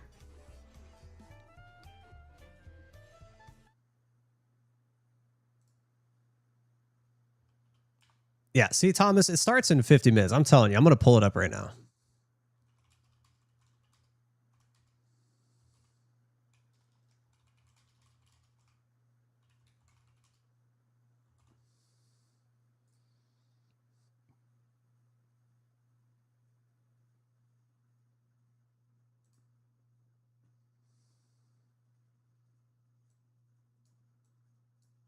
Yeah, see, look, right here.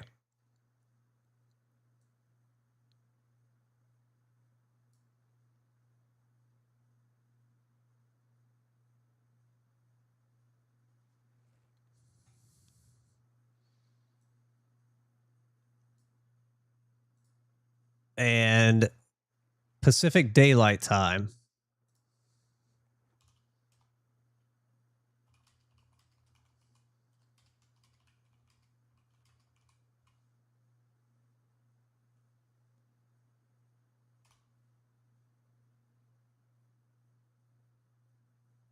Oh no, it is 3. You were right, Thomas. It is 3.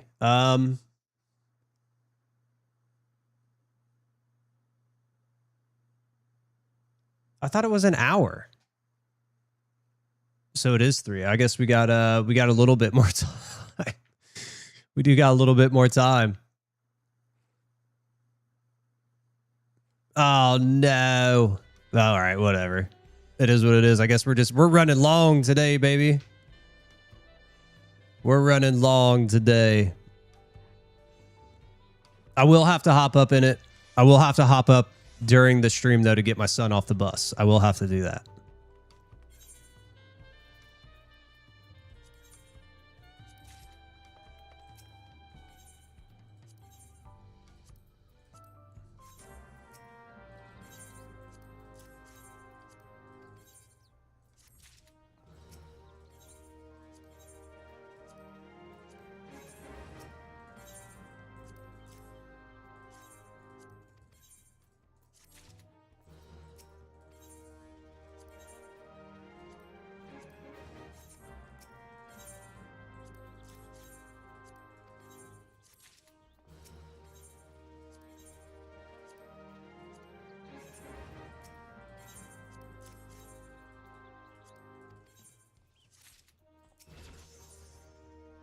Do we have any more? No, we don't. That was it. Oh, these we need to discard.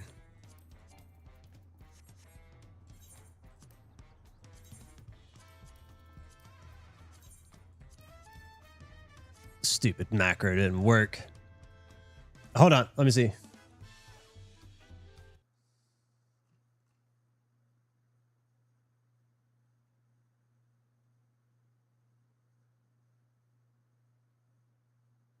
Okay, it is. It is. It's fine. Like I said, we'll just run long today. It is what it is. Yeah, it's an hour and 45 minutes. So sad.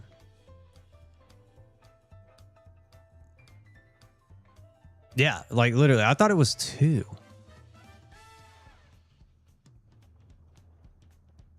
That's all right. Because you know what? You know what that means? I don't have to cook dinner tonight. That means I don't have to cook dinner.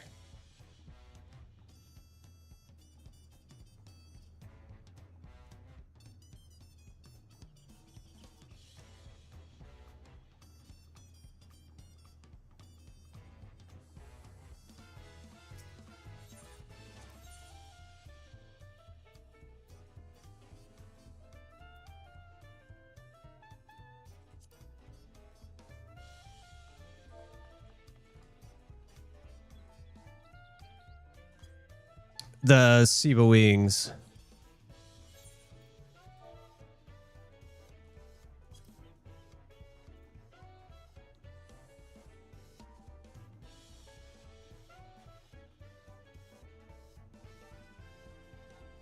Yeah, dude, pizza night. 100%. It's pizza night. Because that means I won't be off till 4. Because we'll watch the full reveal. And then, of course, we'll have to talk about it for just a few minutes.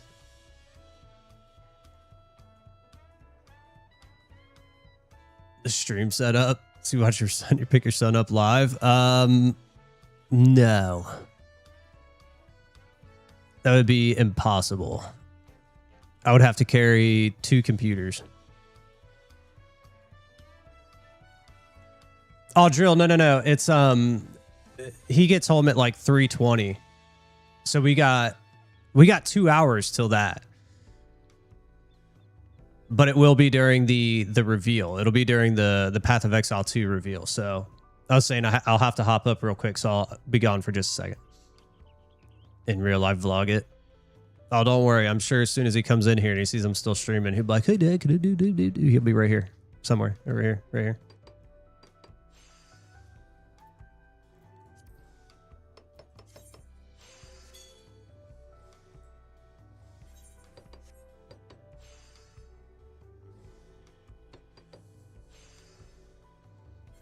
Here, let's do these. What is this? This is the Carpenter? Yeah.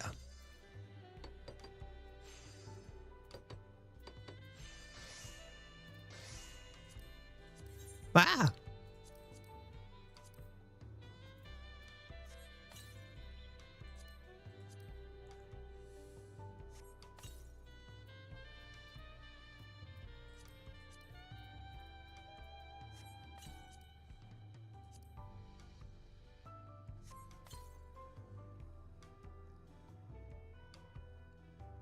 Buy one of your new viewers PoE2 official giveaway. Whoop!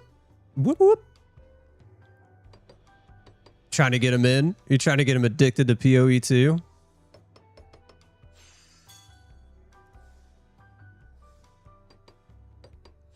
Oh, dude, no. I think that's finally. I think that has officially phased out. I don't think kids are doing the 6-7 thing anymore.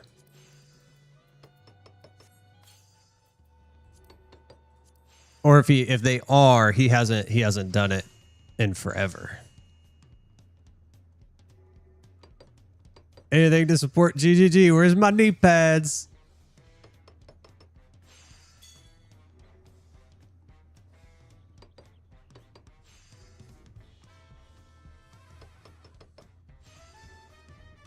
Yeah, it was. I don't know what it was with the 6-7 thing. I don't know why.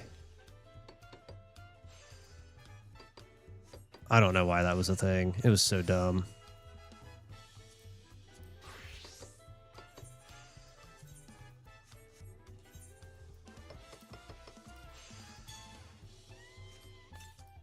I truly still to this point don't really know why it became a thing.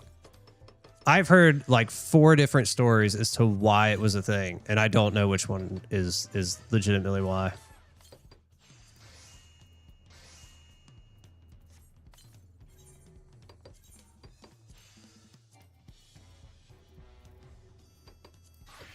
I'll say, what do you mean I can't switch?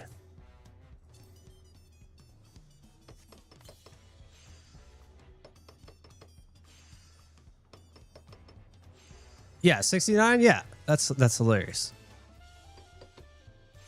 A Roblox that I don't know.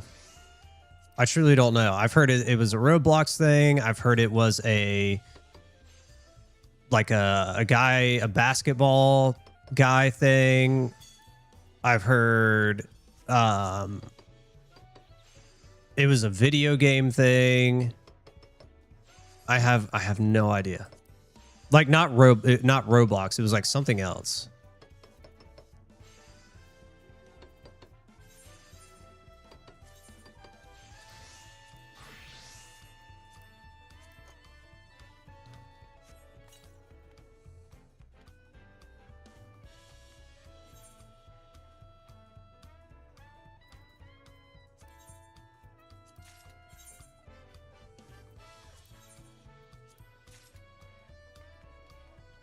In your Discord saying you're giving away PoE 2 and you'll gift in stream. You don't have to do that, dude. Who's Chris? I'm Chris. You can call me Chris. You don't have to call me Miz. If you want to, that's fine. But from the drill rap song, Dude 6-7.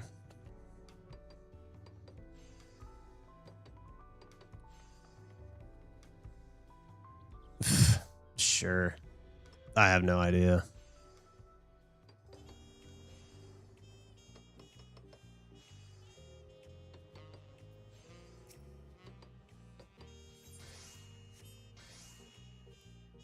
If you want to do that, Ruger, I'll post it.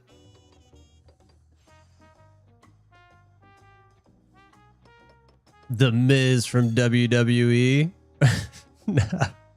No. So the name Mystic came from so I've always been a massive fan of Final Fantasy. Like as a kid, I played them as a kid.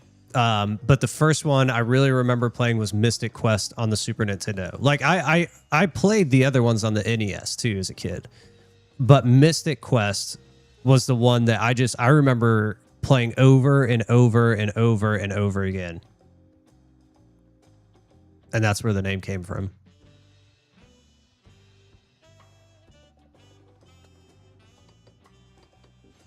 Came from straight from Chat GPT, didn't it, Thomas? It sure did. Google. The Google. Oh, this is the wrong class. We need to be carpenter.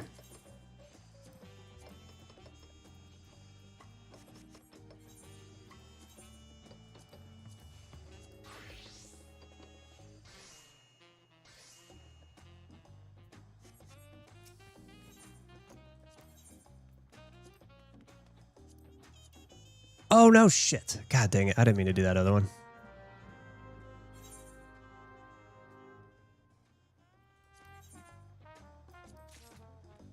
Crap. We just wasted a freaking...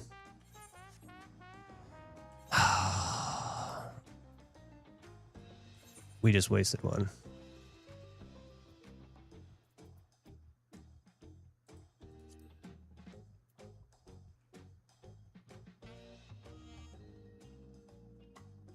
No, dude. How did that happen?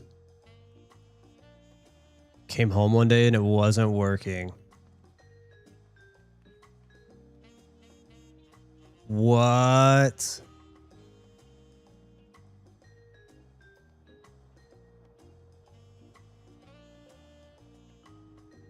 Dang, dude. That sucks.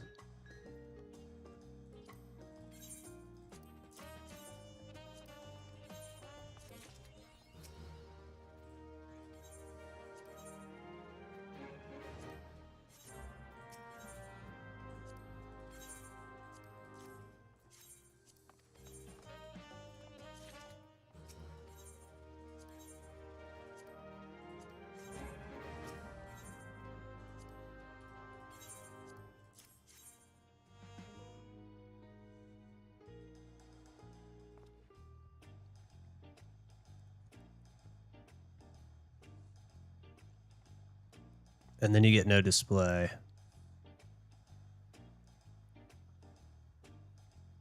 Okay, so you're getting light. That means the power supply is working.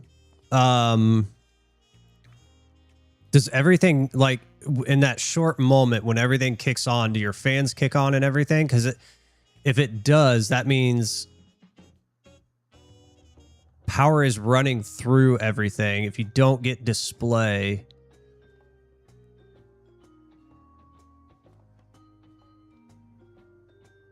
Does it, like, shut off?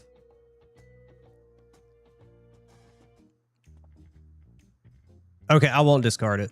Thoughts? Yeah, I'm trying to think right now. Like, does it... So you just don't get display?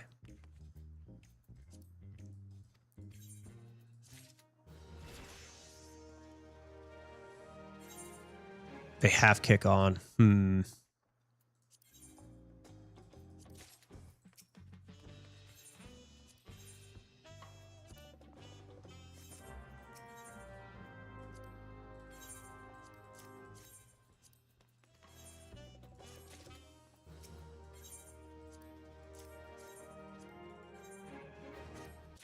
All right, so let's not do that again. The wings. Hold on, let me finish turning these in, and then we'll start diving into it.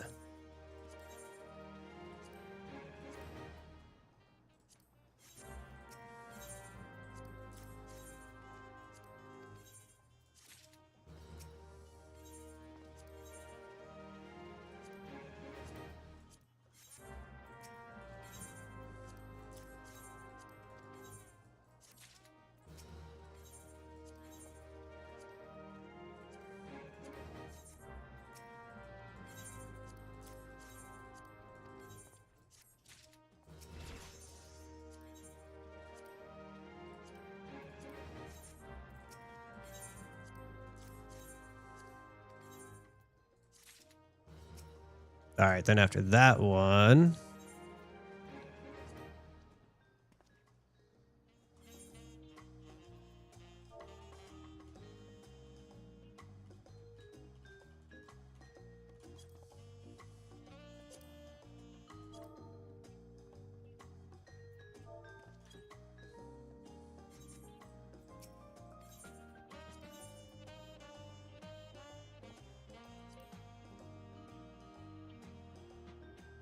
Yeah, that one. Okay, hold on here.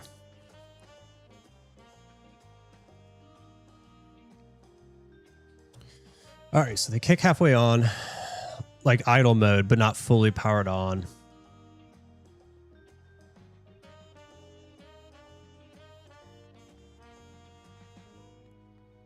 Oh, so you... Okay. So you did... What was the update? Was it a Windows update by chance? I may already know what happened.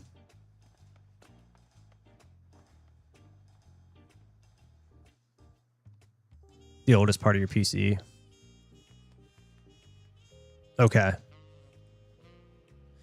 The wings? Oh, sorry. Yeah, they do. They do. They do.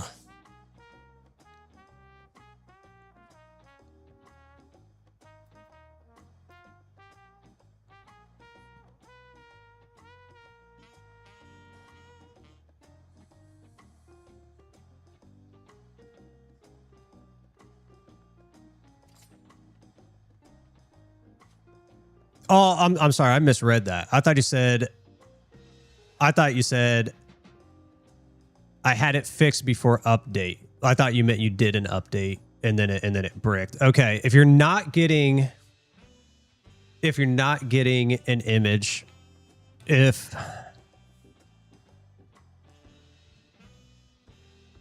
in idle mode but not fully powered on, there's only a couple of things I could think of it being.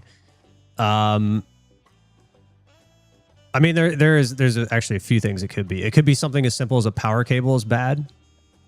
A power port could be bad on a motherboard, but I highly doubt that since it's new. But you never know.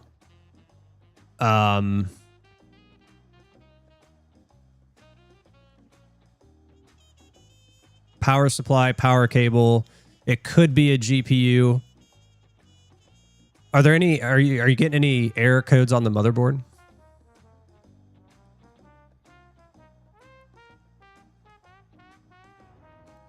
Oh, that's fine. You can run it without the Windows key.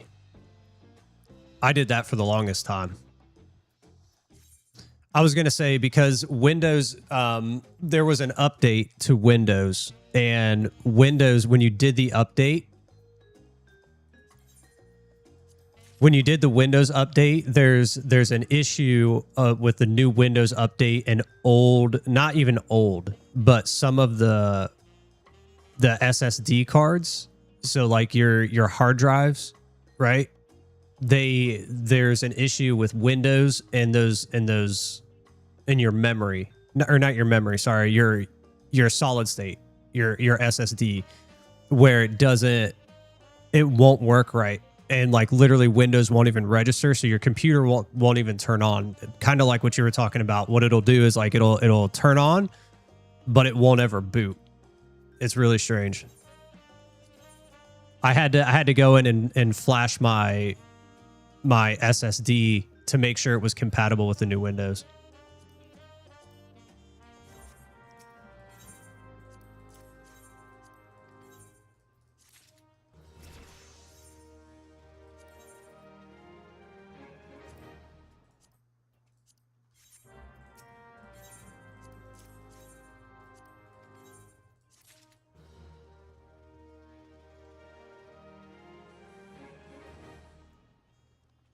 No codes? Okay.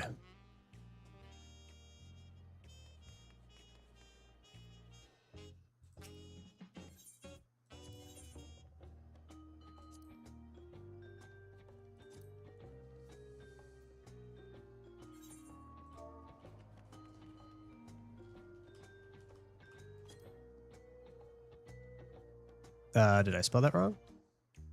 Oh.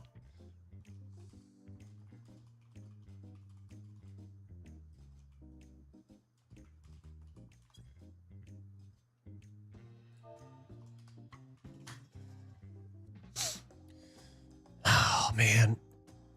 I wonder if it's a power supply problem. It could be a power supply. It could, I mean, honestly, it could be something as simple as a cable.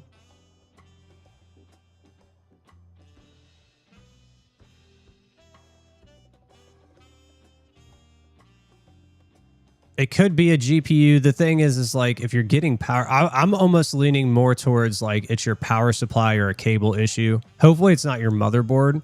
Hopefully your motherboard didn't fry out or something.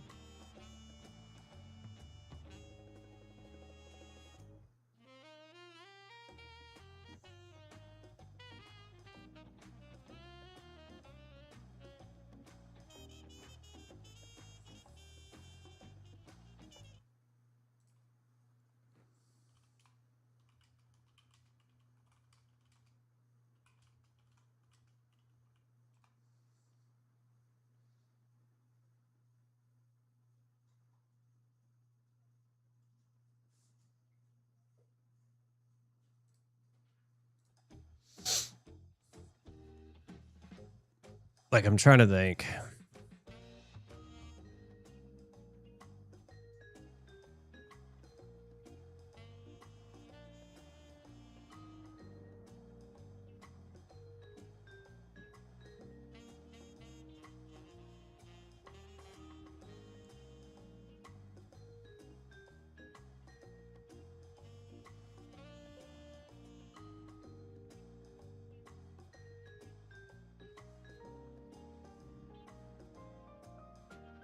Like, I would honestly think, I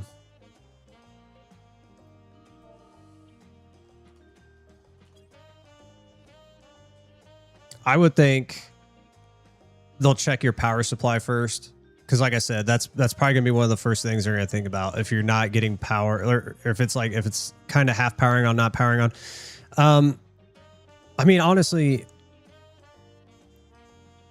yeah, power supply probably what they check first. Second will be a hardware failure. The hardware failure will probably be your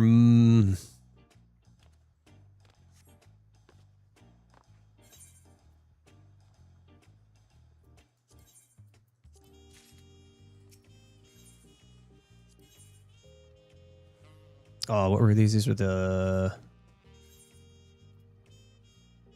longbows, right? Yeah, the longbow. Okay, so bow out.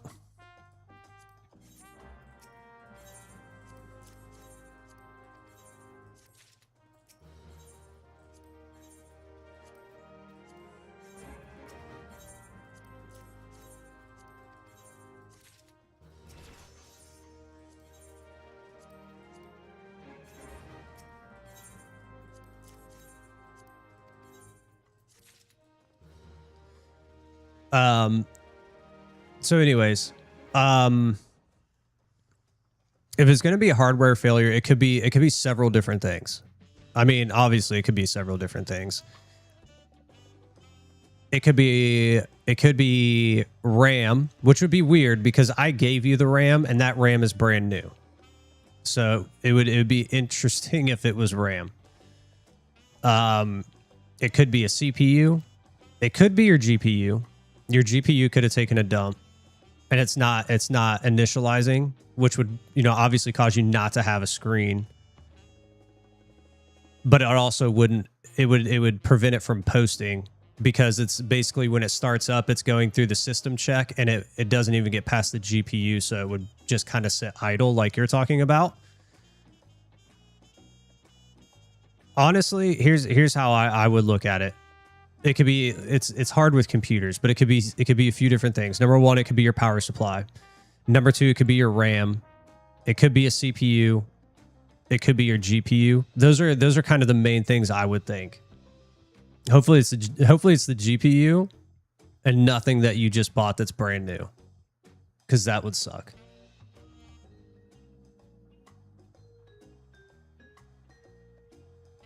That would suck.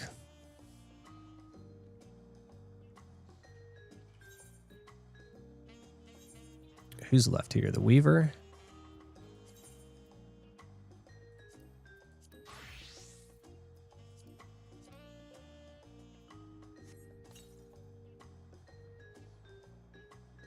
Yeah, take it into yeah. Yeah, I mean, here's the thing. Most of the time, the diagnosing fees on those things are pretty cheap. Like, you don't ever usually pay very much to have a diagnosis done. It's usually like 80, 90, 100 bucks or whatever. It's hoping that it's not crazy expensive. Hopefully it's something cheap. Hopefully it's just like a power cable or something that went bad. They're like, oh yeah, it's a power cable. Here you go. If it's any one of the other things, that sucks because it's all new. Alchemist.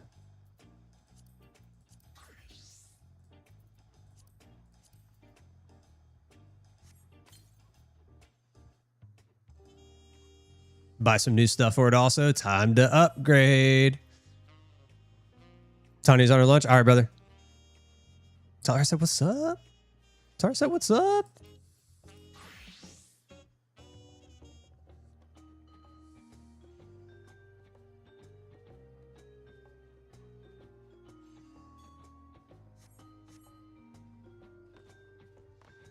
New FC.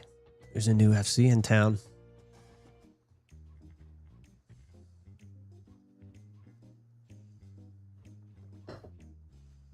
Kind of reminds me like when my computer took a dump and I couldn't figure out what was going on with it.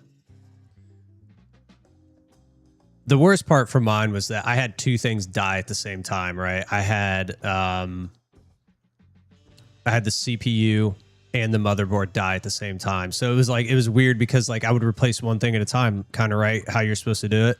It's like I would look at one thing at a time. And it never worked, right? It took me sending out my CPU to figure out that it was fried. But then when I took out so that was the weird thing about my computer. Like when it went down, when it was starting to act up, because like I didn't take it completely apart, right? Because that's a pain in the ass, right?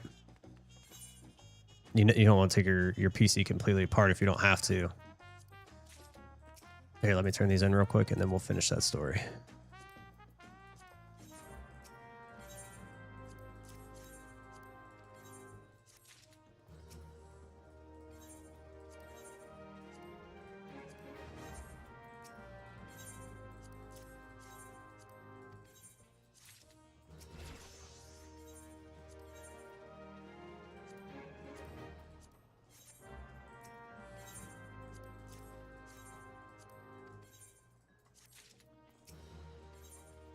Let's see, what's the next highest one? What were we getting for the bow out? 41246. Okay.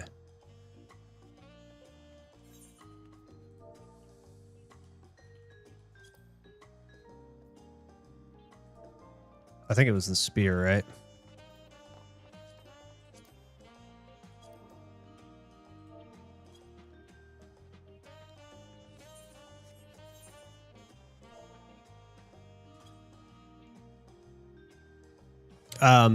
Anyways, so to continue the story, basically, like, you know, you never want to take your PC completely apart because it's a pain in the ass to take it all apart, put it back together, right? So like I never took out the motherboard. And the only time I took out the motherboard was after I'd already sent out the GPU and the CPU because I'd kind of pretty much limited it to those, right?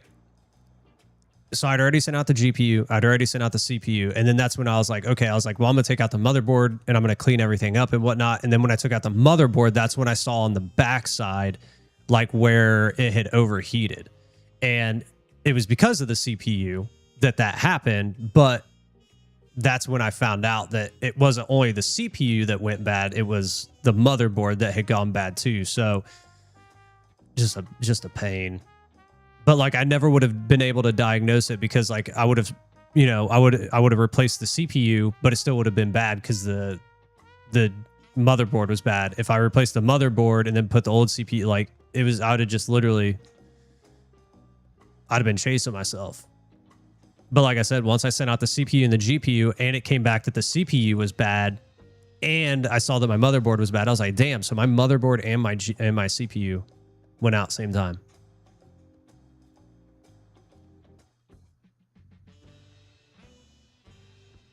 Yeah, essentially. So they do all work together. They all plug into the motherboard. And the reason the motherboard is called the motherboard is because that's where everything gets plugged into. Like your power supply gets, like, you know, you run power to your motherboard.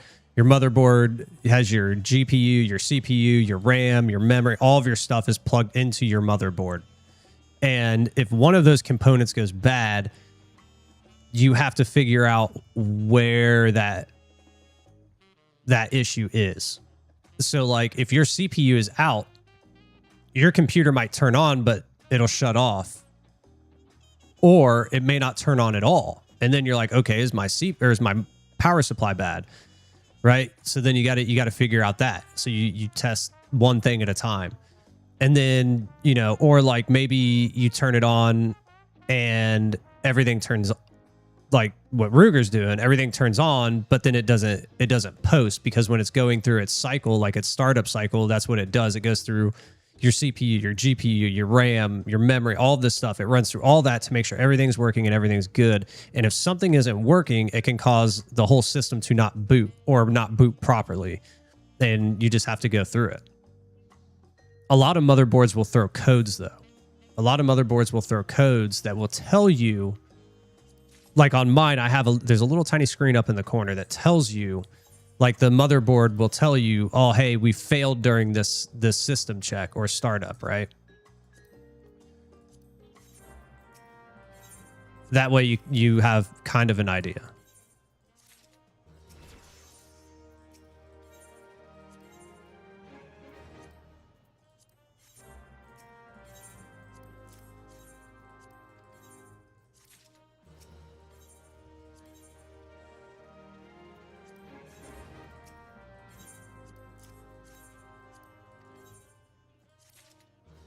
Oh, we're almost there.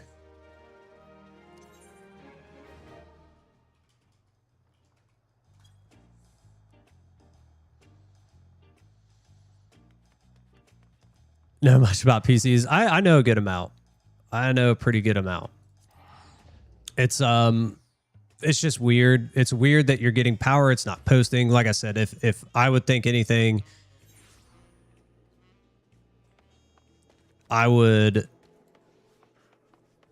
if I was going to look at it, I would start with the power supply, make sure that everything was good, the cables were good and everything like that. If everything's good there, then I would go into like looking at some of the smaller end components. Like I would look at RAM. I would make sure that the motherboard is good. Like I would check all those things. If everything's good there, it's like you start looking at bigger components, GPUs, CPUs, like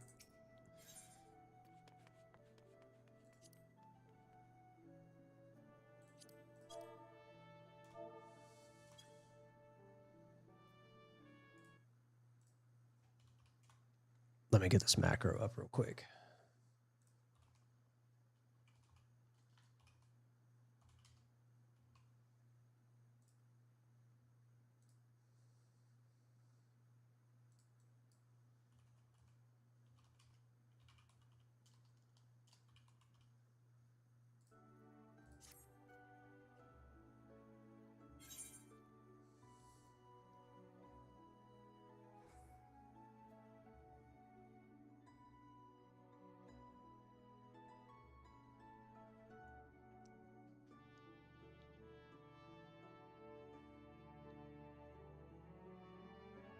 Yeah, and that's exactly what I would start off with, like what he's saying. That's where I would start. Let's hope it's not the RAM. It better not, dude. That RAM is brand new. I literally never use that freaking RAM. Never.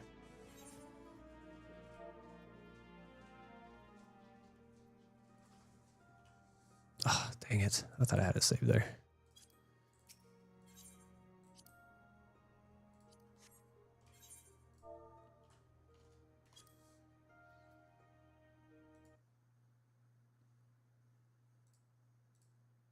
All right, so the walnut grinding wheel.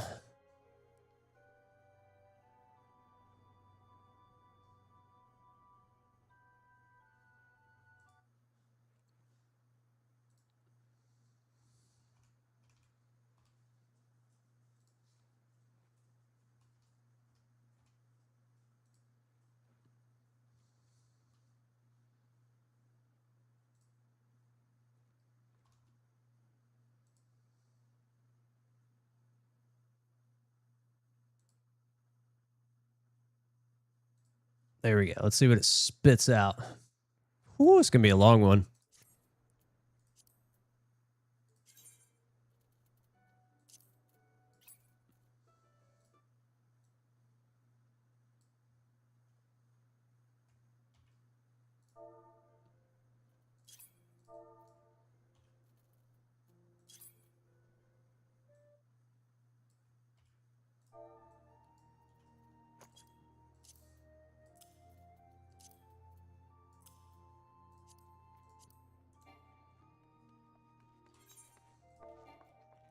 Oh, God dang it. I got to wait for it to run out.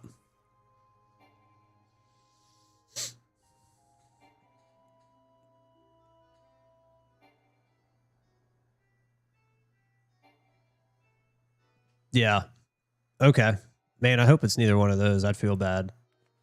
The RAM, I don't think it's the RAM at all. Like, I'm just going to be honest. I don't think it's the RAM.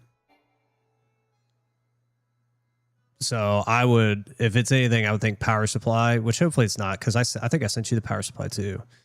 That power supply was fine.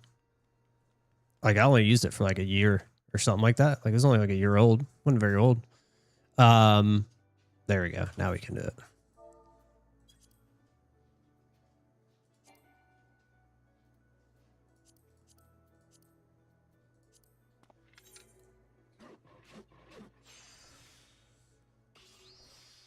Your question above.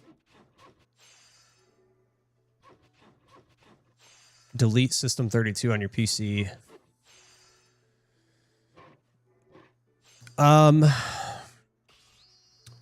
That is System 32. That's is that 32-bit Windows?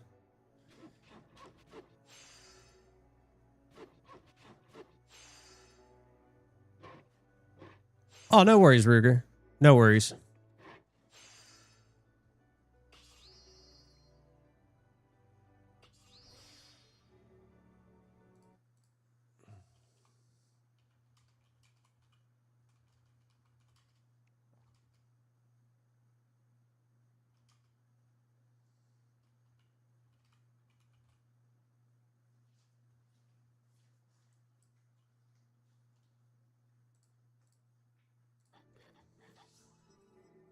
Okay, we're on the second part.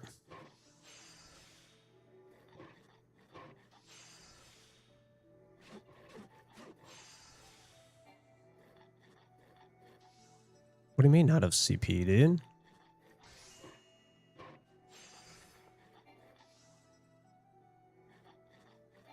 Oh my lord, dude, something is going on with Raphael. Like, it is not working. Yeah, I wouldn't, because that's System 32 is typically a system file for like Windows operations. I would not delete it. Dude, I swear if this freaking breaks out, I'm gonna lose my mind. Where's my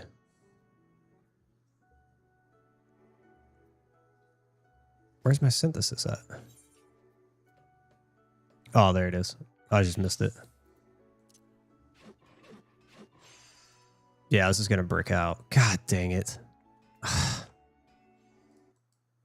All right, that's twice now. That's twice now that Raphael's messed up.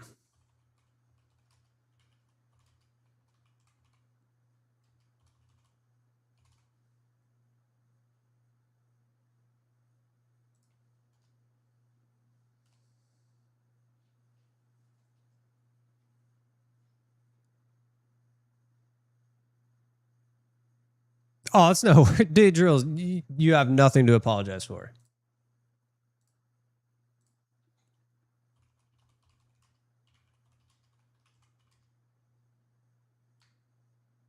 If I could spell, that would help too.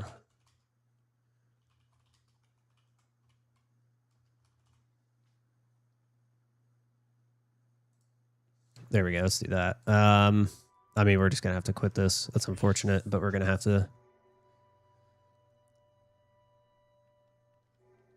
Yeah, maybe inject it into your veins. Here, let me quit out of that real quick. I don't know what it is.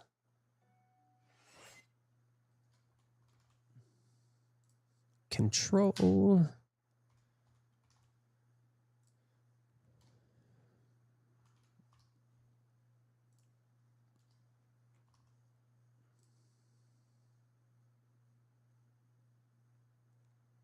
What did we have for high quality?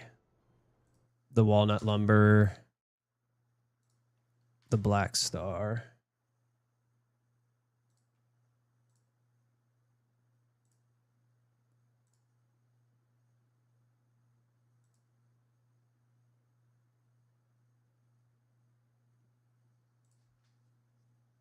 Oh my gosh, there's no rotation finder for this.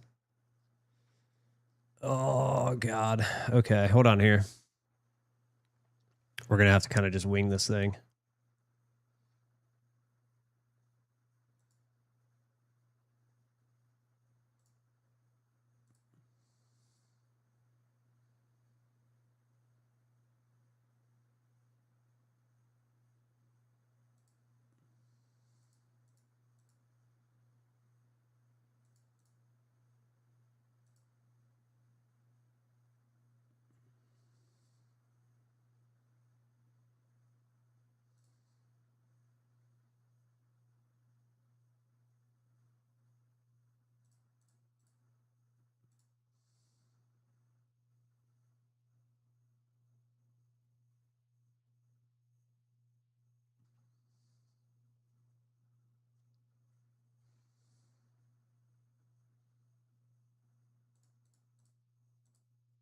All right, so there's that.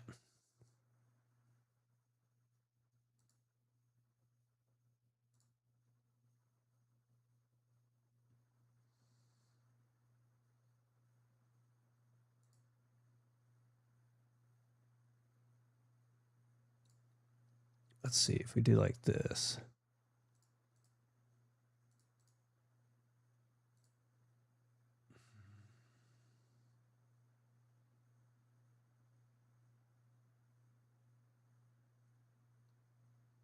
Crap, I don't know how we're going to do this.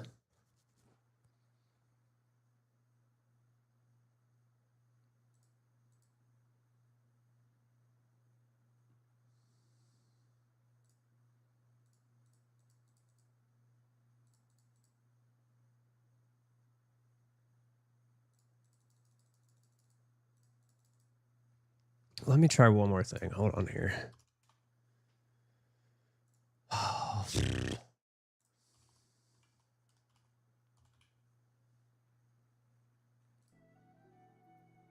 Yeah, they are.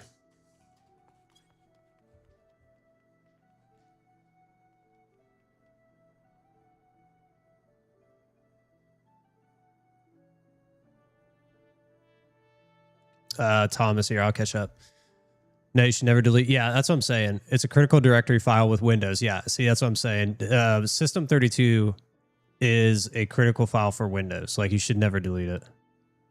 That's what you're starting to think. I mean, it might be drill. It might only be for higher level crafts. Yeah. Well, you didn't even need Google, Thomas. I told you that. I said System32, if you're like, is a Windows. I know that. I didn't know if it was like a 32-bit only though. But I would just System32, I do know is a system file for Windows. Like, do not do it. The game crashed. Perfect. You have over 4,000 hours in PoE2 now? Good Lord, dude. I think I'm around like 2,000 or something like that.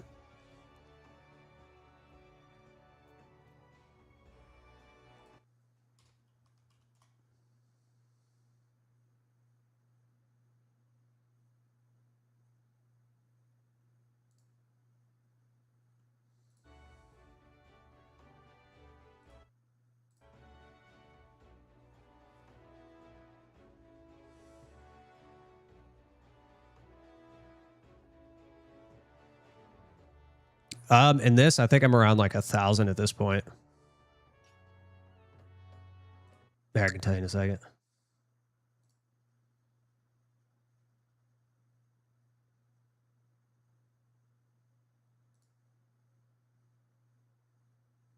Yeah, I'm like at 1,000 hours. I'm just under 1,000 hours.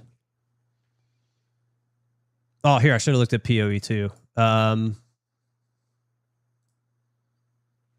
1,700. I'm at 1,700 hours in PoE 2. 1,700. So you're beating me by a long shot. By a long shot.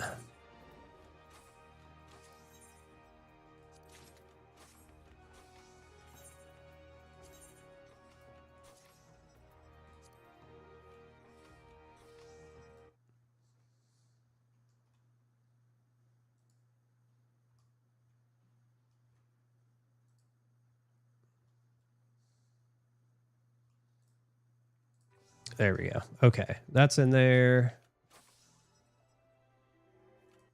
My steak is in there. Solve it.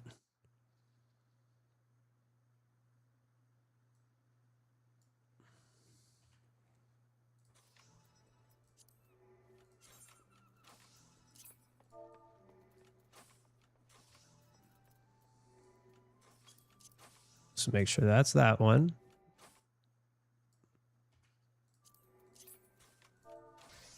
And just to be safe, we'll drag it. Just in case. All right, round 2. Oh, wait, hold on. We got to eat our steak.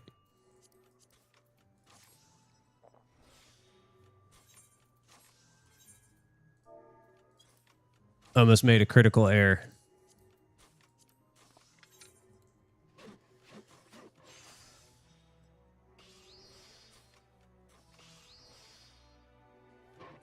Yep, 1663, sir. Send me a DM. I got you. Oh, it's on. It's over here. Hold on.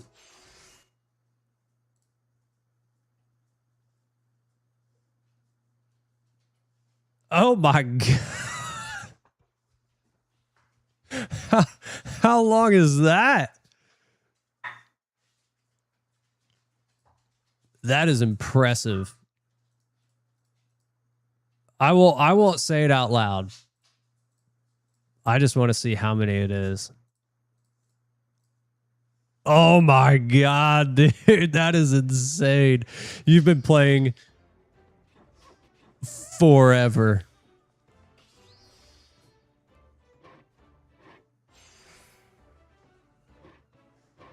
Be real. Oh my god.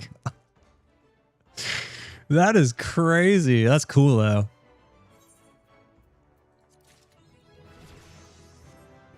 There's 100. How many years is that? Oh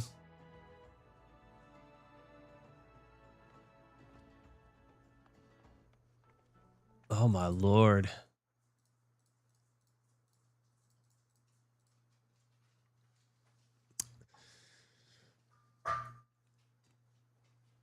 It's about 4 1/3. 4 1/3. Let's put it this way: we played this game since I was 16. Okay. Golly, dude, no wonder you're rich. Hey, man, you know what? It doesn't matter. It's all about the fun, man. It's all about the fun. Oh, you can't now. You can't now. It's part of your life. Yeah, buddy, it's quitting time. No, I'm not gonna show his hours unless he says I can show it. I won't show it.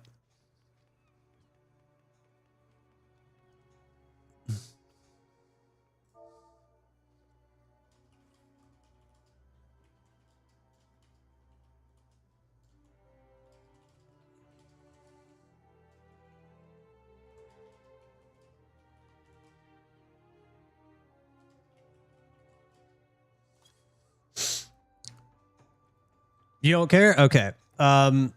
It's just kind of sad. It's not sad. Look, you know what? We're all gamers here. We're all gamers here. We love to game. You know how many hours I have in video games in my life? It would be a disgusting number. It would dwarf that number, I could tell you that.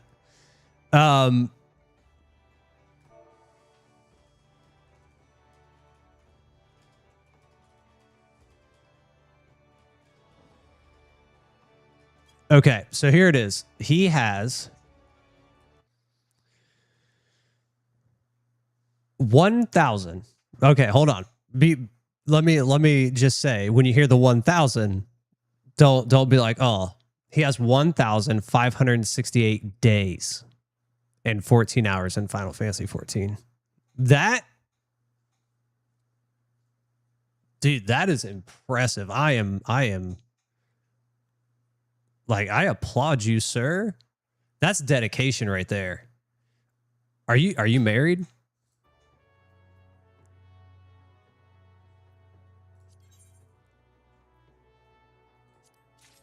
And I'm not asking like because you have tons of time in this game. I'm just saying because you are obviously loyal, and whoever married you or is going to marry you should know that. That I would pull that stat out. If I were you and I was dating, I would pull that stat out and be like, you want to talk about loyalty? Look at my in-game time. In-game, no. In real life, I would pull that. Like, trust me, if I was meeting my wife, I would pull that stat out. I'm like, I got over 1,500 days in a video game. You want to talk about loyalty?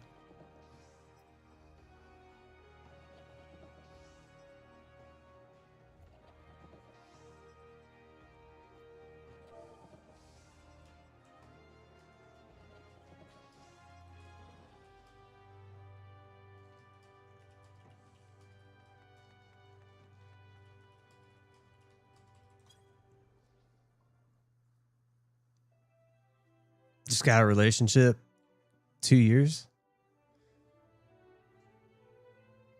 Also, you had a 2-year relationship and it ended. That sucks, dude.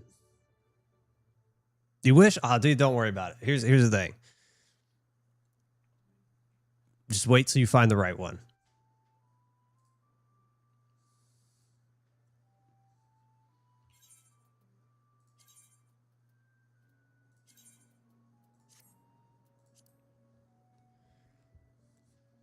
Oh no, it ended 2 years ago. Okay. I mean, hey, dude, take your time. Just take your time. My I've seen a lot of marriages fail. I've seen a lot of marriages fail. It's hard. It's hard. You know, I tell a lot of people, like I'll tell you now, I've been married for, this will be 18 years. I got married when I was 20, my wife was 19, and it's a lot of work. But when you're doing it with somebody that like you truly love and you love to be with, it's unbeatable. It's unbeatable. It is tough. It's not always sunshine and rainbows. We all know that, right? We're all adults here. It's not sunshine and rainbows all the time. But if you're with the right person, you'll get through. You'll find a way. Last one kind of fucked you up. I get it, man. I get you. Some relationships, man, they'll tear you apart.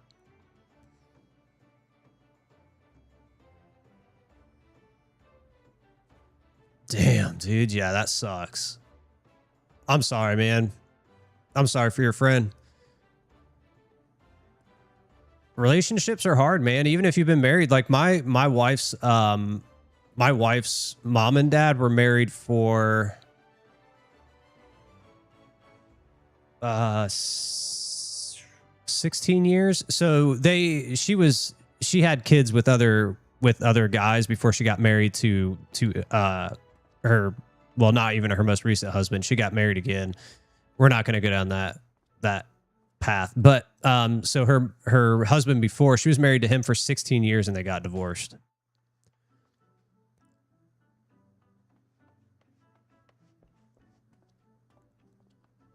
A dominatrix goth lady? Drooling? Thomas? Nah, dude. Don't be handing out bad advice. Don't be handing out bad advice. Needs a goth mommy.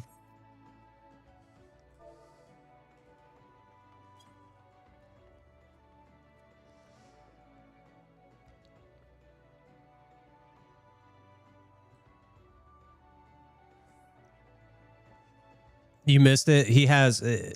okay, so hold on. I'll read it off again. He has 1,568 days and 14 hours in Final Fantasy 14.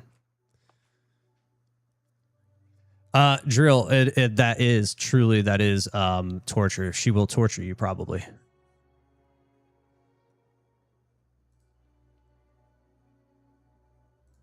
Let's see. Rare.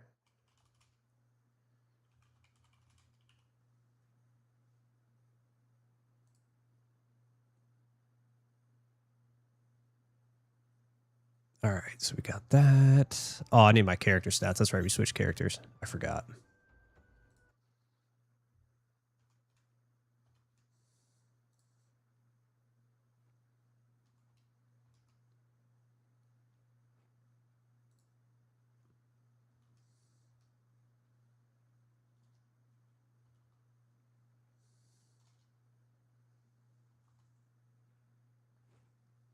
Bam, there we go. 3060, 3198, 538 to 611 with the stake.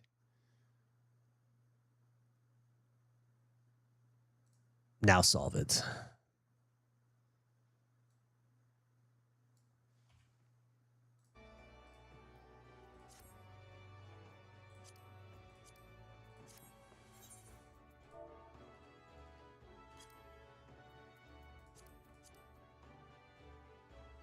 Oh, we didn't even put it in. What an idiot. I would have literally just loaded that up and hit go, and we would have messed that up. That would have been on me.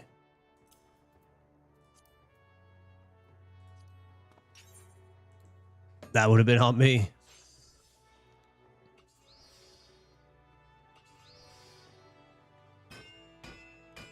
Yeah, dude, he is past the hours. He's officially onto days. He has days. That's how we got on the relationship topic. I was like, damn, dude, you need to pull that out when you date somebody. Like, that's a stat you pull out for dating people. That's like, you know, when they're like, hey, what kind of commitment, you know, what can I expect from you for commitment? And you're like, let me pull up Steam real quick. Hours? What are hours? Oh, God, dude, what just happened? I swear to you, look, I'm not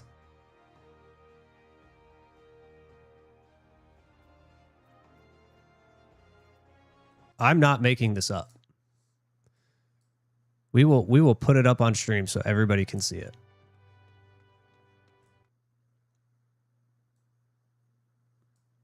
Right? The ingot. Oh, hold on. We got to pull up our character stats.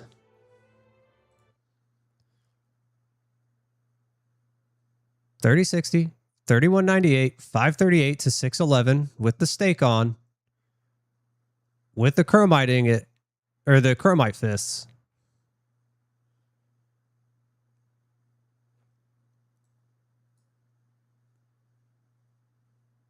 Yeah. So like when I select it, and I select it.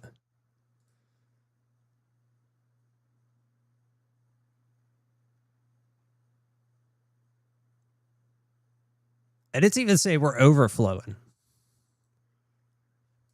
Let's let's pull up the macro, make sure nothing weird happened in the transfer.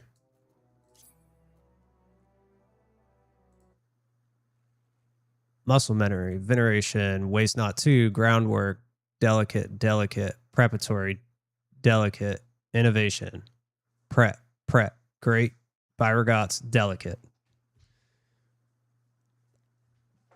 I'm not making it up.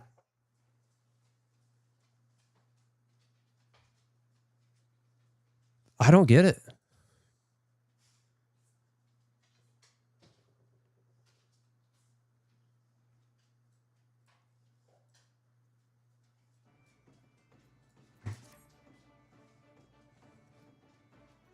Do it again. Here, we'll copy and paste it one more time just to make sure. We'll eliminate it and we'll put it in and we'll drag it just to make sure. Just to make sure.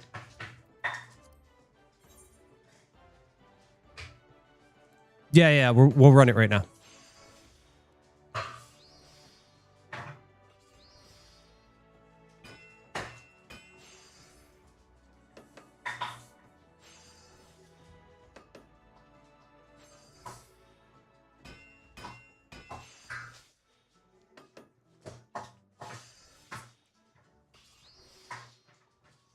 What do you guys want?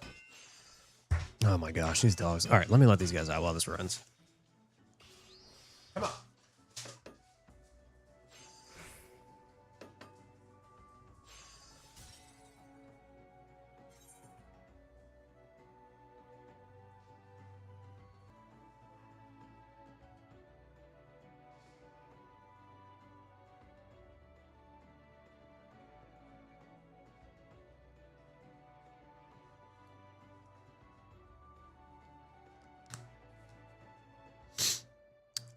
The last button is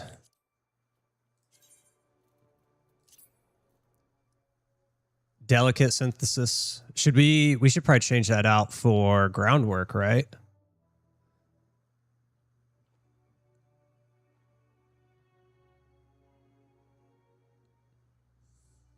That's what I'm thinking. Yeah.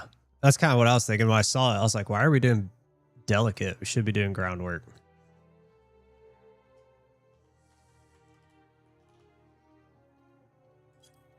I'm gonna drag it. Even though I know you don't have to do it, I'm gonna do it.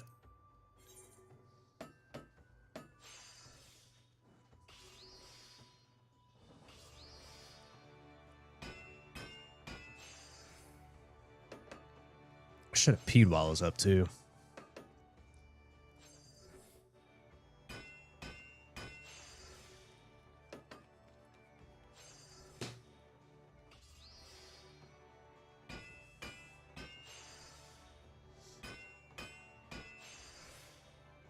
That's so weird. Like, I don't know why. That's literally like 3 crafts today that it's kind of...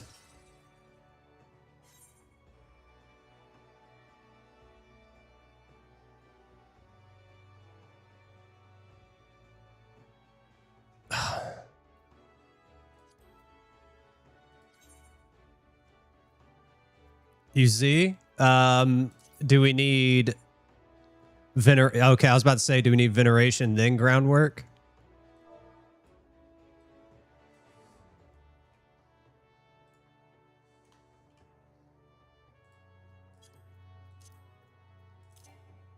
Oh, oops. I didn't mean to do that. Now we got to wait for that to...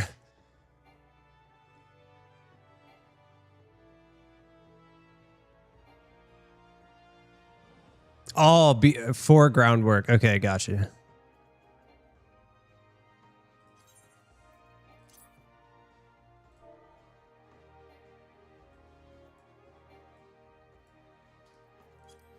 So like that, right?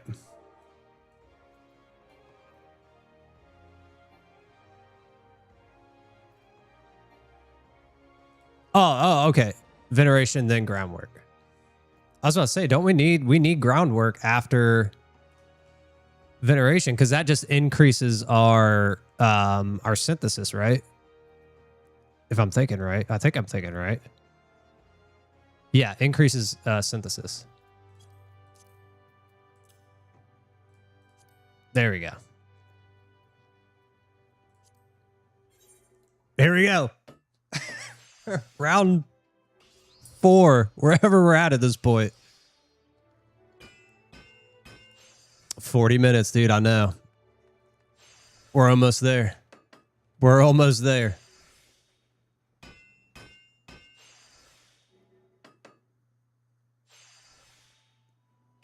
In the DMs, I got you. I think this will do it.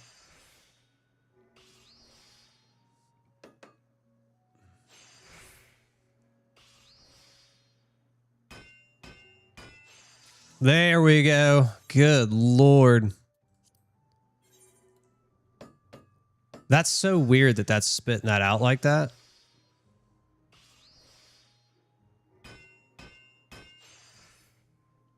I mean, whatever. That's so smart. Hell yeah, dude. Have a beer and watch the reveal. That's what I'm talking about. I knew it. It was kind of like that one that we had before earlier too. I was looking at it and I was like, it didn't even have muscle memory like #1.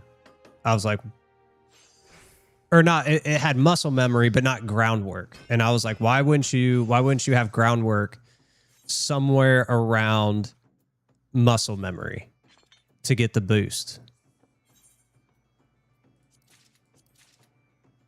There it is.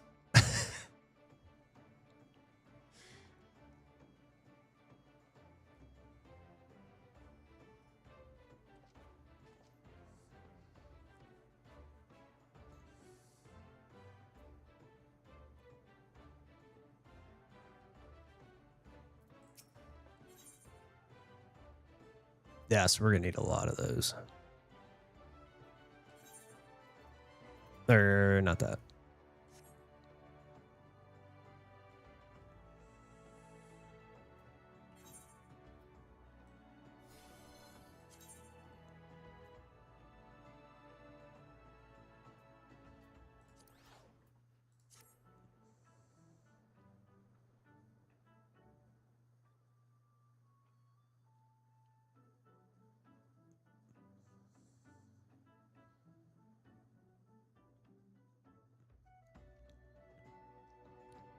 So for like, I guess,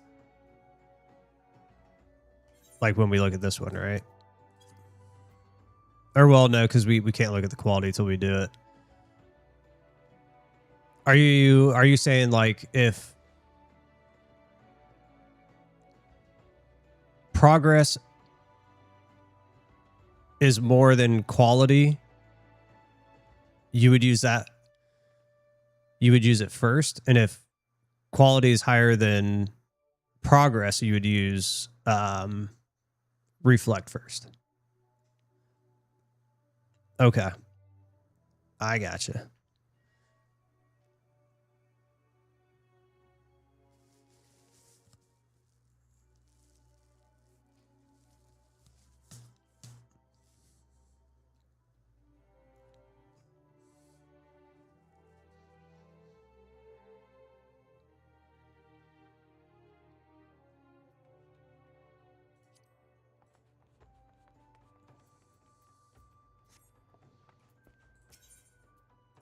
Let's go to our script exchange. I don't even know what master recipes we need anymore. I think we've gotten all of these.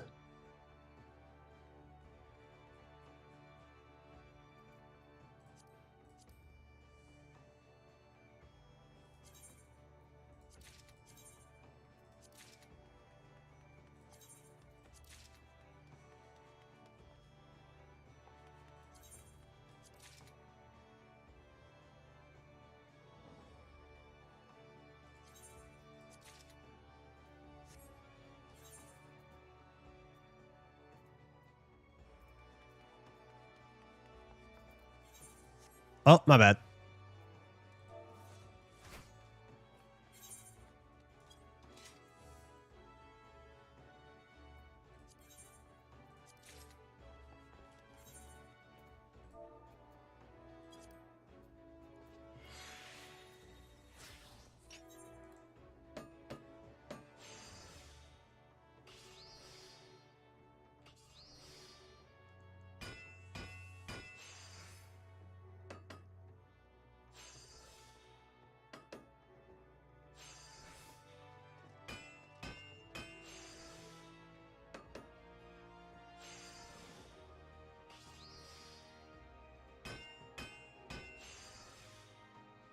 Ding, ding, ding.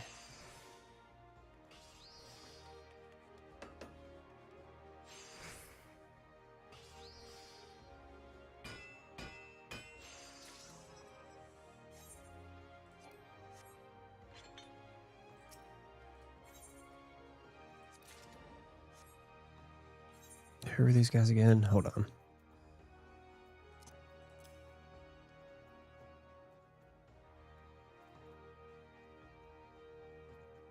We'll worry about that later. I'll switch out characters later and put them in. Or well, if he has to run to the thing real quick. Hold on. We're a blacksmith.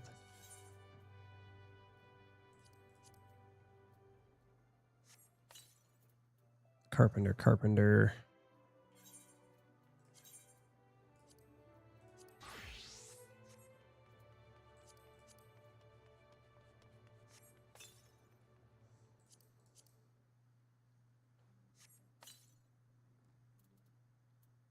Goldsmith Weaver.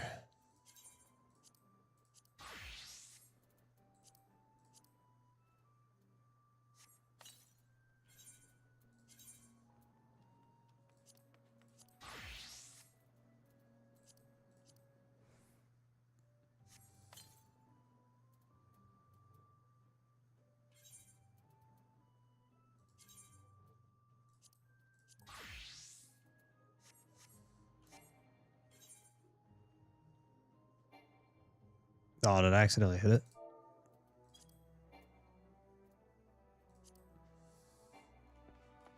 I hit 1 on my keyboard instead of escape. Here, I'm going to run to the restroom real quick, guys. Especially because we're going to be here for a little while longer with the reveal.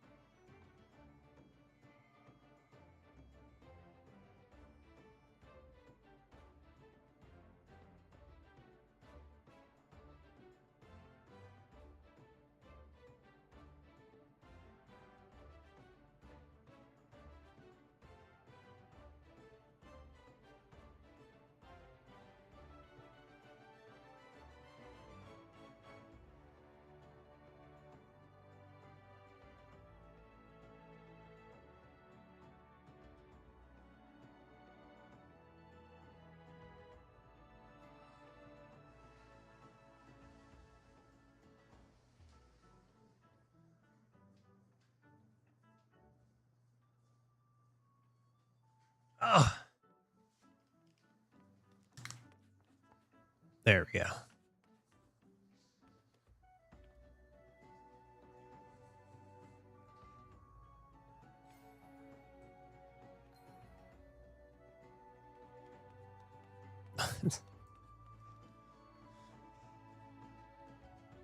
Oh, here, let me.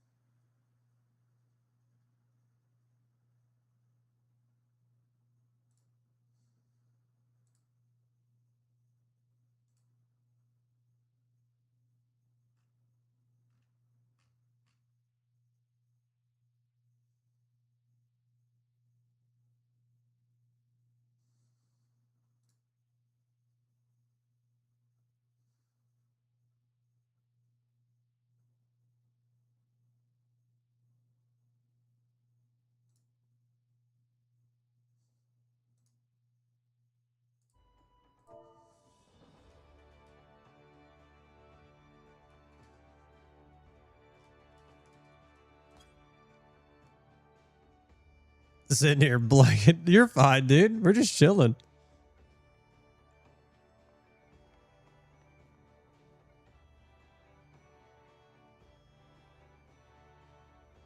I just got back from the bathroom. I had to pee really bad, man. Like really bad.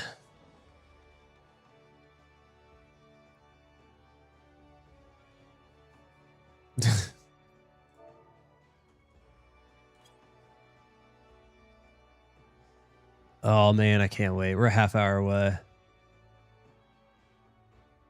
Do they have like the countdown going? Let me see let me go to their Twitch real quick.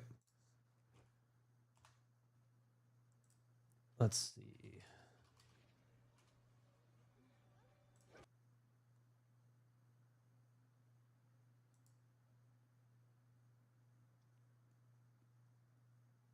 Oh yeah, they got it up there.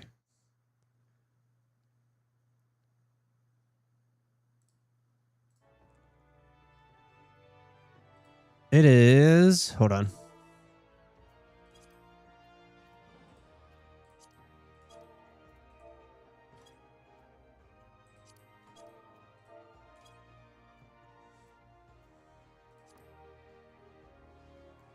See, now I'm blanking.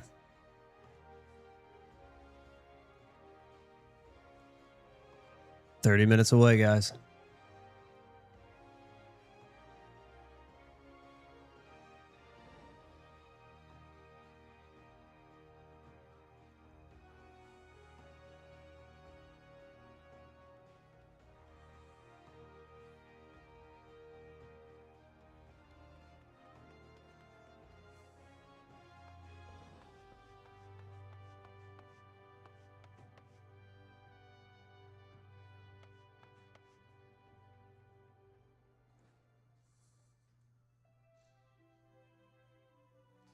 I was going to go to my retainers, but I was like, oh, that's right. We're not on our home world.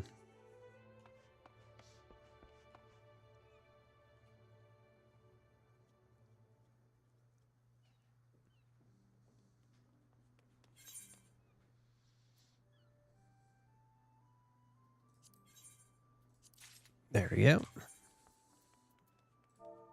Thank you, good sir.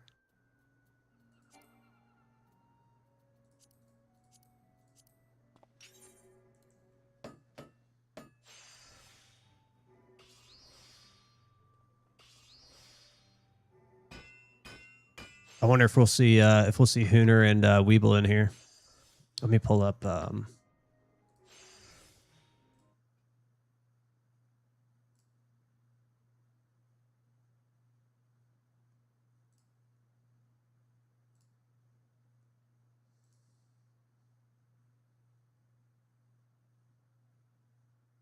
I see that they're on.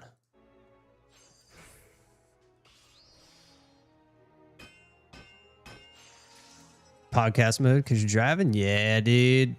Let me lull you to sleep behind the wheel. Don't do that. Don't fall asleep. Oh, you don't have to message Heener. Yeah, I was going to. I was going to throw it out here in just a minute. Actually, we'll just do it now while we're waiting on this craft.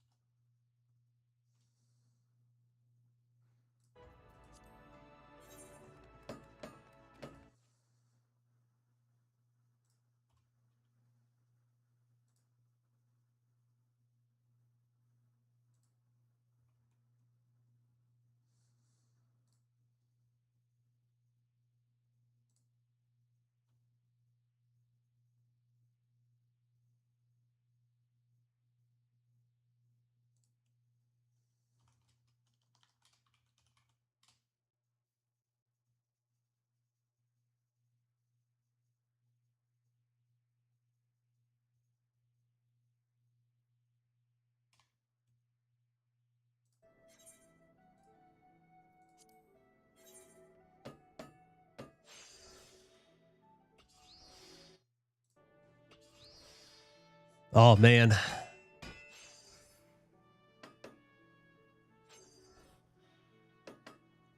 We're going to have to go back.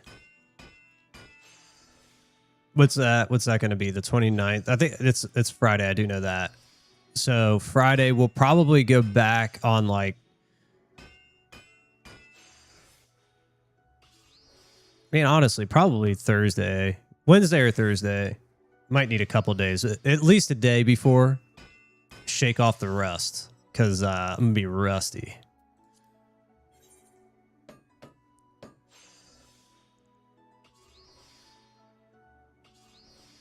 Oh, no, dude. I mean, look, this has to happen. This has to happen. And at some point, this was going to happen, and it was going to happen on stream, because it's like I can only do crafters so much, like when I'm not streaming. So it was like at some point we were going to run into a situation where I was going to have to craft on stream. You're making this a lot easier, because now we'll be able to do the more exciting content more. So I appreciate it. And I thank you. As fast as possible. We're trying. We're getting there.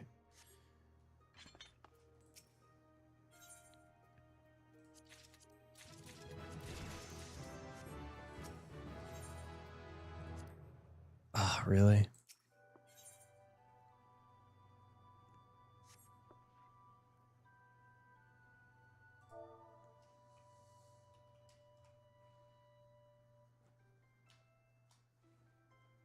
Okay. 91. It's probably 92 is when we'll unlock the next.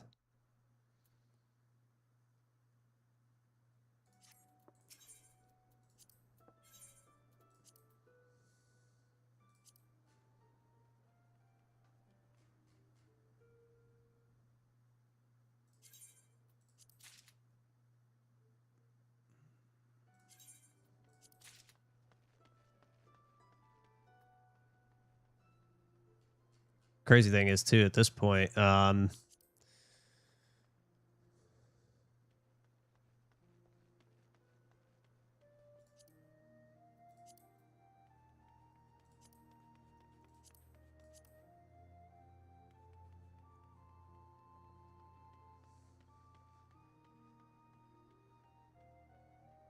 guess we could do these, right?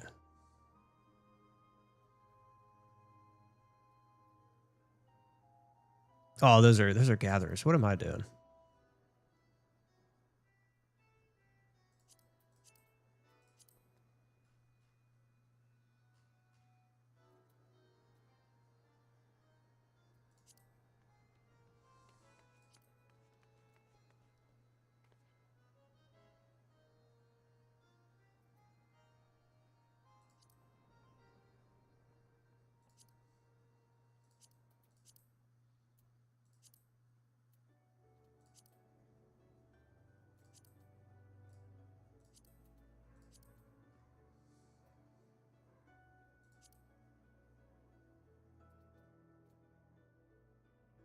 What are those selling for?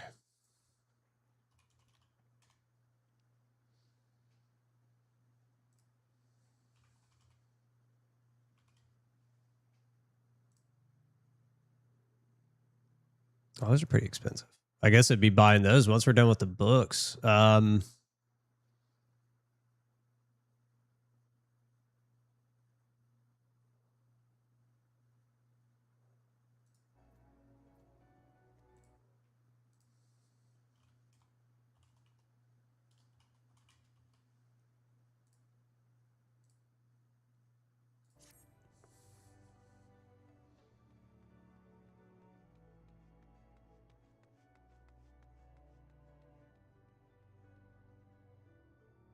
The Gathering books suck? Okay, not even worth it.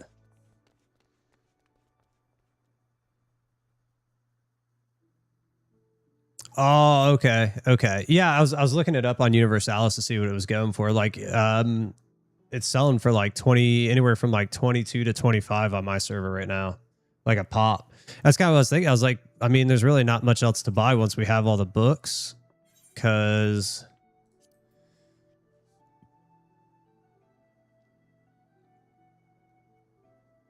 we'll pretty much be done. Like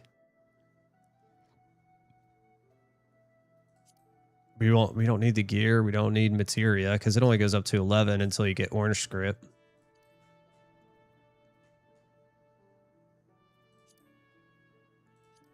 And even then, you've already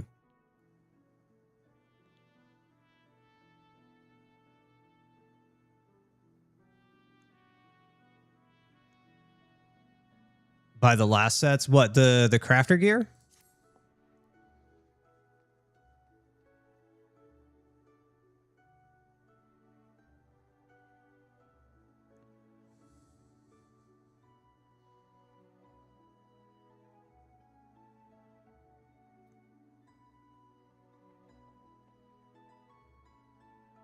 Oh, I thought they only went up to 12.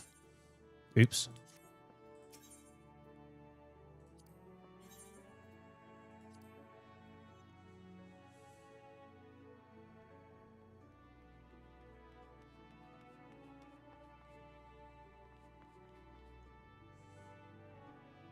Oh, okay. Well, I bet they're expensive. I bet they're expensive.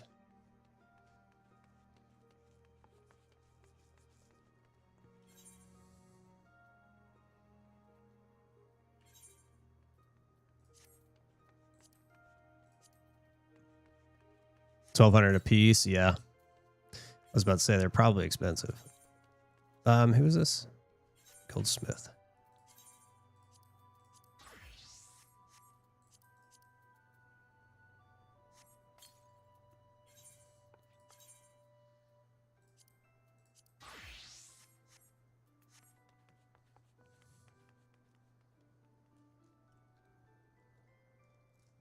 Hold up here while we're waiting. I'm going to go let these dogs in. I hear them barking, getting freaking bananas.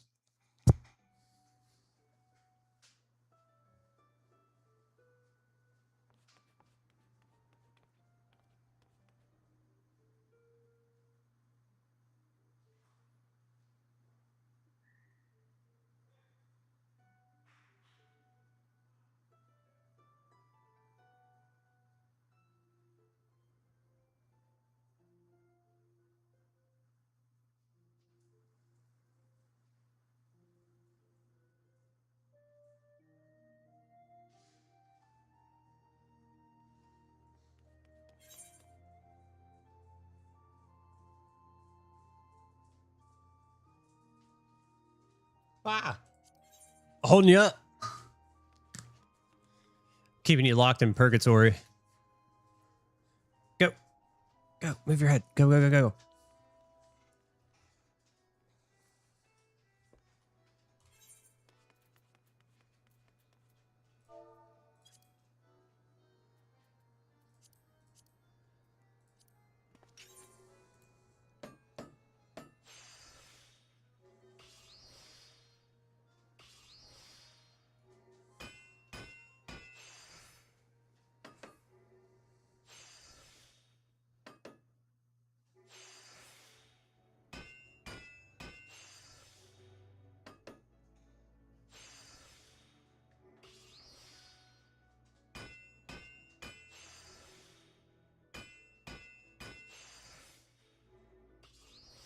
That cable's gonna get in the way. I already know it.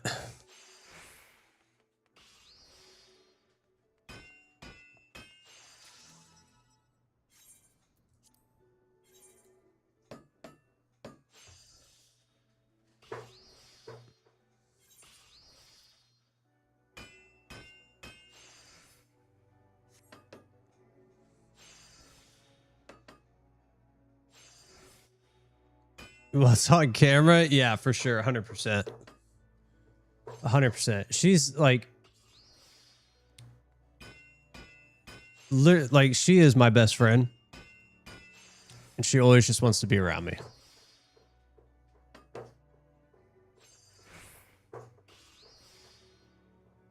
That's why she sits under my feet all the time. And every now and again, you'll see her. She'll come over here. She'll like nudge my arm up and stuff. Like that.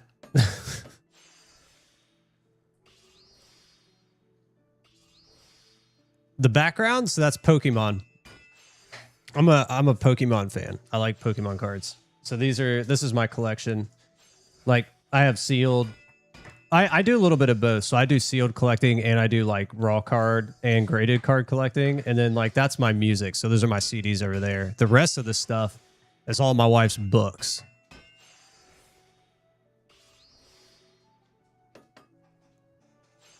No, I used to play the TCG a long time ago. Like as a kid, I used to play the TCG. I have not played the TCG in a very, very long time.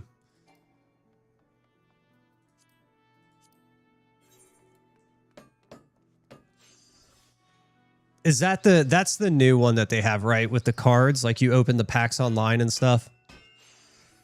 That came out like a couple of years ago, a year or two ago, something like that. Yeah. I spend enough on these cards. My brother actually, he loves to play Magic. And he's always played that. He's played that since he was a kid. I never got big into Magic. Yeah, I was never big into Magic. I always just did Pokemon.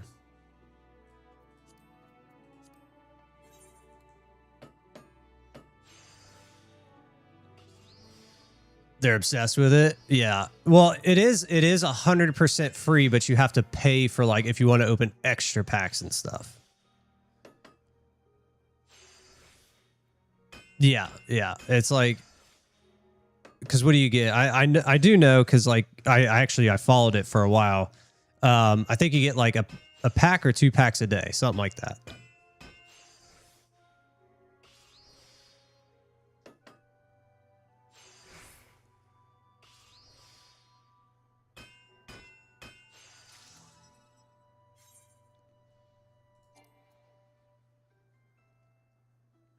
Yeah, no, I wouldn't either. I wouldn't. And Yu-Gi-Oh. Yu-Gi-Oh.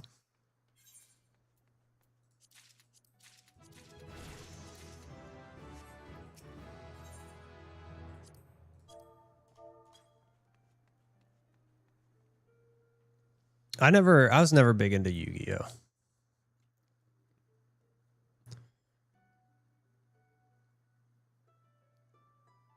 Oh, okay. So you can earn more.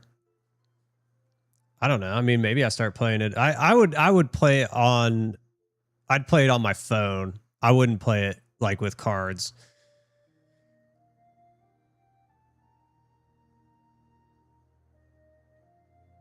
I don't know. I don't think I would play it with actual like cards.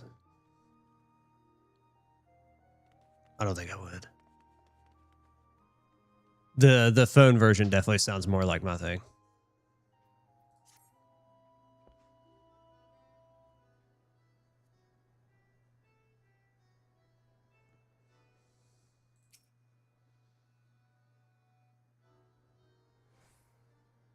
You can't wait longer. 10 minutes or like 14 minutes, dude. We're 14 minutes away. So Drill, these will probably be the last ones we do because the reveal's going live here in 14 minutes. And we're gonna watch that.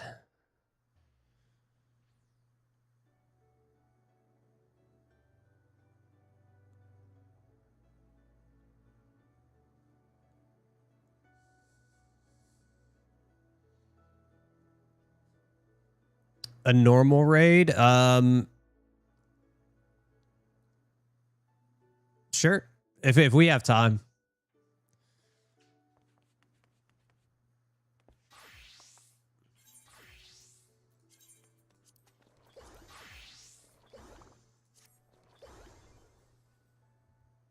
Yeah. So here's what we'll do.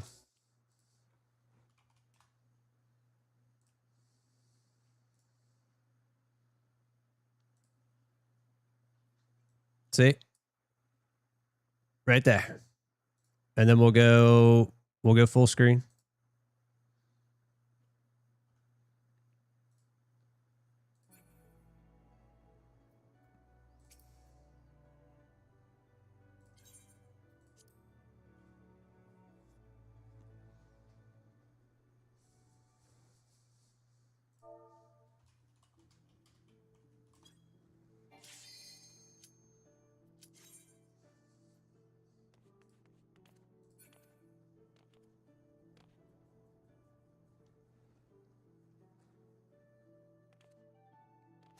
How should we get Alexander?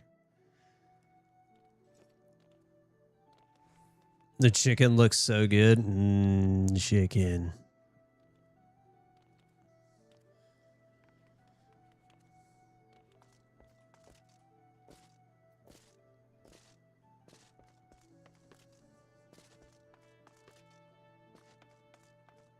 I haven't had Wingstop in a long time.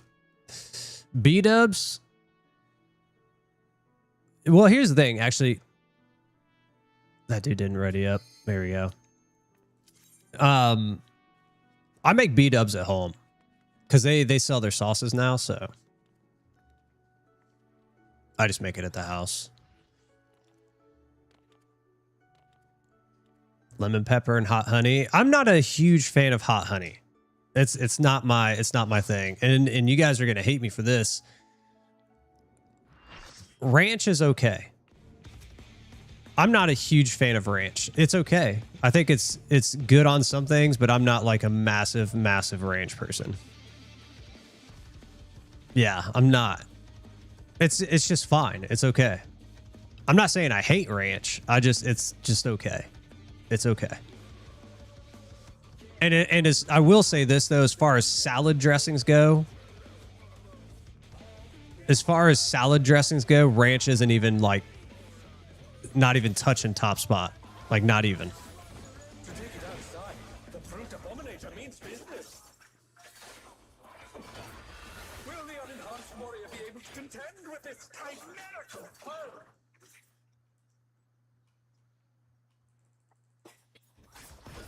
Hot honey's biz. I mean, it's okay. I'm just not a huge fan of it. He's used his feral powers to manifest a I thought we were friends. You hurt me. I'm sorry.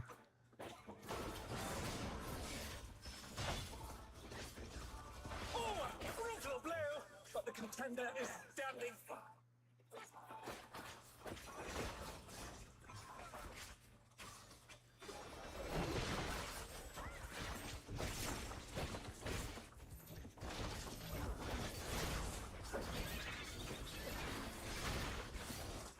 I can't even see. Mounted from the scattered seas.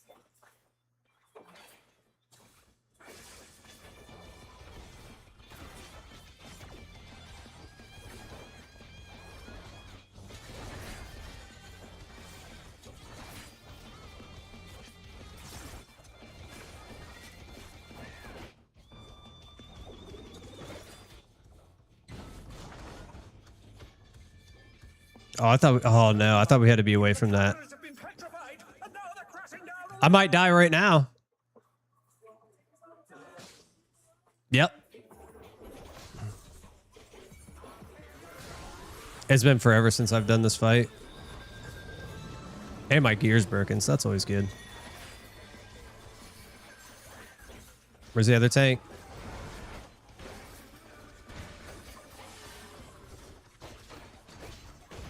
Why didn't he come with me?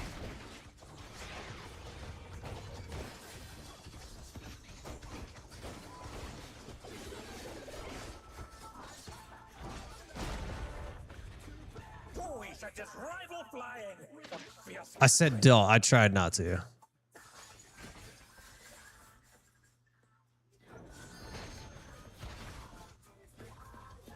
goodness me, the brute abominator is hanging on the building.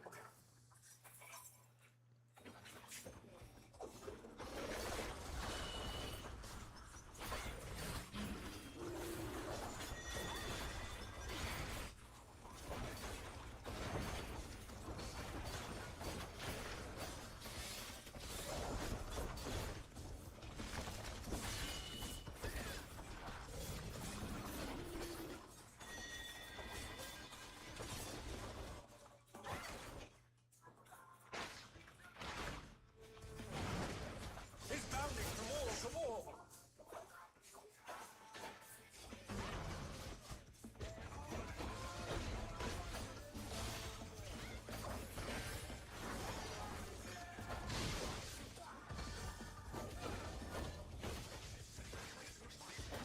I don't remember this one at all.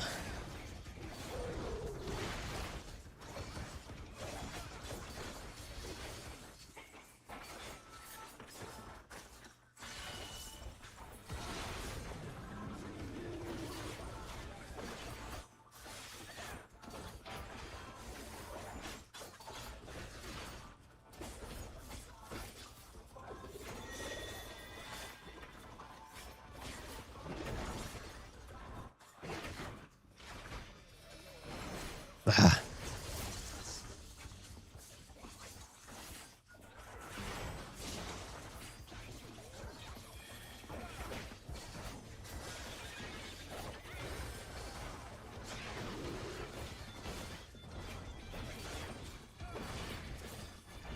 The rooftop has caved in.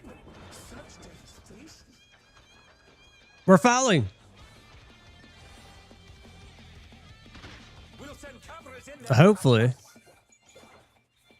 Hopefully the swords we get are cool. Destruction appears to have started. Fire.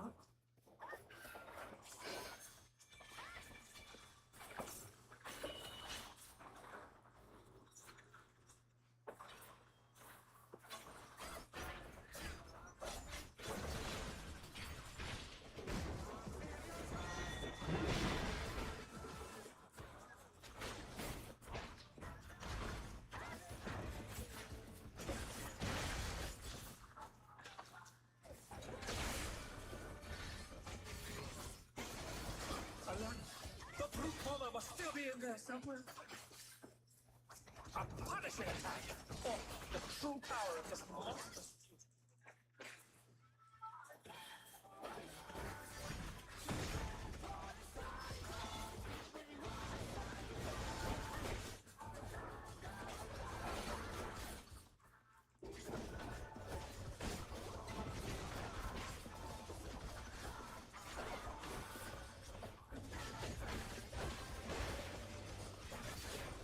What a thrilling battle this! And great it all!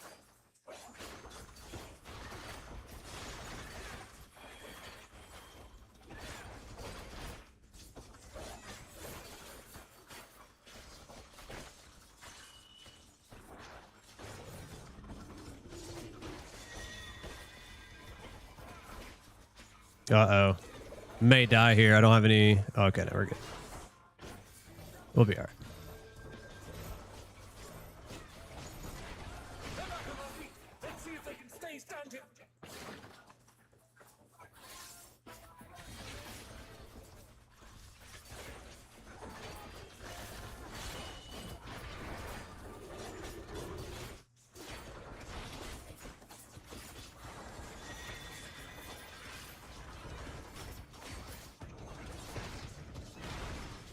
Oh, shit.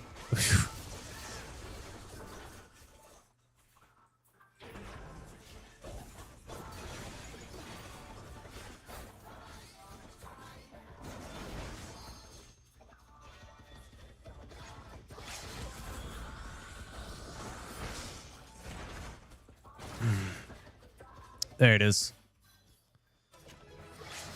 That was terrible. It's all over. Until next time. Oh, well, we won't be getting that. Give it to the healers because they kept me alive. I don't need any of that stuff. Give it to the healers. Oh, it's all good. We got 3 minutes.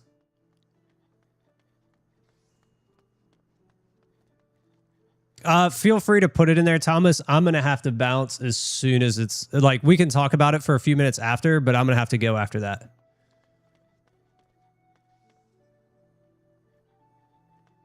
Actually, you know what? We might be all right. We might be all right.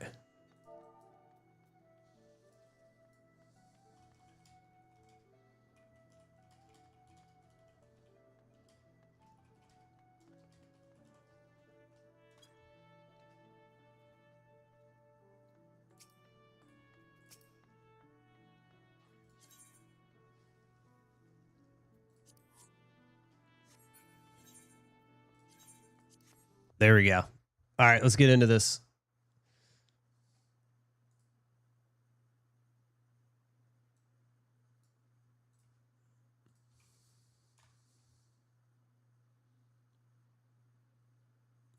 Here, hold on. Let's do...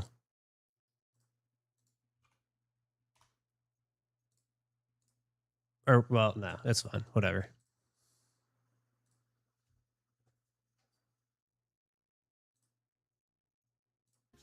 Spicy chipotle peppers, and the perfect touch of pure honey.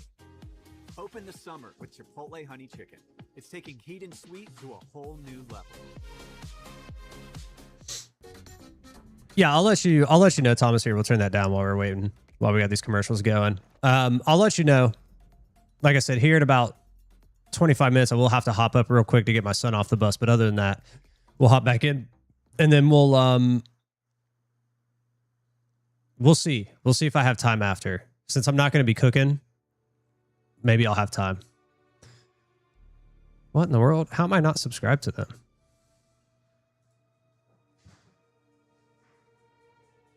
Oh, no. I was about to say, I'm following them. I'm not subscribed to them.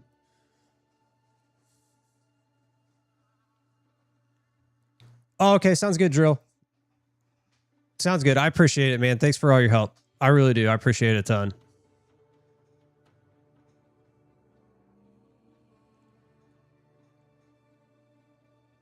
Go to YouTube. Maybe we can definitely do that.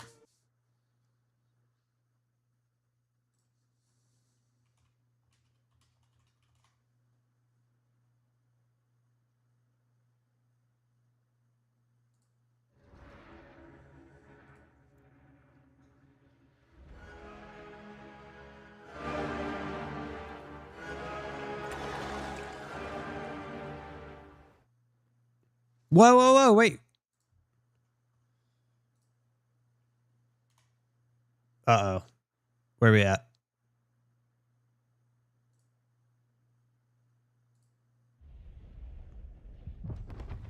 Okay, hold on. No, we're going to Twitch. We're going to Twitch.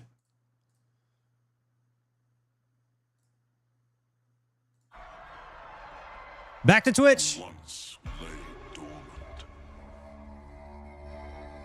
Now return. It's better Diablo. It is a way better Diablo.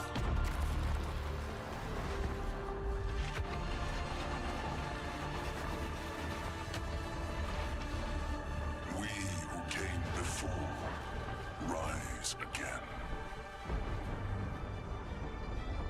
Behold, the first edict.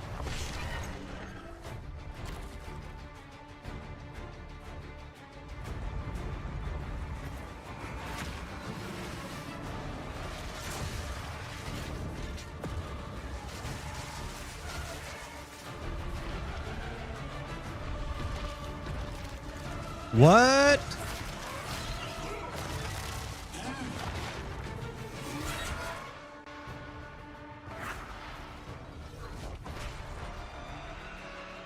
Ritual rework.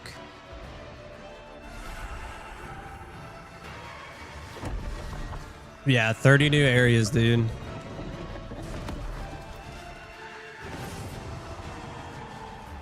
Oh, new pinnacle boss in the ritual.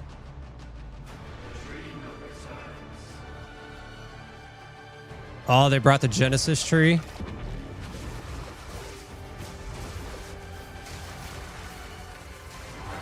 We become one.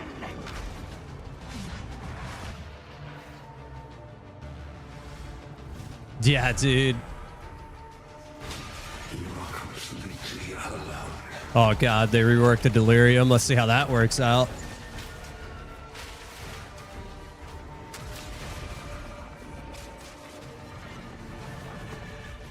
Dude, did they redo all the Pinnacle bosses? Like every one of them?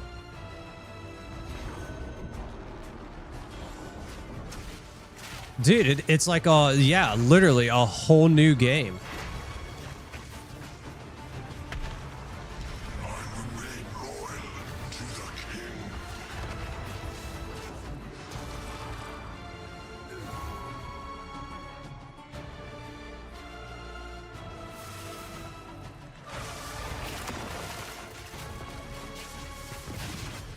Yeah, literally, they redid. Like it's your last. Continue the search. See what you can find.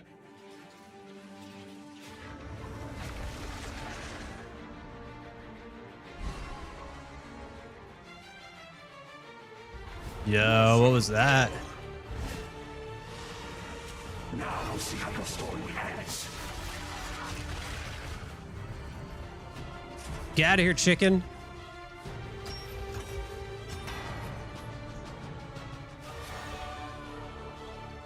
Ooh, a new ascendancy.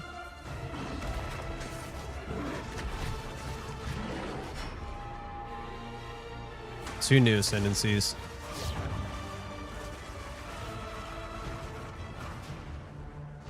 Yeah, dude. Oh no, we don't need more uniques. Please, please, please, please. No more uniques. To face us is to face oblivion.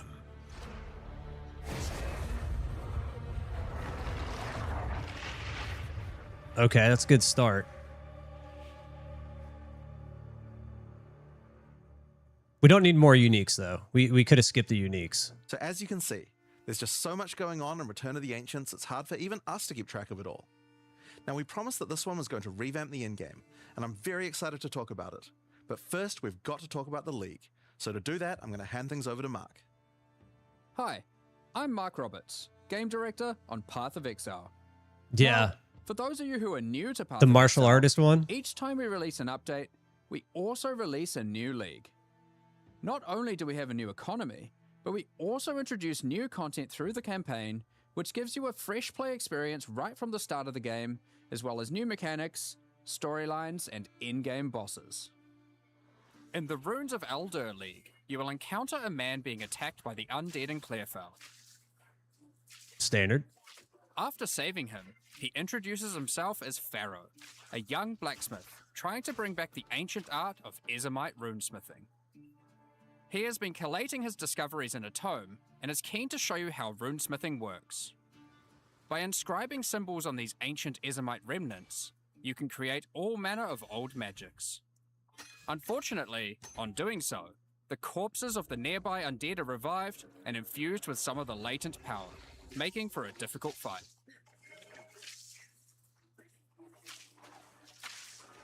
That's that orb of augmentation. After Like, defeating what do these you... monsters, Pharaoh realizes that runesmithing is a dangerous business, and he is going to need the help of someone a little more Okay. martially inclined to discover these secrets. He lends you his tome and asks that you note down anything you discover when you return to him. In each area in the Runes of Eldur League, you will find a remnant, and as you approach it, you will notice that some symbols are already present, and some are waiting for you to fill them in.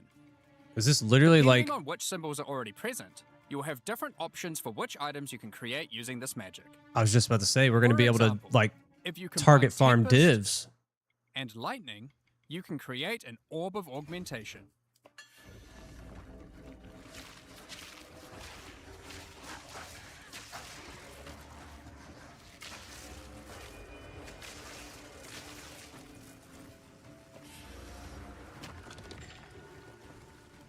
But be careful. The symbols used to craft the items also empower the monsters around the remnant, who will be revived as undead to fight again, with different properties depending on what runes you used.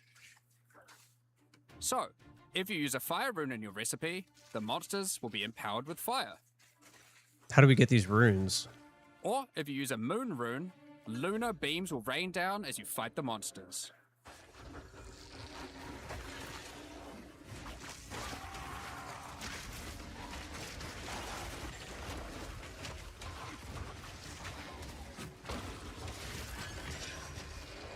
Hold on. After the fight, Let's get away. break the remnant to receive the item you crafted. As you get higher level, you will start to find remnants with more slots for more runes, allowing you to craft rarer items. As the number of slots increases though, more waves of monsters will be added, with each wave being empowered by more and more of the runes.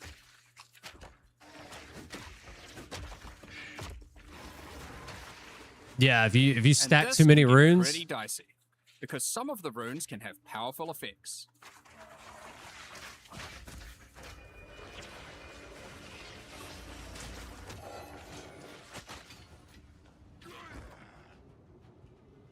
Like the Oath rune, which will cause one monster to be nominated as a leader, spawning waves of minions. The leader itself will be invincible, but killing its minions will deal damage to it.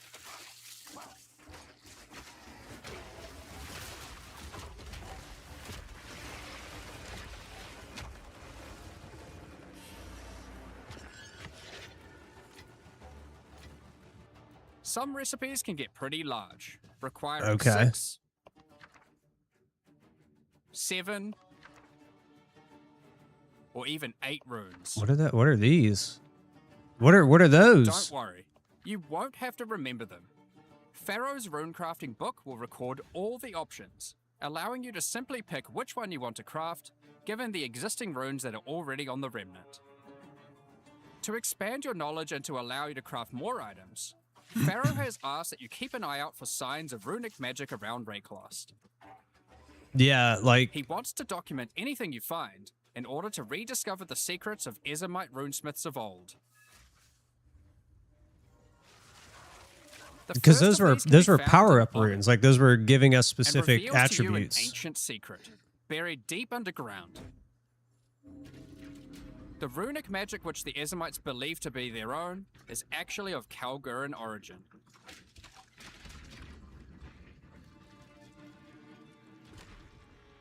Thousands of years ago, the Kalgurans came to Rayclass to find sources of verisium, a metal on which engraved runes allow control over reality. Pharaoh is determined to learn these ancient ways and gain mastery over them. If you can bring him more verisium, he will be able to use it to smith power into any armor, granting you runic ward, the power harnessed by the Kalgurans since ancient times. What did that change? I didn't even. Runic ward is a new resource that protects you from death. Should you run out of life, your runic ward will kick in, sustaining your body until your life can return. It effectively acts as an extra life pool. Of course, should you take enough damage to run out of that, you will still die. Every single piece of armor in the game can be upgraded That this way, will make getting. even uniques. That'll make getting Some to are 100, just I a think, a strict lot upgrade, better. Giving runic ward with no downside. Others are more Yeah. extreme, sacrificing defenses to get a much larger amount of runic ward. Oh, There are okay. even some that add new modifiers to uniques entirely, making them much more viable for higher level play. But the Kalgurans use runic ward for more than just a defense. It can also be used to power many other magics. Instead of using gems created from corruption, the Kalgurans used runes of power and fueled them with runic ward. Many of the options available from remnant crafting are new types of Kalguran skills that exclusively spend runic ward to wreak havoc. An example is Triskelion Cascade. Using it will cause your next spell to be triggered multiple times in a Triskelion pattern.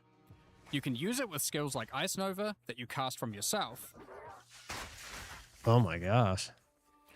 or with something you target at a distance, like Comet. There are also skills to modify existing effects using runic magic. So Comet just like got even Frost more Flame stronger. Nova. Using this skill on a pack of burning enemies will transform the ignite into Frostfire, both burning them and building up freeze at the same time. Elemental damage. Okay. Yeah, like You have basic buffs like Hollow Shell that guards all nearby allies, that's what I was saying. I saw things that were doing specific to attributes. more complicated mechanics like the Mark of Repulsion that creates a mark capable of pushing away all nearby enemies. Instead of spending mana, like skill gems do, all these skills cost runic ward, and unlike gems, they don't have a color. This means that they don't care about attribute requirements, or what kind of weapon you use. These skills are There we designed to go. be used on any class, and so often interact with mechanics that apply across many characters. By combining different runes together, the Kalgurans were able to support their runic abilities, and you can as well. That'll hopefully There is help with also a set of runic character supports that variation. can be combined with regular skill gems in interesting ways. Concussive runes allows you to add these concussive shockwaves to any skill that stuns. While Runic Infusion lets you spend ward to directly empower the damage on any skill. Now, there are other quests during the campaign too that So it says unlock it- even more interesting crafting methods. Set a spit runic ward. Is that Buried deep in the jungle in Act 3, you can find the Mystic Refuge, Mystic? What? containing even more They put me secrets in the for Pharaoh game? to learn from. Just kidding. They put me in the game. Using this knowledge, he gains the ability to reforge unique weapons. With this technique, many low-level unique weapons can be upgraded to do significantly more damage. Now, we've been able to take Hey, a bunch Maria, of how are uniques that you? had interesting modifiers, but were not in-game viable, and give them a bit of a boost to get there. And it's not just low-level uniques. All Kalguran uniques are able to be runeforged this way too, and they can do some pretty interesting things. Like Searle's Grit, a new unique, which when runeforged can get one of several different outcomes. Now, there is still so much more that you can craft with remnants. There are also 100 new runes, as well as many other new crafting currencies. This is the runes of 100? Elder after all, and some of these runes have quite powerful effects. For example, this elemental conversion rune will convert all the existing mods on a non-unique weapon from one element to another. Using it, you could combine a weapon with all 3 elemental damage mods into a single element, making a weapon with massive amounts of cold. Damn. There is also a rune that lets you destroy your rune sockets to turn them into a dual socket on your item. What? And there are even crafting meta runes that can unlock new types of mods when used with regular crafting. For example, this Rune of Chronomancy will unlock a set Yeah, of dude, that cold time-related DPS mods was to through be the crafted on your roof. runes. Once placed inside, use regular crafting orbs to attempt to get new mods like cooldown speed or increased skill effect duration. Oh my gosh. Okay, that was Also sick. create a new type of currency called alloys. Using regular metals alloyed with verisium, new modifiers not normally available can be directly crafted onto your items. Using imbued alloy could improve your ailment damage, for example. There are honestly so many options here that unlock Okay. all sorts of crazy crafting projects. So I think people will be experimenting with these for a long time. Yeah, I was about to say we got Once you get to King's crafting. March in Act 4, Pharaoh finally It's gonna take meets forever to Danik, figure all that a out. real Kalguran runesmith. And riddled with excitement, he wants to learn how to merge modern Kalguran techniques with the ancient knowledge that he has found. From here on, Pharaoh joins in the Kalguran expeditions that Danik has been leading. With the ancient knowledge that Pharaoh brings to the table, the Kalguran expeditions that Danik has been going on will change significantly. For those of you who haven't played it, the Expedition League mechanic involves carefully placing explosives, Multiple uncovering the buried reworks. dead, and recovering verisium from them. By choosing where to place the explosives, you can choose which kind of challenges you would like to face, or rewards you would like to claim. But unlike before, expeditions I made now it to the big contain screen remnants again. from Runes of Yes. Elder, allowing you to do some specific crafts along the way using the new League crafting mechanic. One very important difference from the simple remnant encounters, though, is that the empowerments that the remnants grant apply to every monster down the explosive line for the rest of the encounter, stacking together. This can lead to some pretty extreme situations. If you stack too many remnants, you might be in for a fight beyond your abilities, but the rewards can be very worth it. Each mod on the monster is improving the items that they can drop. Once you get to the endgame, you will find that the Atlas has changed substantially. To the south, you will now find the coastline of Rayclast, with the ocean beyond. Kingsmarch has not fared well after the Cataclysm, and lays in ruins. Rog's shop has been destroyed, but he is much more concerned about his wife, Gwennon.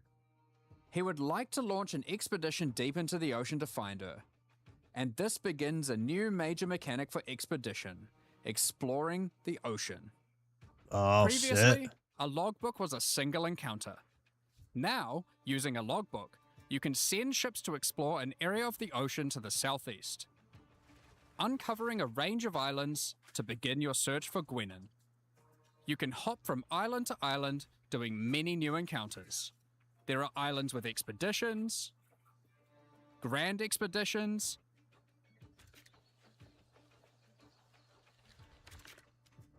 new bosses, and all sorts of other unique things to find. Eventually, you will find the island that Gwennon has been holed up on. It turns out that she has found the tomb of an ancient Kalguran, Medved. While she appreciates you coming to her rescue, she is still keen to blow open the doors of the vault and take whatever you can find inside. So do we have to run this island every It's just single a shame time? that Medved isn't as dead as you previously assumed.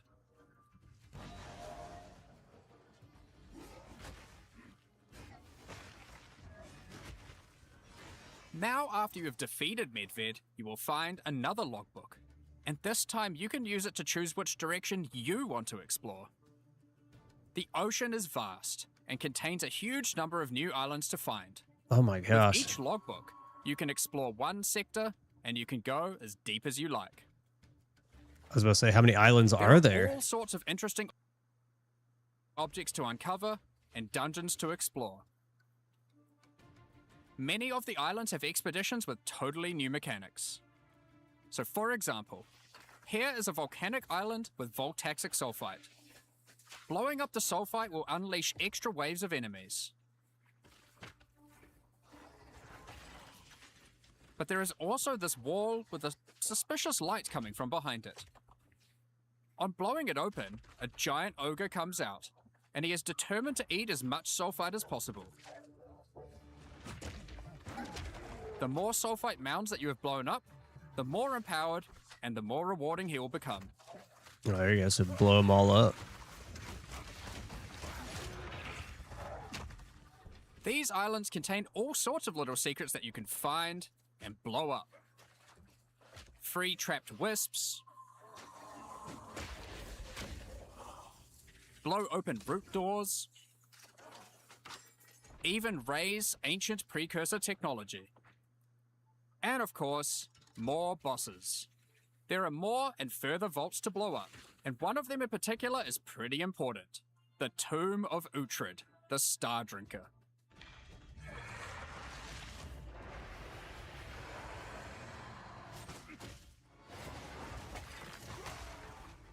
Uhtred was responsible for calling down the meteors of Verisium, which the Kalgurans used to power their ancient magic. And upon defeating him, he calls down a truly gigantic one into the ocean nearby. On visiting What lies it, there, yeah. you find that it is shrouded by a strange energy emanating from the Verisium core of the meteor within. There is something growing in there, and it can't be anything good. In order to gain entry, Danik suggests that the Triskelion Flame, an ancient Kalguran artifact that can absorb and cancel the effects of Verisium magic, could be used to enter. But to find it, That's kind of what I was you need wondering. to locate the Tomb of Olroth, leader of the Knights of the Sun. There it is. Just answered our own question, right? Defeat him, and gain access to whatever eldritch nightmare is growing inside. Now, we're not going to spoil the boss, but one thing you should know is that the vericium that makes up the core of the meteor is of a quality that has not been available for millennia. Crack cocaine. Bringing this to Pharaoh and Danig should allow them to forge some Starlit objects of ore. power, the creation of which has been lost to time. So that's the League, and there is a lot going on. To sum all that up, there is a new encounter with over 30 new monster types and over 30 new rune modifiers to enhance them. You can create more than 100 new runes to craft your gear, as well as dozens of other new currency items. And there are new quests added to the campaign to unlock even more new crafting options. Rune forging armors, upgrading uniques, dozens of new Kalguran skills and supports, tons of new islands to discover by exploring the ocean, 5 new bosses, including a new pinnacle boss, Thank God we got a new pinnacle and boss. a bunch of new uniques to top it off. But there is still a ton more to come. It's time to talk about the massive changes to the in-game. Yes. But for that, I'll hand it back to Jonathan. Now, as Mark hinted at before, the in-game atlas is very different now, and the ocean to the south is the least of the changes. The entire area around your starting location is now teeming with new questlines and things to discover. Will you investigate the strange forest to the west? The cracks in the earth to the east? Or perhaps visit the ruins of a Val city in the north? The atlas now has fixed points of interest at specific locations, giving you specific objectives that are easy to find. There we go. Like before though, no matter which objective you choose, going to towers to see what's out there is always a good idea. So now we have The first time you do that, target something new farmable happens. locations. The earth shakes, and a gigantic fortress rises from the earth. A remnant Yeah. of the ancient precursor civilization. No longer these massive, massive pools of water. What is that?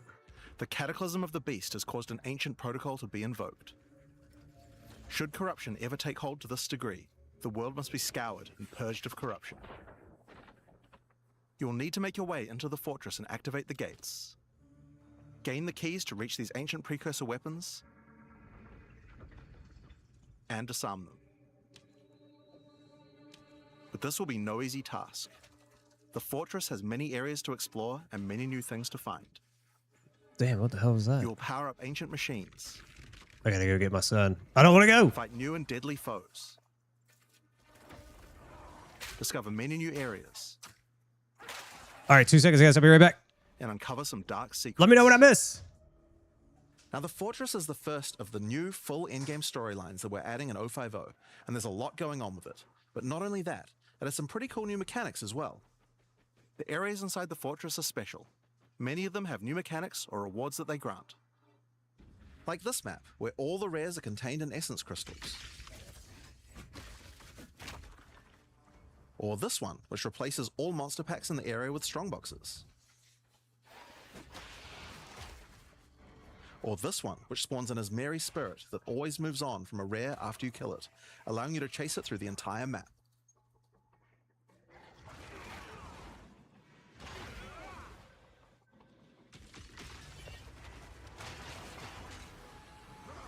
Now, just like the normal areas of the Atlas, you'll need to fight the map boss of each area to complete the map.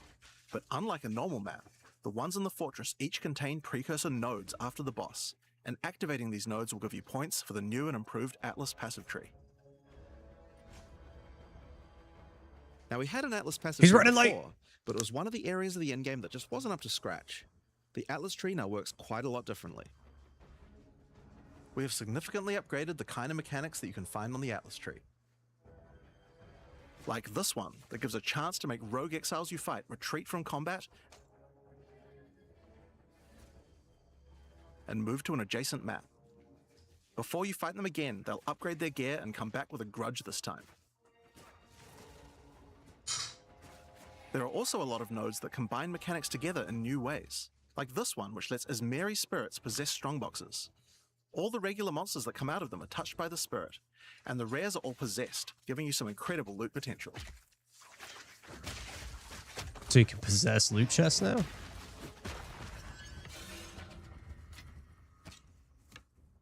You get points from every single area you complete in the fortress. Oh my And god, unlike look at before, that. That means you can allocate the entire Atlas tree. Yes, this whole tree can be yours. This No change is pretty way. important, since it allows us to be able to create many types of bonuses that we wouldn't have been able to create before. Like this one, which gives a chance for cities to be invaded by another faction, and can even allow it to contain 2 faction leaders, allowing you to get 2 crisis fragments. If we'd done this kind of thing in the old tree, we would have wanted to spec into it before running a city map, then unspec out of it before running anything else. With full allocation, Yeah. we can have cool bonuses like these. Now obviously we still want to make sure that you have choices that define your in-game Atlas build. So many nodes in the Atlas tree are now multi-choice. Everyone will get the node, but which bonus you choose to use is up to you. I like Do you want that. your powerful boss maps to contain more essences, summoning circles, or rogue exiles? But there's also nodes that contain more unusual things. So for example, on this node you can choose. Do you want to give a chance for shrines to instead be given to the map boss in the area, making them more challenging but dropping special loot? Rip console FPS gone, brother. Would you rather give a chance to be Yeah, the given a shrine choices buff are going to before be you train boss massive. arenas, Like, making depending for on easier what you want to fighting? do. I could see, like, there's got to be some sort of stackability to them. Now, I could probably nerd out about cool stuff in the tree all day, but we should probably get back to the fortress. Like, 100%, they Now, have to be One of the stackable. really important things we wanted to do was make it so that all the boss fights in the endgame are now accessible with a quest line. That means that to fight the Arbiter of Ash for the first time, you don't need to get lucky by finding keys. They will be in fixed locations and there's a quest to get them. Thank The God. Arbiter of Ash is no longer the pinnacle of Path of Exile 2. For that, you'll need to travel into the very center of the fortress. What? An Yeah, incredible see, they're challenge giving us a awaits you target should you choose to go farmable there. Atlas. I like that.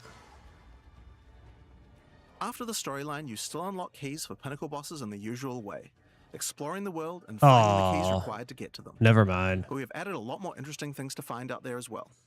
There are now all sorts of mechanics that can spawn on maps in the wilderness. For example, some maps might spawn as a rogue exile hunting ground, containing multiple rogue exiles who are there to hunt rare beasts. You might come upon them in the middle of a fight and be able to take out both of them. Okay. Or a map of champions that makes all the natural inhabitants of the area into magic monsters. Or this one that causes all shrines in the area to release as merry spirits when used. Once you have explored and found your keys, you can return to fight the pinnacle in the fortress again. Yeah, But this dude. version of him will be harder.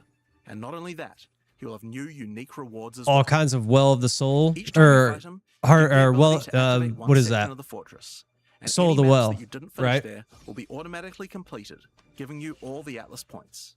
So if you're the type of player who doesn't want to explore the fortress, and instead just race out into the infinite Atlas, you still have a way to get all those points. Oh, So damn. that's the Origins of Divinity storyline.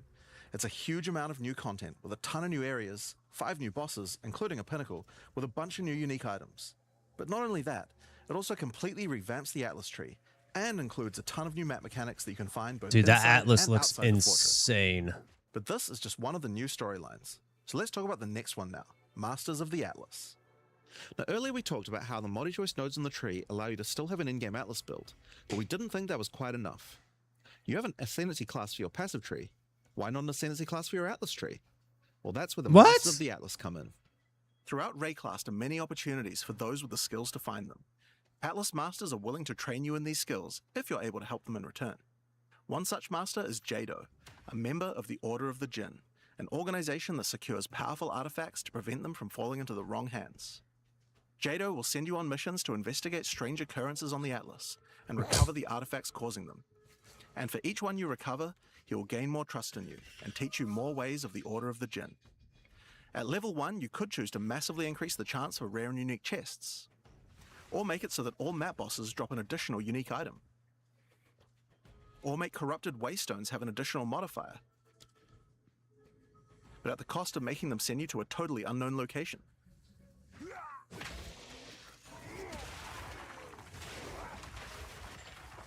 Each mission you complete for Jado will unlock another row of abilities, and No, give you another Thomas. point to allocate, letting you choose how you want to specialize. But there are other masters too. For example, Hilda. Hilda is a member of a guild of monster hunters. She will send you on missions to assassinate specific deadly creatures around Rayclast and harvest their parts. In exchange, she will teach you her monster hunting skills, like this one, which adds a 25% chance to upgrade any map boss to a powerful version.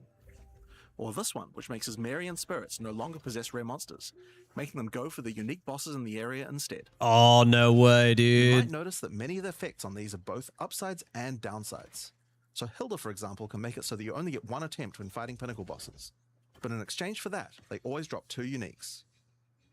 Because of that, Okay. we wanted it to be easy to swap between them depending on what you're doing. As you unlock each master, they will appear on the side of the screen. Simply click whichever one you want to use to run the map, and all the bonuses you have selected for that master will be activated. This allows you to have a few different strategies that you can quickly pick between, depending on what you're running at the moment. That's sick. Now, one thing that's been pretty obvious is that the in-game leagues we created when launching Early Access in 010 were not really That's up to the like standard allowing the us leagues we've done to since then. to manipulate Fate of the Vile and maps Rise of the Abyssal just have a lot individually more on a going whim. than Delirium or That's Expedition, for huge. example. We wanted to do a serious upgrade to all of these mechanics before we do our 1.0 release, and so that's what we've done. All 4 of the leagues we launched in Early Access have been upgraded with not only new quest lines, but new mechanics, new crafting systems, new uniques, and new pinnacle bosses. One of the really important changes we made to all the leagues is that you can now find them on the Atlas in specific locations, and each one has a quest line that will lead you there to being able to complete the league, along with its Atlas tree and its pinnacle boss. This is true even for the leagues that we didn't do major redesigns to. So let's use Abyss as an example. When you first encounter one in the endgame, you'll get a quest that leads you to the east, where you will find these mega abyss cracks in the earth leading away from the Well of Souls. All the maps along the cracks will contain abysses with special properties, and mapping along these cracks will close the Atlas scale abysses, giving you points for the Abyss Atlas tree. At the end of each Atlas abyss, you'll find an Abyssal Depths, with the boss fight for one of the Abyssal factions, giving you a guaranteed way to fight them. And after completing all 3, you'll get a key for the Well of Souls, allowing you to fight the Vessel of Kulamak. This kind of thing makes an in-game league so much more friendly for new players, giving people obvious goals and a guided experience to complete them. Alright, so let's talk about the first of the upgraded leagues, that's not Delirium, and its new storyline, that's not too bad. The Hare and the Raven. As you may remember, during Act 4 you were tricked into releasing an ancient entity from a Karui prison known as Tangmazu, the Raven Trickster.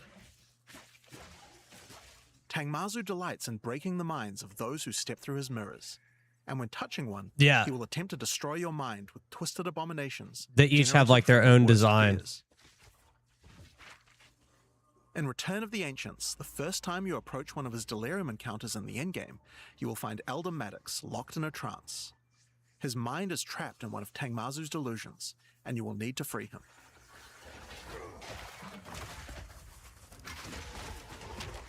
Once free, Elder Maddox demands that as you caused this problem, you should put it right. He asks you to travel west to the Withered Willow, the location he believes that Tangmazu first gained his powers. But be careful. As you travel there, the Raven Trickster will attempt to Yeah, break you can your literally mind. see it. Like Each they map each around have the their Withered own Willow individual features like Delirium encounters. Now this is more than a simple quest upgrade. design. The mechanic of Delirium has been overhauled and expanded. At the bottom of the screen, there is now a bar that indicates how deep into Delirium you are.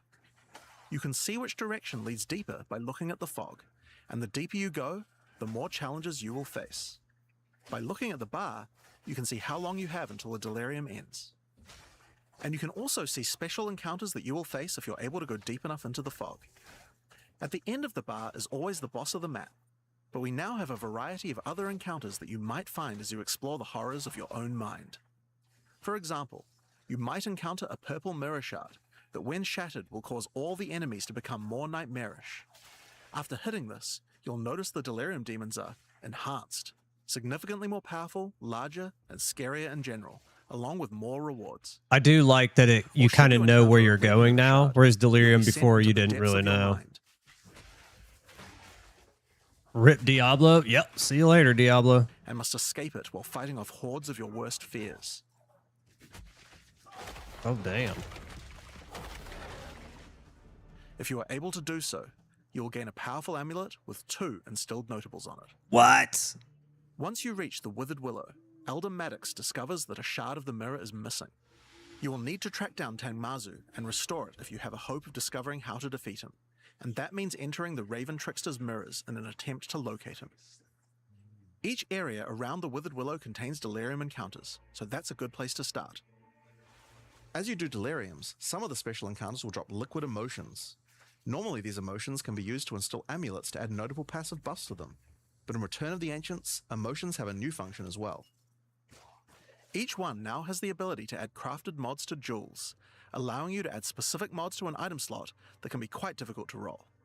For example, Liquid Despair will allow you to add critical hit chance, while Liquid Suffering will allow you to add movement speed or Air of Effect to your jewels. But there are many more. Yes. Once you've done enough delirium encounters, the location of a grand mirror, an entrance into Tangmazu's Oh my realm God, is crit revealed. hit chance, It crit won't be that damage. simple to enter. Can you Using his imagine? powers, he reflects the map boss for a ridiculous empowered fight, then destroys the entrance into his realm of madness.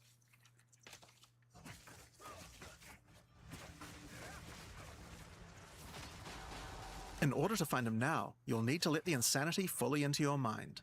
A strange fruit is left behind which you can consume to fully embrace the madness in an attempt to reach the Raven Trickster's realm. Consuming the fruit will cover an entire area of the Atlas and Fog, and every map you do in the Fog will get progressively harder and harder as you explore the deeper reaches of your mind. Dude, this At is some like... point you enter a new layer. A simulacrum of your memories, twisted and perverted by the Raven Trickster. Should you be able to complete the simulacrum, Tangmazu will believe that you are worthy of a true challenge,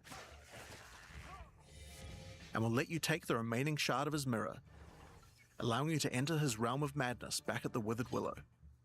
If you dare to face him, it will be a fearsome challenge. Dude, that was sick. So, that's the new storyline of Delirium. As you can see, No, I think he it's not said that only a you could quest line, still do there are new that. mechanics, new crafting options, and new boss fights. I thought he said you could But one still, question you like, might have is, he what said, happens after? but Well, now once you you've can, like, he completed the said, like, you story, can grand also mirrors will use it start for appearing this. on I the don't, Atlas I think you sometimes can after still do completing it. Delirium encounters. After doing the Grand Mirror, you can select where on the Atlas you want to do your fruit-induced drug trip and get another key to fight Tangmazu. But this time, the fight will be quite a bit harder. And not only that, the fight will be able to drop a bunch of new uniques Yeah. that were not available in the questline version. The thing was huge. We'll show some of those later. After doing a Grand Mirror, the decision of where to spread the fog can be important, because there are some potent emotions that only come from certain map bosses affected by Delirium this way. Like all emotions, they can craft special mods onto jewels, but these potent emotions can create mods that you can't get any other way. So for example, Potent Liquid Melancholy is an emotion that can only come from human bosses, and allows you to add a variety of on-hit effects. Guaranteed crafted modifier. Did you see You might that? want to try instilling amulets with these emotions. See? They could have some interesting effects, with some powerful notables that do not normally exist on the tree. Like Storm's Rebuke, which makes armor break boost your cold and lightning damage. But also notables from a clearly deranged mind, like Calm's Blessing. This skill allows you to It's still ancestrally there. boost fire spells after using a Warcry. How about using an Ancestral Flame Blast? Now, just like before, you can also upgrade the League by getting points for a dedicated Delirium Atlas tree. But this now works in a much better way and has much cooler effects. There's a lot The more maps in going the on there. Delirium area of the Atlas give you Delirium passive points for completing them, so it's easy to see how to progress. Some nodes will add new types of mirror shard encounters to your Deliriums. Like this one, which will pause the Delirium for some amount of time, allowing you to more easily get to higher depths. Or this one, which adds extra Delirium modifiers to monsters when you pick it up. There are also nodes that can add new types of drops, like this one, which modifies Simulacrum encounters to add special liquid emotions, which can craft time-lost jewels. And nodes that apply to the Atlas mechanics of the League, like this one, which causes the Grand Mirror to spread Delirium fog over a larger area of the Atlas, potentially containing multiple simulacrums. Alright, so that's the changes to Delirium. The core mechanic now includes a bunch of new things to find, new monsters to kill, and has new mechanics on the Atlas. It also has new crafting system for jewels, and over 20 new unlockable notables for amulets. Not only Yeah, that, I just saw we have a new that. pinnacle boss But with a bunch of new it unique said something items, about like and massively guaranteed. Like, upgraded does Atlas it tree just for Delirium. allow us to? But there's still a lot more to come, so let's talk about Breach next. When you first do a Breach in the endgame, you will find Aelith. Do we get to one of the pick keepers that of the guaranteed, flame. or is it guaranteed put on the Ancient emotion and order it of tells monks us like dedicated it to preventing the guarantees Hive crit Horde from or entering whatever it the is? world. As you seem to be a keen slayer of demons, Aelith would like to recruit you to the Order and asks that you travel to their monastery to the south. On the way there, you'll start to encounter more breaches, and will notice one of the first changes to the breach mechanic. You still have to kill monsters as fast as you can to keep the breach open, but now you can visibly see how much time you have left to keep it open, and how each kill extends its duration. That's nice. Once you've reached the monastery, you will learn more about the Keepers. In the 25 Okay, years I since didn't the events of see it Keepers of quick the enough. Flame in Path of Exile 1, the war with the Hiveborn has not gone well, and they have managed to establish a foothold in the world nearby. A gigantic area has fallen to the Scourge, and the Keepers are unable to get inside. Inside the monastery is the Genesis Tree, a powerful asset to the war effort, stolen from the enemy and gifted to the Keepers by the Dreamer himself. Using the tree, Aelith could create a breach stone and penetrate the Hiveborn foothold, but without Hive Blood, the tree has withered. To get Hive Blood, you will need to take advantage of another new mechanic of breach. Yeah, we'll see what tablets if you look can like. keep the otherworldly portal open for long enough, the breach will stabilize and will enter a new phase. The Hiveborn will send their toughest miscreations to defeat you, and the breach will not close until you can annihilate them, dropping Hive Blood that you can use to restore the Genesis Tree.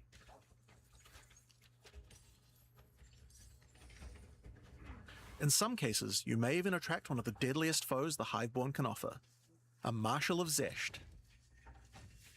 These monsters also drop womb gifts, and if you take these to the Genesis Tree, they can be used to craft items to help you in the war against the Hiveborn. Yep, so just like PoE 1. Given that 25 years have passed since the beginning of the war, the tree has grown and withered many times, but with each cycle it learns and expands its abilities. When you first open the Genesis Tree, you will notice these holes into which you can place your womb gifts. Each womb Much gift can be larger, used to though. create a different type of jewelry, and must be fertilized with Hive Blood. So for example, you can place this amulet womb gift into the tree, and it will give birth to a random rare amulet. But the Genesis Tree is capable of much more. As you continue to feed the tree, its branches will regenerate, and allow you more and more control over what kind of items it will birth. So for example, this branch of the tree will allow you to control which base types of amulets can be birthed.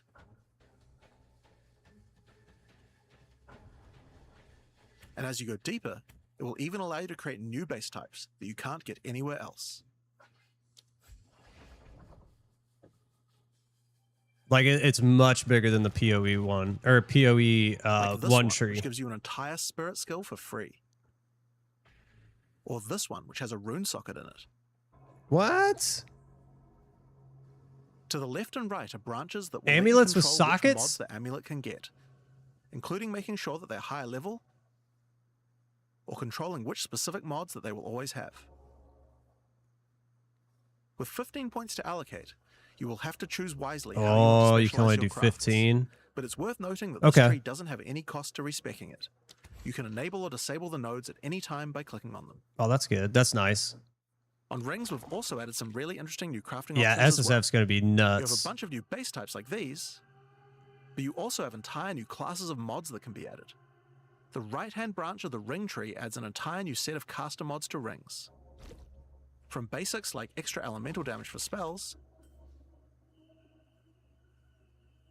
or more niche options like this mod that increases the rate you gain seals for Unleash.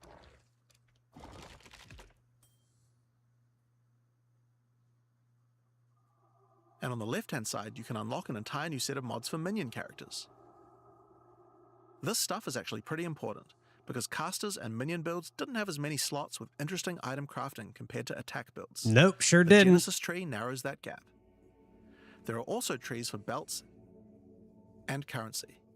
I won't go over them too much here, but there are all sorts of goodies in these too, like being able to create new catalysts for jewels, Fire modifiers, caster, energy shield or a belt attributes. that gives lightning damage.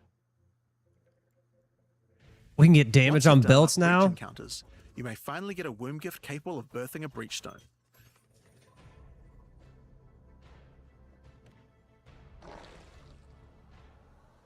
And you can then use it on the Hiveborn incursion.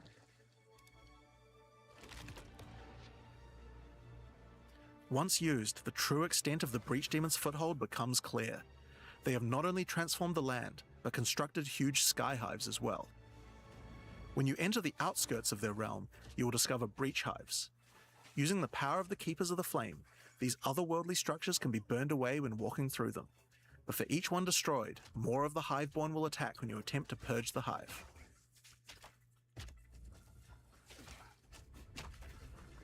So you want to burn all of them. These encounters are particularly rewarding for womb gifts, so you'll want to do as many of these as you can. Yeah, For that's your real just goal, like the PoE one. Sky hives deeper into the domain. Yeah. These twisted creations are securing the demon's entry into our world. Inside the very center are the Breach Lords Tool and Ash, and you will need to defeat them if you want to get rid of the foothold once and for all. Now, once you've completed the questline version, there is still more to do. You will find other breach domains on the Atlas randomly in your travels. For each one, you will need to find a breach stone, destroy the Sky Hives, and defeat the Breach Lords. And doing these encounters is what will give you access to fight Zesht, the existing Breach Pinnacle boss, which you can access by communing with the Dreamer himself inside the monastery.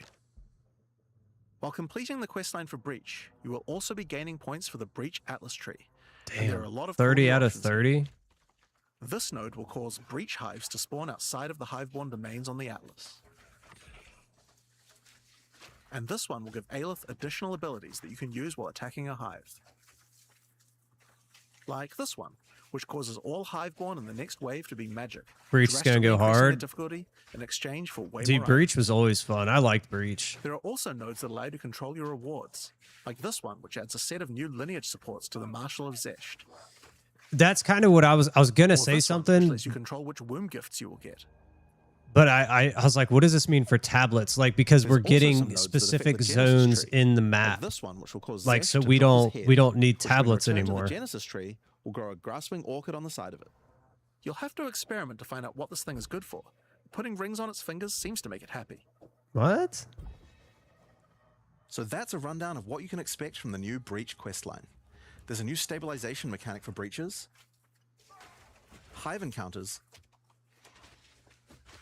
and hiveborn incursions on the Atlas. But you also have a huge new crafting system and new bosses as well. Alright, so let's talk about the Rite of the Nameless storyline next. When you first complete a ritual in the endgame, Aoife, a lost spirit, will appear. She appears to need your help, but isn't able to communicate more than a few words, beckoning you to come to the Wildwood. Like the other leagues, Ritual now has a place on the Atlas to call home. The Wildwood could be found to the west.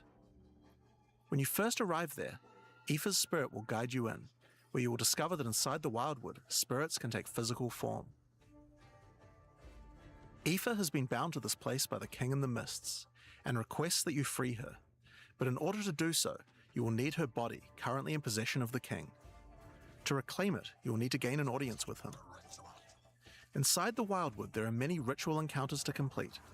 Like before, in each area, triggering rituals will resurrect the nearby bound monsters to attack you, and killing the monsters will give you tribute.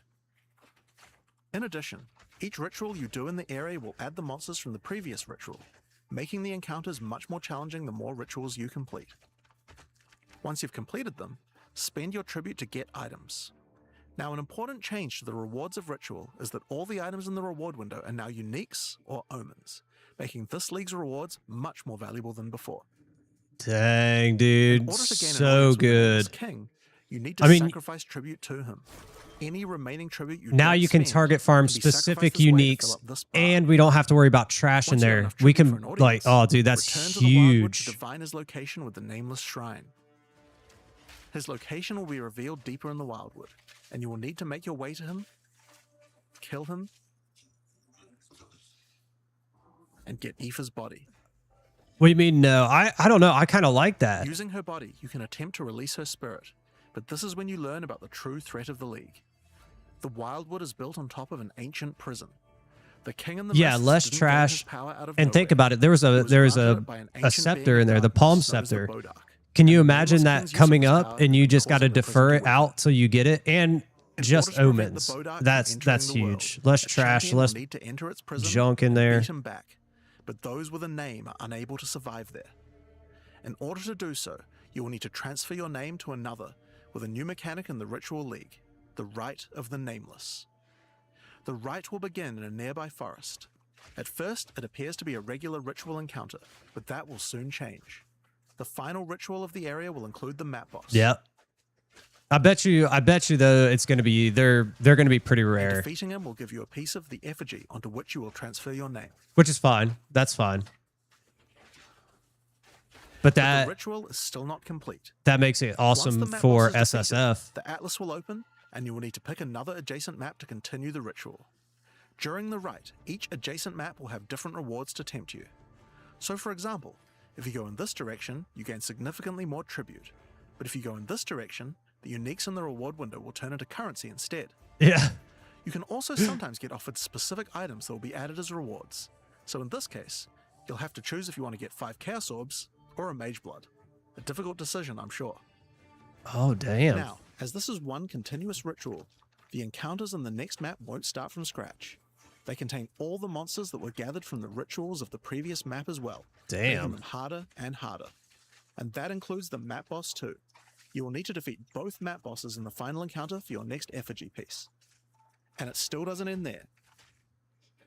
Pick another map, another reward, and add another map boss to continue until the ritual of the Nameless is complete. It will take Mage 5 Blood, maps in dude. all, and will be an incredible challenge. There it is. But once complete, you can return to the Wildwood to perform the final rite. Transfer your name to the effigy, adorn the crown of the Nameless King, and enter the prison. Oh my Now, of god, course, dude. once This the is pinnacle boss insane. complete, the league doesn't end there. As you do rituals on the Atlas, you can continue to give tribute to the King in Rip. the Mists for another audience. Nah, PoE 1 will still be there. This is insane, dude. There's so much freaking Pick going another on. forest to begin the rite of the Nameless once more, and this time with a harder pinnacle boss and new unique items to find.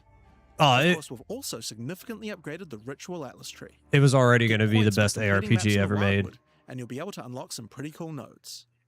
Some of them affect the Rite of the Nameless, like this one, which extends Yeah, its dude, duration. yeah. You thought fighting 5 map bosses at once was hard? How about 6? Oh my Or this one, lord. which makes maps during the Rite have more reward mods, often having 2. You also have nodes that allow things to combine with other content, like this one, which gives a chance for rituals to be created inside summoning circles, adding a random boss to the ritual encounter. There is even a node which adds a new type of possible ritual, the Audience with the Queen, which causes the Bride of the King to sometimes appear. What? Okay, so that's ritual. But let's have a look at what this means for endgame content as a whole for Path of Exile 2. When you include the expedition changes made by the League, we have a total of 5 new in-game storylines, each of which has a hub, crafting systems, areas to explore, NPCs, Oh and my political lord, bosses as a dude. capstone. Not to mention the Masters of the Atlas storyline as well.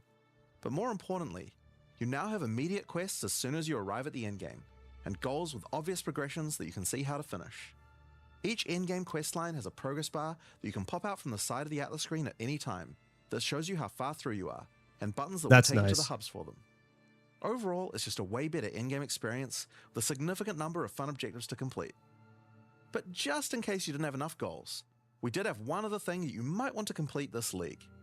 These are called challenge leagues after all. Where are all the challenges? Well, players of Path of Exile 1 will be used to the fact that each league comes with a series of challenges that you can complete in order to prove that you are indeed the best. We haven't done these yet in Path of Exile 2, but it's time to change that. If you're able to complete them, you'll earn pieces of the Knight of Elder armor set. Opening the Yeah. challenge screen will show you a series of 8 challenges. After completing each one, anyone in chat or in the forums will be able to see your prowess. In addition, you'll get a statue to put in your hideout showing anyone you trade with how many challenges you've completed. Yeah, that's sick. You'll earn the first piece of the armor set after doing 2 challenges, and the full armor set after completing all 8. So that covers all the content you'll encounter in Return of the Ancients. Yeah, basically. What about some new So tools to fight against these new pinnacles with? I bet you they're going to have an Well, we option where also you have can some like newer skip stance ahead classes or as well, like but introduce them. build it up Hand you guys quicker. back to Mark. You know, build up the As progress Jonathan said, quicker. But we have 2 new classes to show you today, the Spirit Walker and the Martial Artist. Let's start with the Huntress's new class, the Spirit Walker. The Spirit Walker has developed an affinity with the Asmerian animal spirits. yeah, we She is kind able of saw to this. infuse the power of multiple spirits at her choosing. On the bottom part of the class, you will find paths for each wisp you would like to commune with, be they primal, vivid, or wild. Each one can give you different abilities that align with the stag, owl, or bear. Each Beer? ability gives you a method to Bear. become possessed by wisps of that type, and a new ability when you spend them. The stag allows you to summon stampedes when you attack. The owl grants boons in the form of their feathers, which adds extra projectiles and enhances the projectile speed of your next skill. And the bear simply summons a giant bear companion to your side. The bear will maul, slam, leap, and do intimidating roars to debuff your enemies. Now, you Dude, can Ruger, specialize more into each of these could you wisps, but if imagine you the want to combine owl all three with of your them, guys' then a tornado new build? hidden power will be unlocked. How do you The power of the incorporate sacred wisp. the owl with your tornadoes? This node With is your free NATO build? and enhances the quality of all three of That's your what I was spirit just enemies. saying. Twister on Spirit Walker. I was about Your to bear will say, take could some you of the imagine damage you that? take and grant you life regeneration. Your stags will become more aggressive, leaping towards enemies, and your owl-empowered skills will leave a trail of soaring ground behind them. Oh my lord. That's not all. The Spirit Walker has other powers beyond wisps, Same thing, dude. such as I was just idolatry, thinking when I saw all which those can give you tornadoes go, large I was like, bonuses NATO for build, using idle like socketables in your infinite right equipment. there. And this one, Dude, this which is my absolute favorite. The Spirit Walker, having attuned herself with nature, can gain the ability to tame beast bosses, opening what? up a whole suite of very cool options for your build. Maybe you tame the mighty Silverfist in the jungle depths. Dude, you can call in map Maybe bosses? a three-headed chimeral beast in the chimeral wetlands. Dude. Or then there's a giant frozen owl beast, Rakar, the frozen talon. There's so many choices. You're going to have to experiment a bunch Dude, with this this is one. And disgusting. I'm very excited to see what bosses you all choose to have as your trusted boss companion. Next up, we have the Monk's new Ascendancy class, the Martial Artist. After decades of training, he has mastered Spin to win, 3 baby, of the spin to 7 win. hollow techniques. Channeling hollow form technique allows the martial artist to create illusions of himself, which then use a skill of your choosing. Perfect for turning skills with less area of effect into ones that can obliterate packs with ease.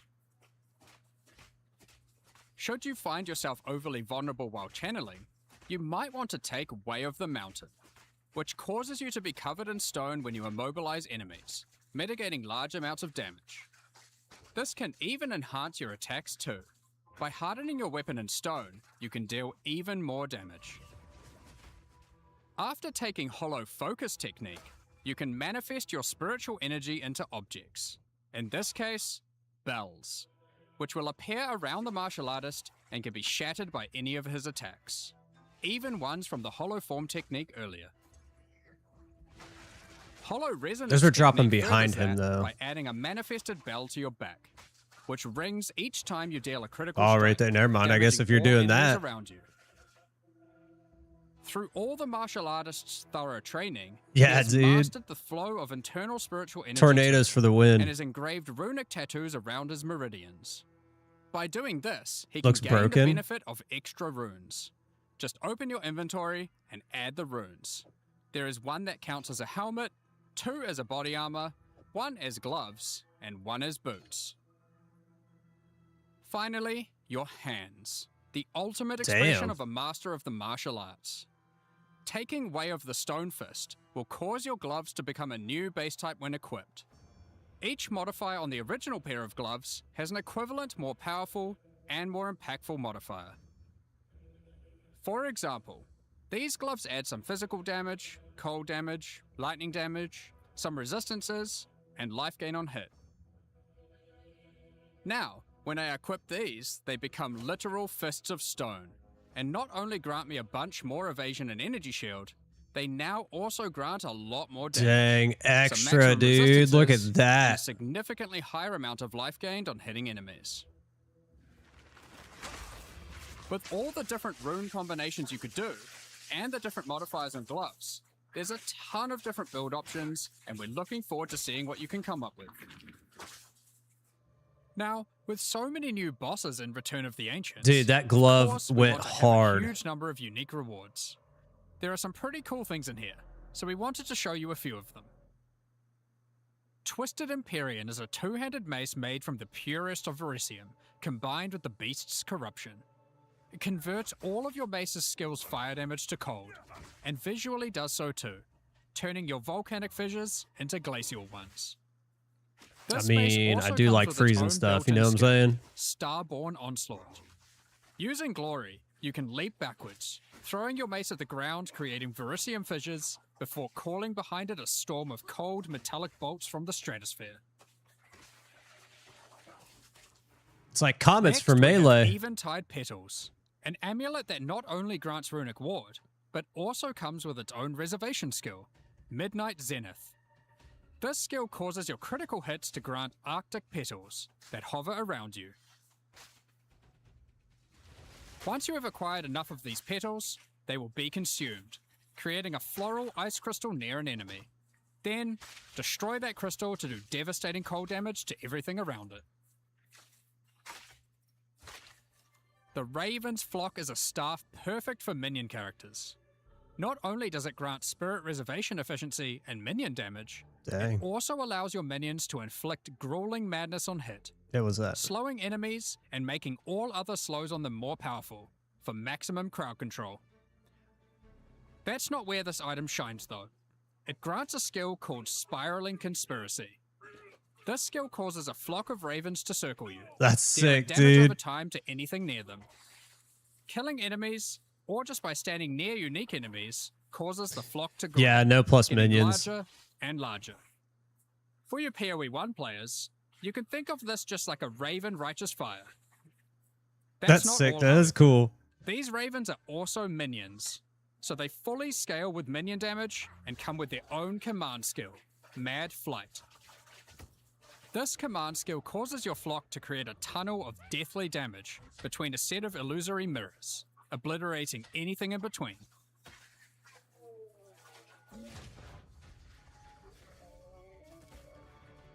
Crow Iris build. Flight is a pair of gloves instilled with the purest of fear. Equipping these causes your enemies to become terrified of you. Yeah, it does look cool, These but you're gloves right. cause Like, you to gain stacks of fear incarnate kind of when need you plus cull minion enemies. skills. To aid in your culling, these gloves also come with the skill Crushing Fear. This is similar to the monk skill Killing Palm, except it deals chaos damage, and the amount of damage and area of effect scales drastically based on the power of the enemy. As you use this, gain your stacks of Fear Incarnate, which increases your culling threshold, meaning enemies become easier and easier to cull, even to the point of being able to instantly kill some monsters from full life. That looks interesting. Sylvan's Effigy is a scepter for those wanting to run companions. It allows you to have any number of companions of different types, instead of the Foxes normal have you restriction now? of just one per type. But what makes this cool is the Asmerian Wolf companion it comes with. This is a persistent minion that bites foes to maim them, leaps to cause bleeding, and even howls to buff nearby allies. Additionally, it comes with the command skill Eternal Hunt, which when used it will howl, calling on the spirits to manifest spectral wolves to ambush all foes around you. Liminal Coil is a crazy wand. It allows you to apply as many curses as you please, but Damn. those curses will have no effect. What's the point then? 2 reasons. Firstly, your spells gain a bunch of extra physical and chaos damage for each curse on enemies. Secondly, is the skill it grants called Coiling Bolts. This skill is a projectile spell that fires coiling physical and chaos projectiles with every cast. What makes this skill truly special though, is that it will split and chain Damn. through every cursed enemy, causing an absolute ruckus. See for yourself. Periphery is a unique bow, which utilizes all the powers of the Asmerian spirits by dealing damage of all elements. And all elements can cause all ailments. Dang. The coolest thing about this bow, however, is the Asmerian Swarm skill. These are minions that are summoned when you kill enemies. They will pursue all nearby enemies, damaging them and inflicting a debuff on them that boosts your elemental damage even further. Watch as you mow enemies down, and the swarms of Asmerian wisps aid you, melting enemies one screen at a time. That's kind of cool. Yeah, The Ordained they're is a new definitely spear, cool, but mastering in physical and lightning damage, with this high is critical strike chance too. This spear allows you to leech life not only from physical damage, but lightning too. I could It see these also being creates cool, a like fragment of divinity nearby periodically. story What are build those? wise. Like you can Well, run through the story this and play spear has these, the but skill in the Righteous end game, I don't know Descent, how viable which they're is going to an be. epic, divine And it's the leap other thing that I aided said. We by don't need angelic more runes. uniques. There's already enough If like you use the useless skill when a uniques in the fragment of game. divinity is nearby, it will become empowered, dealing significantly more damage, gaining massive area of effect, and bypassing its cooldown. Because like that wand When fighting a boss, didn't have let a plus bunch of the level of all fragments spell spawn, skills and or then a just certain spell unleash skill. your divine havoc, obliterating them. It just looked cool. It would, like I said, it would be cool like Last, in but campaign. not least, we have a new unique jewel, Voices. Voices is simple. It consumes 1 jewel slot to add more. What? There are versions that add 2 jewel slots, 3 jewel slots, and for those who are absurdly lucky or rich, one with 4 jewel slots. What? Equip it and notice the slots appear next to your character's portrait in the center. Dang, dude. One of the things we are concerned about is how long it takes for experienced players to replay through the game. Oh in my each new god, mode. you could make your As we character learned from Path of ridiculously Exile 1, strong with those. One of the things that can really help is having elements in the campaign that tell you where to go. Dude, could if you know you... what to look for. I'm sure there's a cap on We'll that, cover just but could you one imagine example getting for like Act 5 of those Acts 1 4 to 3, gem but there are many slots? more than You just could have these. 20 jewels. For example, Hunting Grounds in Act 1 is a large, sparse area, containing multiple entrances and landmark encounters. Here's an example of some of the changes we've made here. Finding the ritual encounter in this area isn't too difficult. Now after completing it, a trail of locusts will lead to I'm the entrance sure to it is Freethorn. possible. Just follow it and find the source of the evil. You may also find corpses of dead animals, killed and pecked at by the crowbell. You'll notice a trail of blood leading away from them. Follow the trail and it will lead directly to the boss. We even put a signpost on the road to tell you which way to go to find Ogham Village. In Act 2, in the Mastodon Badlands, you need to find the Lightless Caverns and track down the Abyssal. Now to make this quicker, in the level you'll find these cracks. Just follow them. That's and it will nice. take you right to their lair, allowing you to find and unlock the Well of Souls. At least now we're not In running Act around the 3, edge of the the map jungle trying to find areas these have damn camps of places. explorers to sell you items. However, they are now even more useful. By talking to the explorers, they will point towards the next area. Not only that, but it will also reveal it on the minimap, so you can know exactly where to go. Yes. Thank These are God. just some examples. We plan to do more and Yes. more of these over time in order to streamline the experience. Thank God. Now, as this is an in-game expansion, it makes sense that we would work on Atlas QOL. We've added a search box that updates live as you type. Have a specific map you want to run? Thank you. Now they will be much easier to find. If there That's are multiple huge. maps, hitting enter will move you from map to map. Now, making a character build in Path of Exile 2 can be pretty complex. And instead of designing a build Yeah, pretty yourself, much at this point. many players enjoy following online build guides. We have a pretty awesome community that has built many tools over the years for designing builds, but we wanted to improve the experience of following them. So, we are introducing a new build guide system directly into the game client. What? Here's how it works. Community creators who write build guides can now create a new file format, a build file. Once downloaded, the builds appear in the in-game client, and selecting one will show you everything you need to know to make that build. Yeah, that's sick. So you can see all the passives you need to allocate, ascendancy points you need to take, skill gems you need to equip, and recommendations for all the support gems you need to use as well. Dude, that's sick. For items, the build designer can specify which uniques to use in each slot, or if needed, just add some notes to the item slot to say what kind of item you need. In fact, build creators can add notes to just New about supporter any of packs. these Get out of items, here. allowing That is them to badass, explain dude. different That's trade-offs sick. in context, or just give more info about how these things should be used. Well, I guess I'm gonna have to learn how to do Also that give because level I ranges to do each quite a element, few build allowing guides. recommendations to change over time. Great for builds that need to Yeah, reset dude. after they reach a certain level. Now, all of this is written in a standardized build format that creators can use, and we imagine that a lot of community build tools will be updated to add support for this format. Oh, I'm sure. Now that we have trade market searching built into the in-game client, we have added the ability to price check items you can find more easily. No way. Alt-clicking an item will now search for it on the trade market, showing you the current prices. Yo, For rare no items, more. It's handy to No exclude more. some What mods. is it? So we added the ability to enable Sidekick? and disable each mod. Rip so you can sidekick. see what effect each one has on the price. Rip sidekick. Oh Next up, we're no. going to be talking about the new supporter That's pack for Return huge of the though. Ancients. Not having to like pull it up Today, we're launching and search 2 it. new Oh, series of dude, that's supporter massive. packs, the Blood Reaver and Divinity packs. This Each is tier contains that's the pack's full face value and points, so good. alongside several exclusive microtransactions. That is so good. As always, the microtransactions in these packs are purely cosmetic and do not affect your character's Here you go, power Thomas. or progression in any way. The Blood Reaver series of supporter packs contains 6 exclusive microtransactions. Let blood fuel your bloodshed.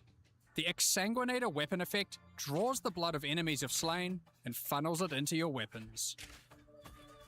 Turn the appearance of your endurance, frenzy, and power charges into orbiting globules of blood with the Blood Reaver charges.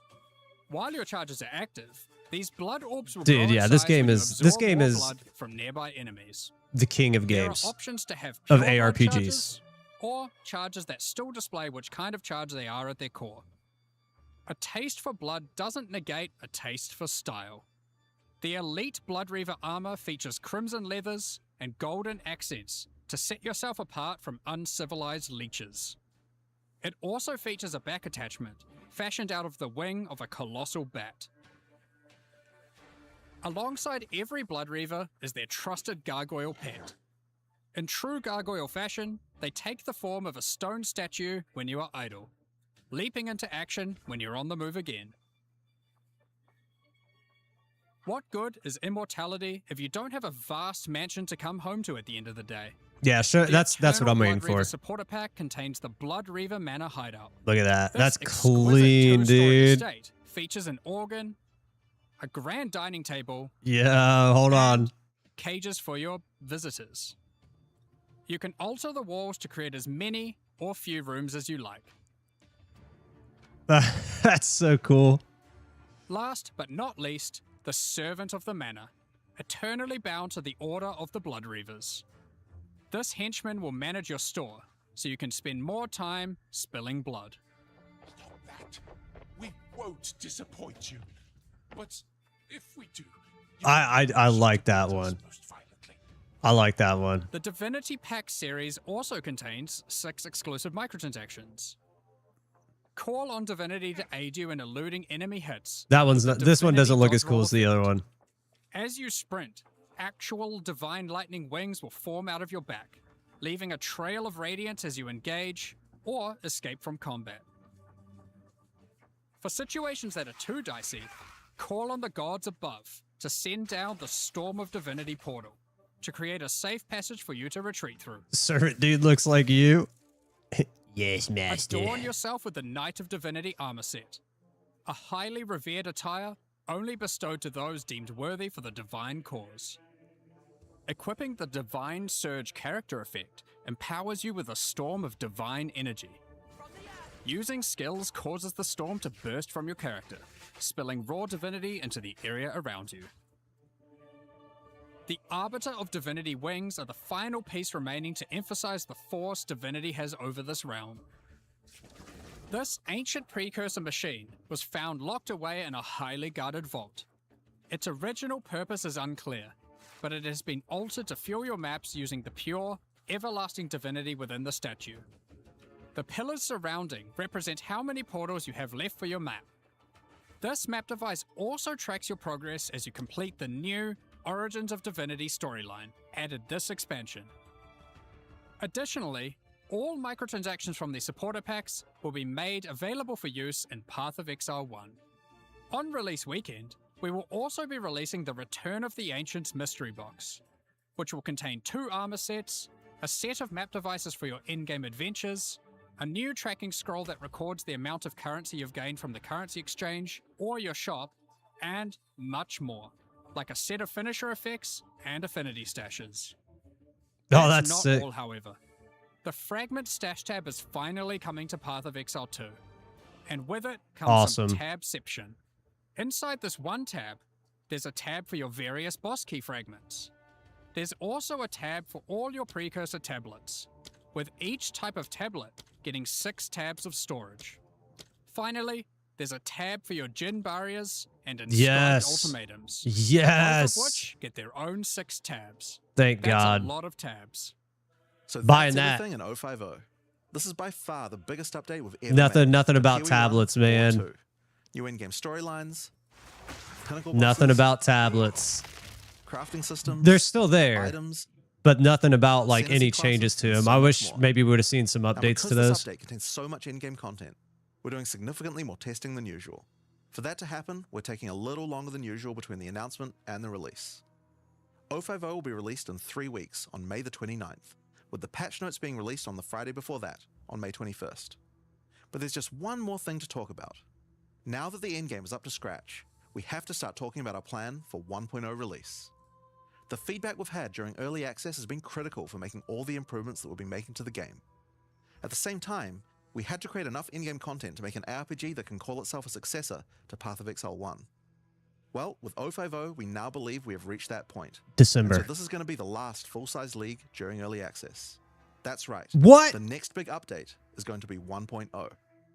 Now, normally we would do our next big content release in August, but in the run-up to full release, our plans take a little longer on this one. As big as 050 is, 1.0 is even bigger. So we'll be launching 1.0 this year sometime after ExileCon. But that doesn't mean we won't be doing updates in the meantime. In this final phase, we have a lot of things to polish throughout the game and balance to improve. I'm sure there'll also be feedback about the new endgame that we need to incorporate too. The difference is that the focus is not going to be on adding more content like the previous updates, it's going to be on improving what we already have. But we still want to encourage people to try out all the balance changes and improvements that we're making. So we're going to be running a few event leagues during this phase alongside each update. Think remixes of existing mechanics or features. And speaking of ExileCon, don't forget to pencil it in on the weekend of November the 7th in New Zealand. Dang, ExileCon is a gathering of dude. our players, and a chance for us to showcase everything we're working on for both Path of Exile 1 and 2. And this one will be particularly important for us, since we finally get to unveil some of the coolest content that we've been working on for a while now with Act 5 Yeah. and 6. Tickets for the in-person event are currently sold out, but don't worry, all the announcements and talks are going to be streamed online for all of you to watch. Now, I'm personally so excited for this. This is the year that PvP comes out. The campaign is finally finished. It's been 8 years to get here, but we're finally near the finish line. And with that, it's time to move on to our live Q&A. Okay. Okay. So the only thing is that this is going to be an 8-month league. It's going to be an 8-month league. There, like, so I don't know. There's going to be like no rush, essentially.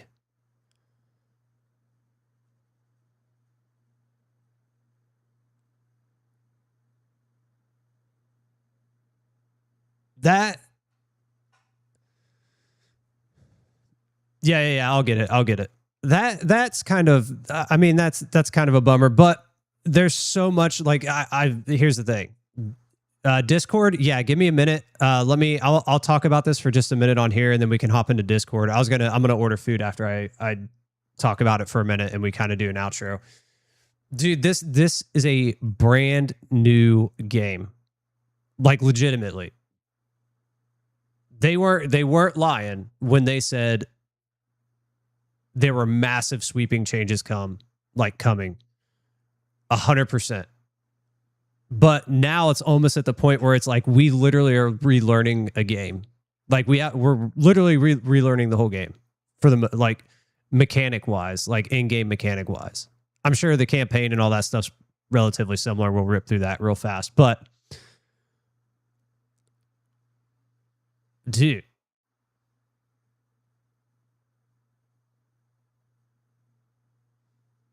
The amount of stuff that has been added to this game. Quality of life is a huge W for me. The crafting stuff is a huge W for me. I like that the Atlas now kind of has this storyline base to it, to where we can kind of follow it better instead of like before where we're kind of running around just with our heads cut off. I do like that they now have like these zones where we know we got to go and we got to complete these things to start doing our Atlas stuff. The Atlas is massive. The changes to the Atlas are massive.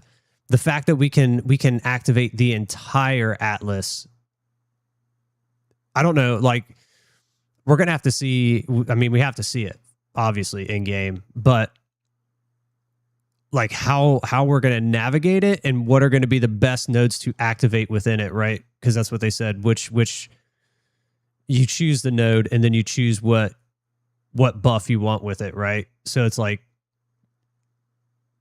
there's like infinite amount of possibilities. And then the two new ascendancies. I already know Ruger's plotting his tornado build in his brain right now. He's like, how do I make more tornadoes? How do I make more tornadoes?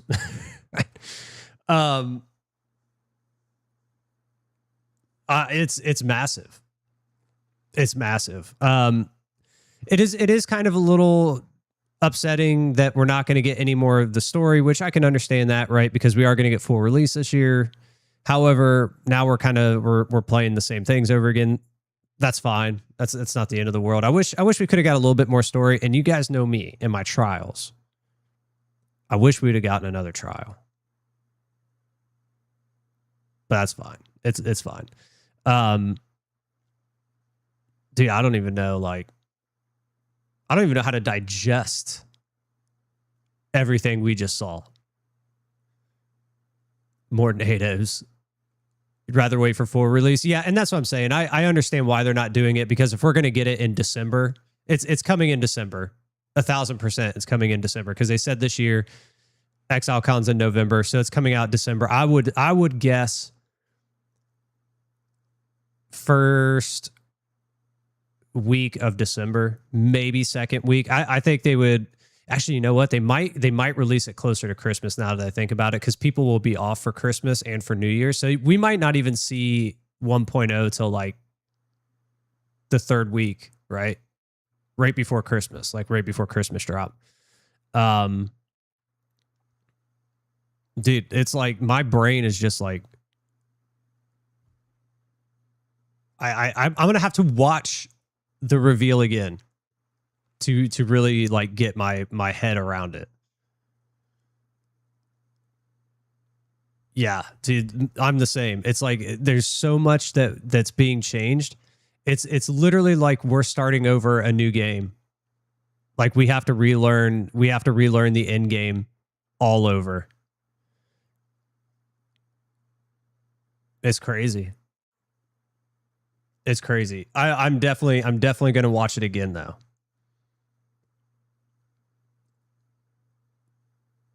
Like I'll probably have it on in the morning, because I need to make a video about it. So I'll watch it in the morning. All right, guys.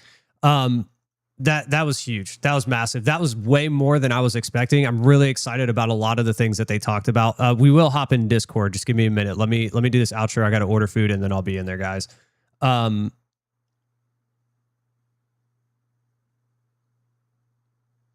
I mean, like, what do you say to that? What do you say to that? I don't even know, dude. We need to chew on it more.